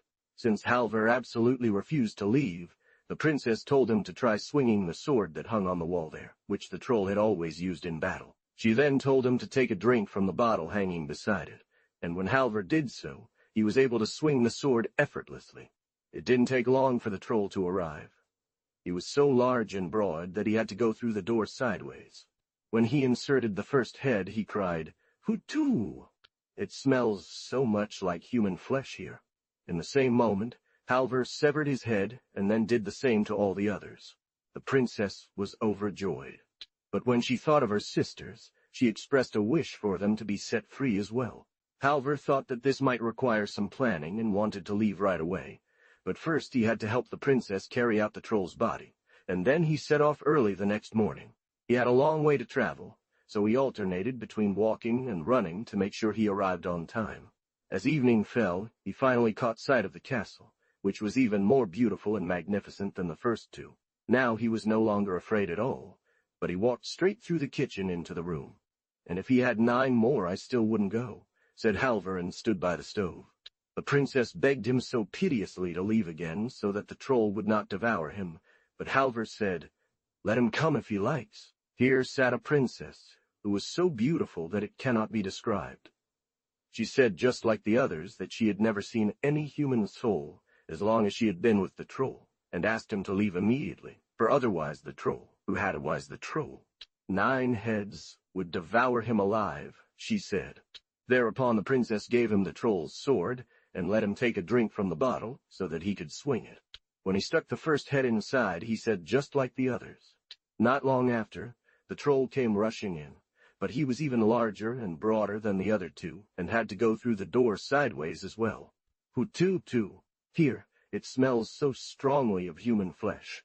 But Halvor stood there motionless and dejected. At that very moment, however, Halvor struck his head down, and then later all the others as well, but the last one was the hardest to hit. To dispatch him was the most difficult task Halvor had ever undertaken, although he thought he had strength. Then the youngest princess asked him why he was so sad, and if he didn't like being with them. When Halvor had also killed the third troll, all the princesses in the castle gathered together, and were so happy and joyful that they had never been before. However, they were all in love with Halvor, and he could only choose the one he liked best. The youngest princess liked him the most. Yes, Halvor wanted to follow it exactly. Yes, said Halvor, he was very happy with them, for they had plenty to live on, and he had good days, but he had a great longing for home, for he still had parents alive, and he would love to see them again. The princesses thought that could be arranged, and said to him, "You shall come back safe and sound if you will only carefully follow our advice." So they dressed him in splendid clothes, so that he looked like a prince, and put a ring on his finger, which had the property that by wearing it he could wish himself here and there. "If I were now at home," he said, "I should be happy." But the princesses warned him not to lose the ring or mention their names, for then all the glory would be at an end, they said, and he would never see them again. He said Halvor, and as he had wished it was immediately fulfilled. Halvor stood suddenly before his parents' house. It was just the time for dinner, and when his parents saw such a dignified, stalwart gentleman enter, they were quite startled and bowed low. Halvor asked if he could spend the night with them. No, that he could not do at all, they said. "We are not equipped to accommodate someone like you," they continued, "for we have neither the one nor the other thing that such a gentleman might require." They advised him to go to the castle, from which he would see the chimney. They had everything in abundance there, they told him. "No," said Halvor, "I won't go to the castle until tomorrow morning. Let me just stay with you tonight. I can sit by the hearth." But Halvor did not like that at all. He absolutely wanted to stay with them, but the people insisted that he should go to the castle, where he would be able to get both food and drink, while they could not even offer him a chair. Against this they had no objection, and Halvor sat down by the hearth and began to dig in the ashes as he used to do when he was still at home. They then talked about various things, and Halvor told them stories of this and that, until finally he asked them if they had ever had children. "Could it be me?" said Halvor. "Yes," they said. "We had a boy named Halvor, but he left, and we don't know if he's alive or dead." But when the woman kindled the fire on the stove, and the bright light fell on Halvor, she recognized him again. "Yes, indeed you are, Halvor." "No, I'm sure it isn't," replied the woman. Halvor was always so lazy and sluggish that he never wanted to do anything, and then he would go around in such tattered clothes that one rag always hit another out of him. Someone like you could never have come. See how handsome he was. "He looked like a prince," she said. "That must be true," she cried, and such joy came over the old elders that it cannot be described. And now Halvor had to tell them what had happened to him, and his mother insisted that he should go straight to the castle and show himself to the maidens who had always been so proud. She herself ran ahead and told them that Halvor had come home, and now they should just, said the maidens, tossing their heads. "He is likely the same scoundrel he has always been." When they returned, they were so ashamed that they dared not look Halvor in the eye, against whom they had once been so proud and overconfident. In the same moment, Halvor entered, and the maidens were so frightened that they left their blouses on the stove where they had been sitting and flapping their arms, and fled in their sheer petticoats. "I wish they were here so you could see for yourselves," said Halvor. "You've always considered yourselves so refined and beautiful," said Halvor, "and believed there was no one like you. But if you could see the oldest princess I've freed, you'd look like true farm girls, and the second is even more beautiful. But the youngest, my bride, is fairer than the sun and the moon. However, they did not stay long. A magnificent feast was prepared for the princesses at the castle, and much effort was made. But barely had he spoken these words when the princesses stood before him. This greatly disturbed him as he now remembered their words. "We want to go see your elders," they said, "and take a little look around." They continued on their way and reached a large body of water not far from the castle, teeming with fish that were never caught. After sitting there for a while, the youngest princess said, "Come, Halvor." Near the water was a beautiful green hill where the princesses wanted to sit down and rest for a while. They found the view over the water very pleasing. "I'll comb your hair." Halvor laid his head on her lap, and it didn't take long before he fell asleep. The princess then took off his ring and put another one on his finger. She said, "Now hold on to me tightly." And if only we were at the Soria Moria castle now. He was so upset that they couldn't calm him down at all. When Halvor woke up and saw that the princesses had disappeared, he began to cry bitterly. He still had 300 thalers left, which he put into his pocket and set off on his journey. How much the elders comforted him, and begged him to stay with them. Nothing could hold him back. But he took his leave from them and said that he would probably never see them again, for if he did not find the princesses again, it seemed to him not worth living any longer, he said. As he had gone a certain distance, he met a man with a horse that Halvor would have gladly bought from him, and they agreed on a price. "It was not indeed my intention to sell it," said the man, "but if we can come to terms, let it be so." Halvor asked him what he wanted for the horse. In the evening he came to a green hill with a large tree on it. "I didn't pay much for it, and it's not worth much," said the man. "But it's a good horse to ride, though not really fit for pulling. Yet it can always carry your pack, and you, when you sometimes need to make an end of it." They agreed on the price, and as Halvor got the horse, he put his pack on it and set off, alternating between walking and riding. He took his pack off the horse, left the reins, and lay down to sleep under the tree. As soon as it was daylight, he set out again, for he had no rest at all. He walked and rode all day through a great forest, in which there were many green clearings that shone wonderfully between the trees. He continued walking and riding, and the forest seemed never to end. Halvor no longer knew where he was or where the path led. But he made no time for rest, except when he gave something to eat to the horse and himself untied his pack on one of the green clearings. But on the other morning, as dawn broke, he saw that it was getting lighter between the trees, instead of a pitchfork over the fire. "Good evening," said Halvor as he entered. "Good evening," replied the woman, "but what brings you here?" "I wish I could get to people now where I can warm up a bit and get something to eat," thought Halvor. And as he took a few more steps, he came across a wretched little hut, and looked inside through the window panes at an old couple. They were very aged, and had quite gray hair, as gray as doves, and the woman had a nose so long that she used it in. It has now been over 100 years since no human soul has been here. Halvor told them he was going to Soria Moria Castle, and asked if they knew the way. "Can you not tell me the way to Soria Moria Castle?" "No," said the woman, "I don't know it, but now the moon is coming. I want to ask him, for he shines on everything and sees everything. Perhaps he knows." When the moon shone bright and clear over the trees, the woman went out and called, "Moon, moon!" "No," said the moon, "I cannot. For when I shone in that area, a cloud was in front of me." "Oh, do you also have a horse? But won't you exchange them with me?" she said. "Just wait a little," said the woman to Halvor. "Now the west wind is coming soon. He knows it for sure, for he blows and whimpers into every corner." She cried when she saw Halvor's horse. "Let the poor creature go out a bit into the pasture. Don't let it stand by the door here hungry.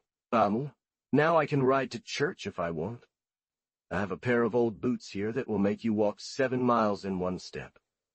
I want to give them to you for your horse, so you can get there faster." That was quite right, and the old woman was so pleased about the horse that she danced and leaped around. She said. After Halvor had taken a little nap, the west wind came rushing by so hard that the old hut crashed. The old woman went outside and cried, "You, West Wind!" Halvor, who could not rest, wanted to leave with the boots immediately. But the old woman said, "There's no rush. Just lie down on the bench and take a nap, for I don't have a bed to offer you, but I'll keep watch when the West Wind comes." "You, West Wind!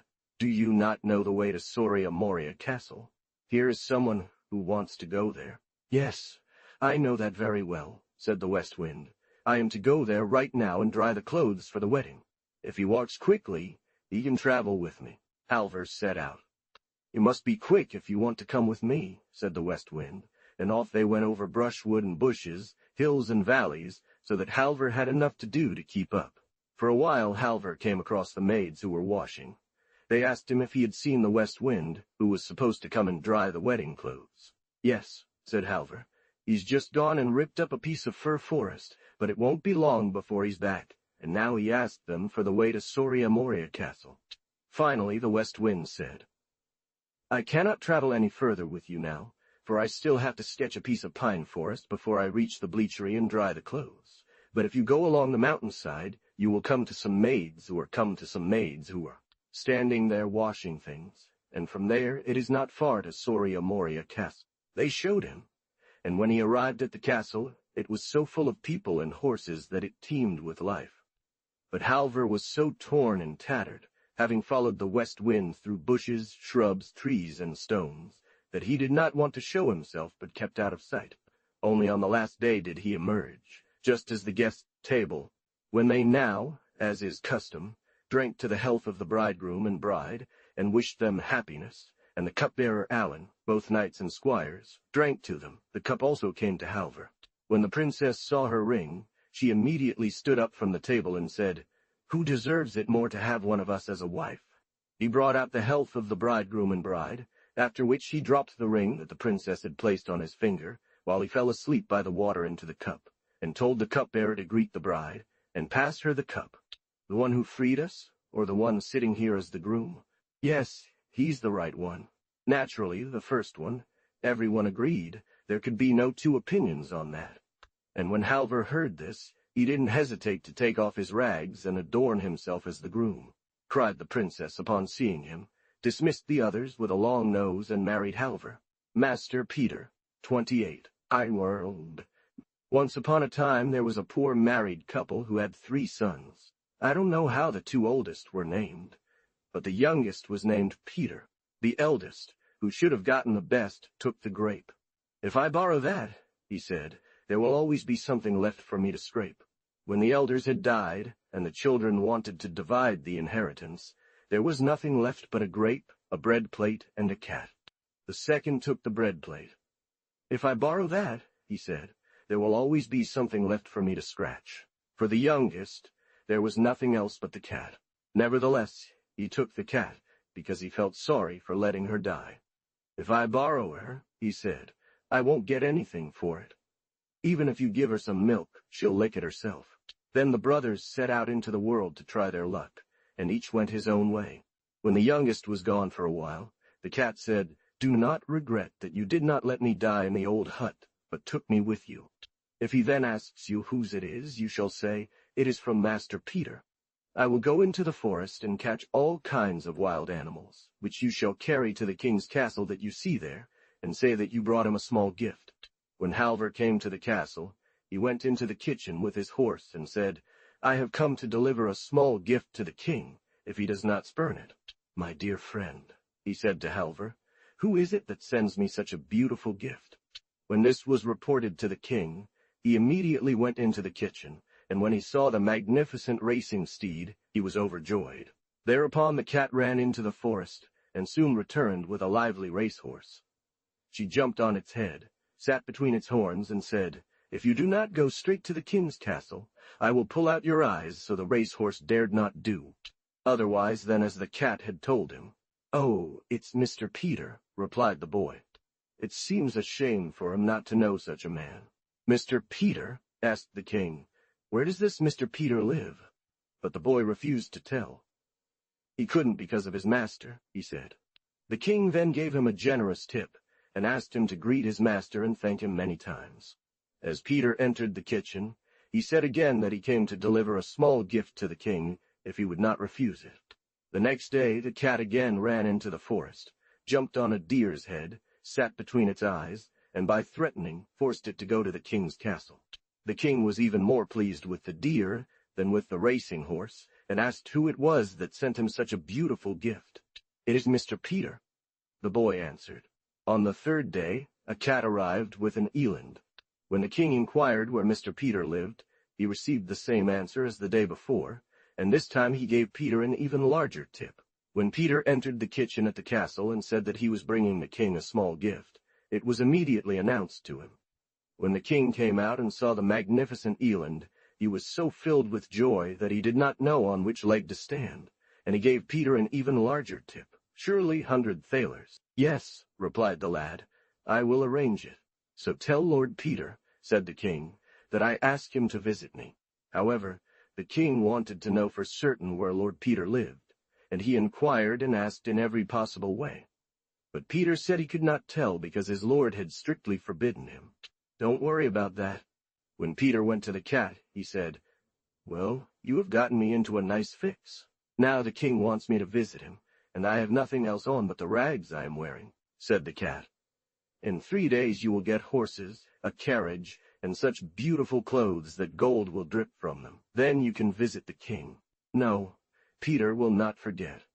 But whatever you see at the king's, you must always say that you have it even more beautiful and splendid at home.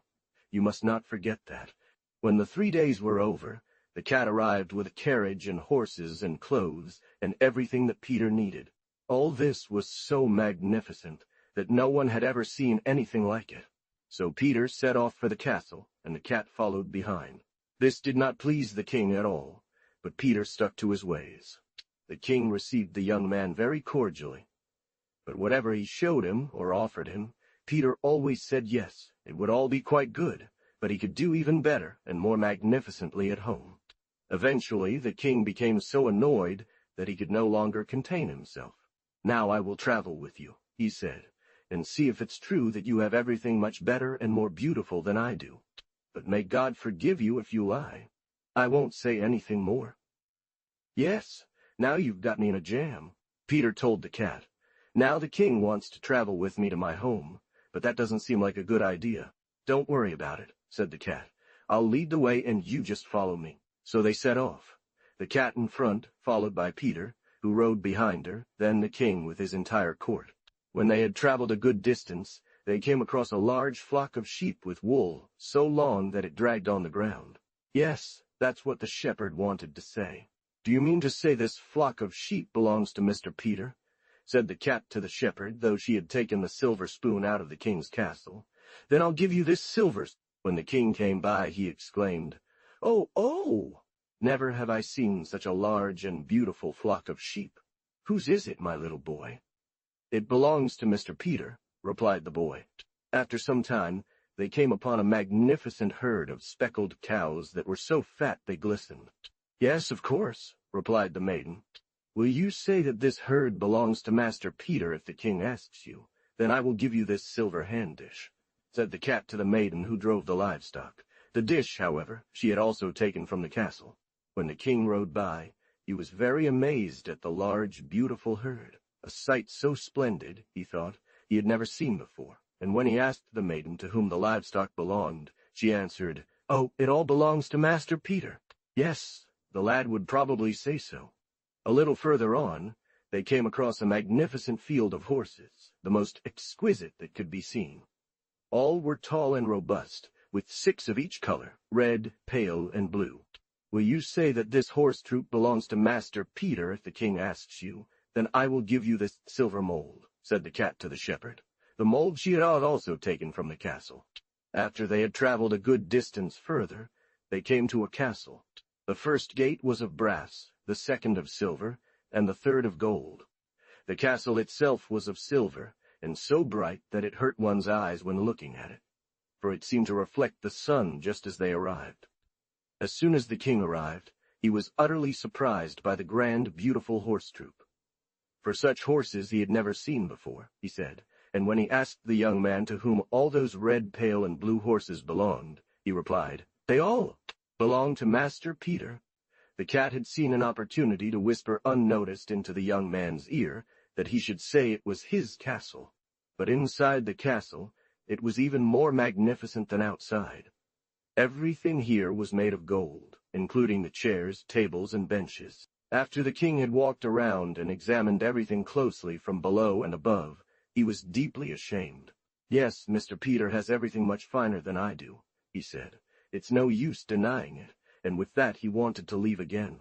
But Peter asked him to stay and have dinner with him. Well, the king did so, but he looked sour all the while. When the cat heard this, she ran out immediately, stood at the door, and said, "Wait a moment." As they sat at table, the troll who owned the castle came by, knocked on the door, and called out, "Who is it that's eating my food and drinking my mead as if pigs were inside? Look around, and you'll see behind you the beautiful, glorious maiden," said the cat to the troll. "I'll tell you how the farmer deals with the winter corn." And then she told the troll in great detail about the winter corn. How first the farmer plows his field, then fertilizes it, and plows it again, etc., until suddenly the sun rises. He saw the sun and was struck blind in the middle of them 8.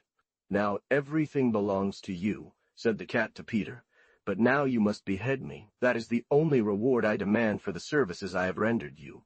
However, Peter did not want to do this. "If you don't," said the cat, "I'll scratch out your eyes." So Peter had no choice but to do as the cat wished, however much he disliked it. With a single stroke, he had cut off her head from her body. But suddenly, the most beautiful princess that anyone had ever seen stood before him, and Peter fell instantly in love with her. "All this magnificence used to belong to me," said the princess, "but the troll enchanted me, so I had to live as a cat in your parents' house. Now you can do whatever you want, take me as your wife or not, for now you are king over all the realm." He did not say no, it was Peter, and a wedding was held and a feast that lasted for 8 whole days. But I was not with Lord Peter and the young queen any longer. 29. Us, the little goose girl. There once was a king who had so many geese that he had to keep a maiden to watch them. This maiden's name was Ass, and that's why people called her Ace, the goose girl. Now it happened that the Prince of England went out on an excursion, and Ass got in his way. "Why are you sitting there, little Ass?" said the prince. "I am sitting here mending cloth and putting patch upon patch," said Ace, "for I am waiting for the Prince of England." "You cannot get him," said the prince. "If I am to have him, then I will surely get him," said little Ace. Painters were now sent to all countries and kingdoms to sketch the most beautiful princesses, and then the crown prince wanted to choose one as his wife. One of them so pleased him that he immediately traveled to her and asked for her hand in marriage. She said yes, and became his bride, which made the prince extremely happy. But the prince had a stone, and if he placed it before his bed, it would tell him everything he asked about. They did as she wished. So when the princess arrived, Ace, the goose girl, warned her that if she had a former lover, or felt uncomfortable about any particular matter that the prince should not know about, she must be careful not to step on the stone the prince had placed before his bed, for it would tell him everything. When the princess heard this, she became very frightened and asked Little Goose to lie in her place by the prince's side that evening, and when he fell asleep, they were to switch places so that he would have her with him when morning came. As Goose, the gosling girl, stepped over the stone, the prince asked, "Who is it who climbs into my bed?" But in the night, the princess took Goose's place. A pure and chaste maiden answered the stone, and they lay down to sleep. When they rose the next morning, the prince again questioned the stone. "Who is it who gets out of my bed?" "Someone who has already had 3 children," replied the stone. On hearing this, the prince did not want her, and sent her back home, choosing another bride instead. As he now wanted to visit the new bride, Ass, the little goat girl, sat herself once more in his way. "Why are you sitting here, little Ace?" said the prince. "I am sitting here mending the clothes and putting one patch after another, for I am waiting for the king's son from England," replied Asa. "You cannot get him," said the king's son. "If I am to have him, then I will surely get him," said Ace. With this princess, it went just as with the previous one, except that when she got up in the morning, the stone said she had already had 6 children. Now the prince did not want her either, but drove her out of the house again. Yet once, he thought, he would try to see if he could find someone still a pure and chaste maiden. He traveled far around many countries, until he finally found one that he liked. When he visited her there one day, Ace, the gossip girl, had once again sat herself in his way. "Why are you sitting here, little Ace?" asked the prince. "I'm sitting here mending things and putting cloth over cloth because I'm waiting for the king's son from England," replied Ace. "You can't get him," said the prince. "If I am to have him, then I will surely get him," retorted little Ace. That is exactly what they did. When the princess arrived, Ace, the gossip girl, spoke to her just as she had to the first two, if she already had a beloved or anything else in the way that the prince should not know about. She need not step over the stone the prince had placed before his bed because it would tell him everything. When Ace, the goose girl, stepped over the stone, the prince asked again, "Who is climbing into my bed?" As soon as the princess heard this, she became very afraid. But she was just as cunning as the other two, and asked Ace to take her place in bed with the prince that night, and when he fell asleep, they were to switch places again, so that he would have her by his side in the morning when it grew light. "A pure and chaste maiden," replied the stone, and then they went to sleep. But during the night the prince put a ring on Ace's finger, which was so tight that she could not take it off. For the prince had just noticed that something was amiss, and therefore he wanted a sign by which he could recognize her rights again. When the prince fell asleep, the princess came and drove Ace into the goose stable and took her place in bed. As they got up in the morning, the prince asked, "Who is it that's climbing into my bed?" The stone replied, "One who has already had 3 children. Then he asked the stone about these 3 princesses who had climbed in. When the prince heard this, he became so angry that he immediately chased her out of the house. The stone told him the whole story, and how the princesses had deceived him, replacing themselves with little Goose Girl. At first the prince didn't believe it, and went to the field where Goose Girl was sitting and guarding the geese. He wanted to see if she had the ring. "If she has it," he thought, "it's best for me to marry her." When he arrived at the field, he saw that she had a rag tied around her finger. He asked her why she did that. "Oh," she said, "I cut myself so badly." The prince now wanted to see the finger, but Ace refused to take off the bandage. He took her with him to the castle and gave her many beautiful clothes and exquisite jewelry. And they were married, so he seized her finger and held it fast, and as Ace had tried to pull it away, the bandage came off, and then the prince immediately recognized his ring. 30. Thus, little Goose Girl Ace got the king's son from England, just because it was predestined that she should have him. The Boy and the Devil. There once was a boy who was walking along the road cracking nuts when he found one that was wormy. At that very moment, the devil appeared.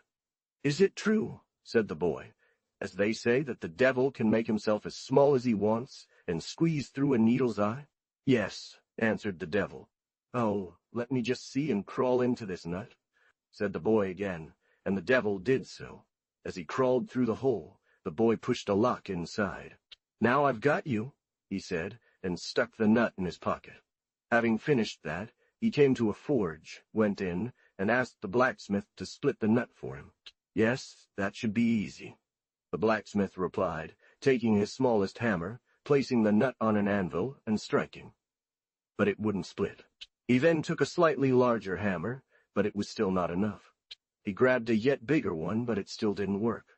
The blacksmith became annoyed and picked up the largest hammer. "I'll get you split nonetheless," he said, and struck as hard as he could. "I think the devil was in that nut," the blacksmith exclaimed. The nut burst, causing the entire forge roof to fly off and making a crashing sound as if the hut were about to fall. He was inside, the boy confirmed. Idered complete, although 3 years have passed since the appearance of the last issue, while the first 3 issues were published within the space of a single year. The Norwegian Folktales collected by P. A. Asbjørnsen and Asbjørnsen and Moe, which are presented to the public in 2 volumes here, appeared originally in their native language in individual issues, of which the 4th, the last to be published, up to now Istib, designated as the first issue of the 2nd volume. The collection is therefore not yet to be cons. May the distinguished editors of these tales lack no encouragement to continue their valuable collection, in which the Nordic element is so fresh and powerful preserved, and the vernacular tone so well maintained, that this collection, according to Taine, the judgment of thorough critics, ranks among the most worthy as a successor to the Brothers Grimm. He present work, play the principal part. These tales, however, generally have more the character of local legends.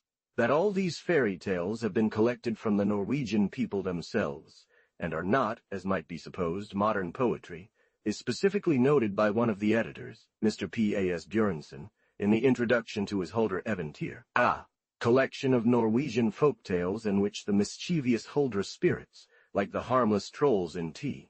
As soon as this collection has grown into a little book, we shall not fail to communicate it also to the German public. Thus, for example, as regards the translation of the present fairy tales, I have, so far as the genius of the language permitted, adhered closely to the original text. But certain unimportant alterations were necessary if I was not to resort to dragging and to fatiguing rephrasings. In the fairy tale, the Gertrude bird the expression, levse in German, only rendered by broad, although the Nordic levse otherwise denotes a kind of soft, round, flat, rolled bread. Christian flesh, because that expresses the unyielding hatred of trolls for Christianity, although they also often appear as cannibals. This observation came to me only after my translation had already been printed, and thus I can only ask for kind forgiveness if I have made a real error. The often occurring saying among trolls, lugder sa Christen man's been I have expressed through the similar saying in German fairy tales in the mouth of giants. It smells so much like human flesh here. Perhaps, however, it would have been more appropriate in this case, true to the Nordic character, to say, it smells so much like sea. Individual Nordic expressions that could not be translated without completely blurring the Nordic element have been retained unchanged, and I have provided an explanation of them in a note attached below. F. Brazeman. Finally, my heartfelt thanks to the Normans living in Copenhagen, who enlightened me regarding the Norwegian provincialisms so frequently encountered in the original text. I have tried to convey most of these provincialisms through German ones, as that is how the naive aspect of the folk tale becomes so characteristic. Berlin in October 1846. Footnotes 1. Note by the translator. A building supported on stilts or posts above the ground, serving as a pantry or storage room. 2. See note on page 18.3. In Norwegian, there is a play on words, Ringerige and Himmerige. Al. Ringerige, incidentally, refers to an ancient province in Norway. 4. D.I. Holsrock Broding. 5. Dimworld Dariun, Bachu, Paulnut, Montana Dayan. In this fairy tale, everything depends on the emphasis, as one seeks to imitate the voice of the rooster and hen. Oh. Author's note. 7. Long rain, power, tund, the bay nuarber chew. 6. Leal means small, court, short. As is known in Norway around midsummer, the nights are very short, so that the sun almost constantly stands in the sky. Translator's note. Istan, Pantor, Gmoer, and Lund. Iuel, 8. In Norse mythology, it is otherwise said of the Black Elves that they turn to stone as soon as the sun shines on them. Translator's note. 9. Diwar. Iwin Korbish, Enro, Asimder, Timur Jawi, Conrior of Bladen. Pronounced O.C. Dora. Paro, or, Kanjugalayan, Ernshu, or Jew. Transcriber's note. For your information, contemporary spellings have generally been retained even when inconsistent. A small number of obvious typographical errors have been corrected, and some names regularized. Missing punctuation has been silently added. A few minor spelling errors were corrected and names standardized. Missing punctuation was added. Gulp, Prince of Toll, Troll Prince. The following additional changes have been made. A smaller piece, one gulp one. But he thought. On the handkerchief, the bucket den bucket assuming context. To have to add. Until I allow him to stand up again, until I allow him to stand up again, until I allow him to stand up again.